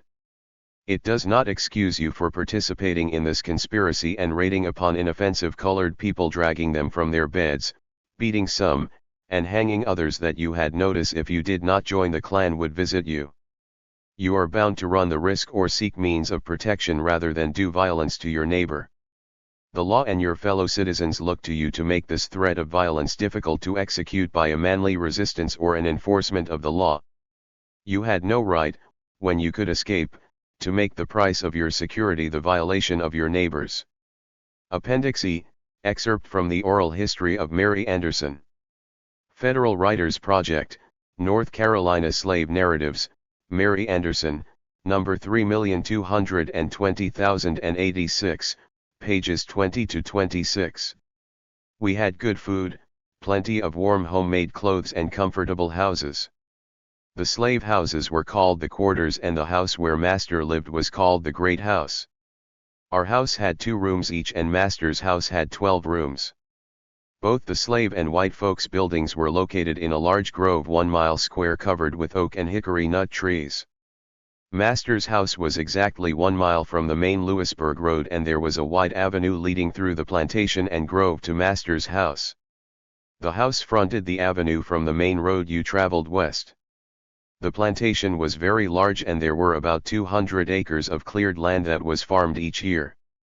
A pond was located on the place and in the winter ice was gathered there for summer use and stored in an ice house which was built in the grove where the other buildings were. A large hole about 10 feet deep was dug in the ground, the ice was put in that hole and covered. A large frame building was built over it. At the top of the earth there was an entrance door and steps leading down to the bottom of the hole. Other things besides were stored there. There was a still on the plantation and barrels of brandy were stored in the ice house, also pickles, preserves and cider. Many of the things we used were made on the place. There was a grist mill, tannery, shoe shop, blacksmith shop, and looms for weaving cloth. There were about 162 slaves on the plantation and every Sunday morning all the children had to be bathed, dressed, and their hair combed and carried down to master's for breakfast. It was a rule that all the little colored children eat at the great house every Sunday morning in order that master and missus could watch them eat so they could know which ones were sickly and have them doctored. The slave children all carried a mussel shell in their hands to eat with. The food was put on large trays and the children all gathered around and ate, dipping up their food with their mussel shells which they used for spoons. Those who refused to eat or those who were ailing in any way had to come back to the great house for their meals and medicine until they were well. Master had a large apple orchard in the Tar River low grounds and up on higher ground and nearer the plantation house there was on one side of the road a large plum orchard and on the other side an orchard of peaches, cherries, quinces, and grapes. We picked the quinces in August and used them for preserving. Master and Mrs. believed in giving the slaves plenty of fruit, especially the children. Master had 3 children, 1 boy named Dallas, and 2 girls, Betty and Carrie. He would not allow slave children to call his children Master and Mrs. unless the slave said Little Master and Little Mrs. He had 4 white overseers but they were not allowed to whip a slave. If there was any whipping to be done he always said he would do it. He didn't believe in whipping so when a slave got so bad he could not manage him, he sold him. Master didn't quarrel with anybody, Mrs. would not speak short to a slave, but both Mrs. and Master taught slaves to be obedient in a nice quiet way. The slaves were taught to take their hats and bonnets off before going into the house and bow and say, "Good morning Master Sam and Mrs. Eveline." Some of the little Negroes would go down to the great house and ask them when it was going to rain, and when Master or Mrs. walked in the grove the little Negroes would follow along after them like a gang of kiddies. Some of the slave children wanted to stay with them at the great house all the time. They knew no better of course and seemed to love Master as much as their own mother and father. Master and Mrs. always used gentle means to get the children out of their way when they bothered them and the way the children loved and trusted them was a beautiful sight to see. Paterolers were not allowed on the place unless they came peacefully and I never knew of them whipping any slaves on Master's place. Slaves were carried off on 2 horse wagons to be sold. I have seen several bring back slaves, once he brought back 2 boys and 3 girls from the slave market. Sunday was a great day on the plantation. Everybody got biscuits on Sundays. The slave women went down to Master's for their Sunday allowances of flour. All the children ate breakfast at the great house and Master and Mrs. gave out fruit to all. The slaves looked forward to Sunday as they labored through the week. It was a great day. Slaves received good treatment from Master and all his family. We were allowed to have prayer meetings in our homes and we also went to the white folks' church. They would not teach any of us to read and write. Books and papers were forbidden. Master's children and the slave children played together. I went around with the baby girl Carrie to other plantations visiting. She taught me how to talk low and how to act in company. My association with white folks and my training while I was a slave is why I talk like white folks. Betty Brodie married a Dr. Webb from Boylan, Virginia. Carrie married a Mr. Green of Franklin County. He was a big Southern planter. Master and Mrs. then went into the house, got 2 large armchairs, put them on the porch facing the avenue, and sat down side by side and remained there watching. In about an hour there was one of the blackest clouds coming up the avenue from the main road. It was the Yankee soldiers. They finally filled the mile-long avenue reaching from Master's house to the main Lewisburg Road and spread out over the mile-square grove. The mounted men dismounted. The footmen stacked their shining guns and began to build fires and cook. They called the slaves, saying, "You are free." Slaves were whooping and laughing and acting like they were crazy. Yankee soldiers were shaking hands with the Negroes and calling them Sam, Dinah, Sarah, and asking them questions. They busted the door to the smokehouse and got all the hams. They went to the ice house and got several barrels of brandy, and had such a time. The Negroes and Yankees were cooking and eating together. The Yankees told them to come on and join them, they were free. Master and Mrs. sat on the porch and they were so humble no Yankee bothered anything in the great house. The slaves were awfully excited. The Yankees stayed there, cooked, eat, drank and played music until about night, then a bugle began to blow and you never saw such getting on horses and lining up in your life. In a few minutes they began to march, leaving the grove which was soon as silent as a graveyard. They took Master's horses and cattle with them and joined the main army and camped just across Cypress Creek 1½ miles from my master's place on the Lewisburg Road. When they left the country, lot of the slaves went with them and soon there were none of Master's slaves left. They wandered around for a year from place to place, fed and working most of the time at some other slave owner's plantation and getting more homesick every day. The second year after the surrender our Master and Mrs. got on their carriage and went and looked up all the Negroes they heard of whoever belonged to them. Some who went off with the Yankees were never heard of again. When Master and Mrs. found any of theirs they would say, "Well, come on back home." My father and mother, 2 uncles, and their families moved back. Also Lorenzo Brodie, and John Brodie and their families moved back. Several of the young men and women who once belonged to him came back. Some were so glad to get back they cried, 'cause fare had been might bad part to the time they were rambling around and they were hungry. When they got back Master would say, "Well, you have come back home, have you?" And the Negroes would say, "Yes, Master." Most all spoke of them as Mrs. and Master as they did before the surrender, and getting back home was the greatest pleasure of all. We stayed with Master and Mrs. and went to their church, the Maple Springs Baptist Church, until they died. Since the surrender I married James Anderson. I had 4 children, 1 boy and 3 girls. Appendix F. The Lowry Bandits. The Lowry Bandits, New York Times, November 1, 1871. In Gen. Gorman's own words. On their second message to the same effect being received, I concluded to risk an interview, and learn the object they had in view.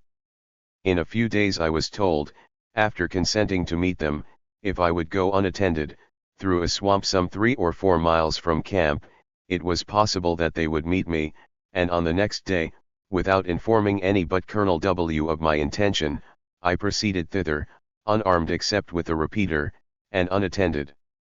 T met them on that occasion, and had conversation of over an hour with the entire gang, which consisted of Henry Berry Lowry, Thomas Lowry, Stephen Lowry, Andrew Strong, and Boss Strong. When I first saw them they were sitting on a log awaiting my promised presence. They were all heavily armed. Henry Berry Lowry, the leader, with a Spencer rifle and a double-barreled gun, while within his belt were 5 repeaters.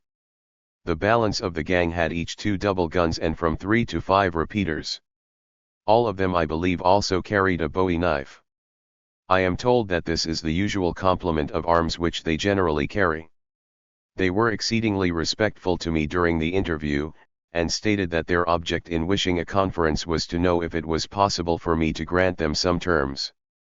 They expressed themselves as sick and tired of their manner of life, and longed to be free from their present peril and uncertainty, and stated that if they were allowed, THIRD would depart the territory of the United States. After hearing all the rest of the story, we are almost surprised to be told that this proposal was not at once agreed to. Gen. Gorman, however, informed his interlocutors that the matter was not to be thought of.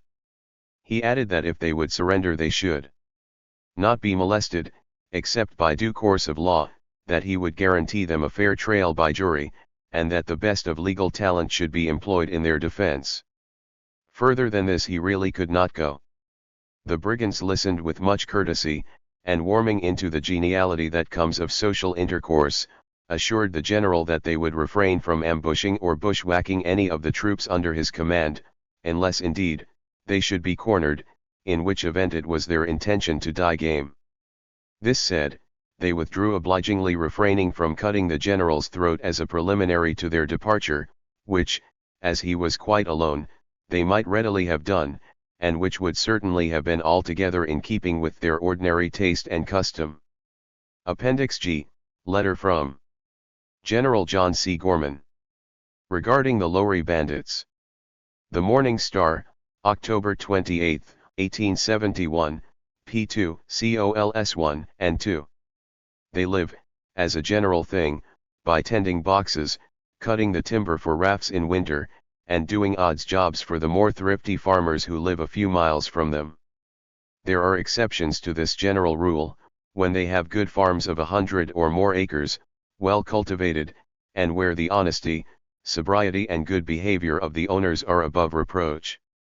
Prominent among such are Patrick, Calvin, and St. Clair Lowry, brothers to 3 of the outlaws, and several others. In the section to which I allude there are perhaps 200 families who compose the main part of a class of people to which the outlaws belong.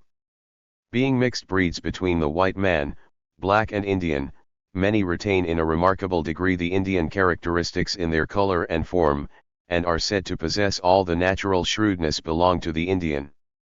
They live generally from hand to mouth, in a state of much poverty, in log houses, with slab roofs, with little or none of the comforts of civilized life. The locality derived its name long before the war, I suppose from the divers scuffles which occurred amongst them, they bearing the name of being quite belligerent in character as well as the scuffle it evidently took for them to procure an honest living off their 2 acres cultivated potatoes. Only some 3 or 4 white farmers continue to live on their farms among them, and these are constantly preyed upon by the outlaws for provisions which they give without much demand and barely a whisper. Having been fleeced of their property and living in a constant state of dread and uncertainty, not knowing what time of the day or night they may be visited by the outlaws, it is alleged by both the outlaws and those who have previously hunted them that they are an object of suspicion. 224. Letter from General John C. Gorman regarding the Lowry Bandits. 225. Some 2 or 3 white men have married mulatto women, and live on places in the neighborhood with their wives, and are assisting in the further mixture of the race. The whole race is more or less connected by blood, and some 5 or 6 family names constitute the majority of the inhabitants, the Lowrys, the Oxendines, and Chavises being the largest in number. It is asserted, and my experience rather goes to prove the assertion, that nearly this entire community are in active sympathy with the outlaws, many doubtless through fear, others from prejudice, and the balance from ties of fraternity and blood. All without exception, lend no aid whatever in the capture of the gang, and never report their hiding places or whereabouts, and will not even mention the fact when they see them, until sufficient time has elapsed to place the outlaws beyond the reach of pursuit. However, it is positively affirmed that any movement made by officers of the law and others to capture the banditti, is speedily telegraphed by signals known only to the initiated, and by divers other means, whereby they are enabled to elude pursuit. From this cause is attributed the invariable failure of the parties to surprise the gang, or any time to catch them unawares. Besides this, the entire people, living as they do upon the edges of the swamps and bays, which in winter are almost islands surrounded by water, have numerous paths and short cuts from house to house, which they almost invariably follow instead of the road, and they are by this means enabled to communicate with the outlaws much sooner than parties who go the ordinary roads to reach any place at which they may suppose them to be. These trails and paths ramify the swamps and pine fields, bewildering to the unacquainted, and many of them are scarcely distinguishable to the uninitiated.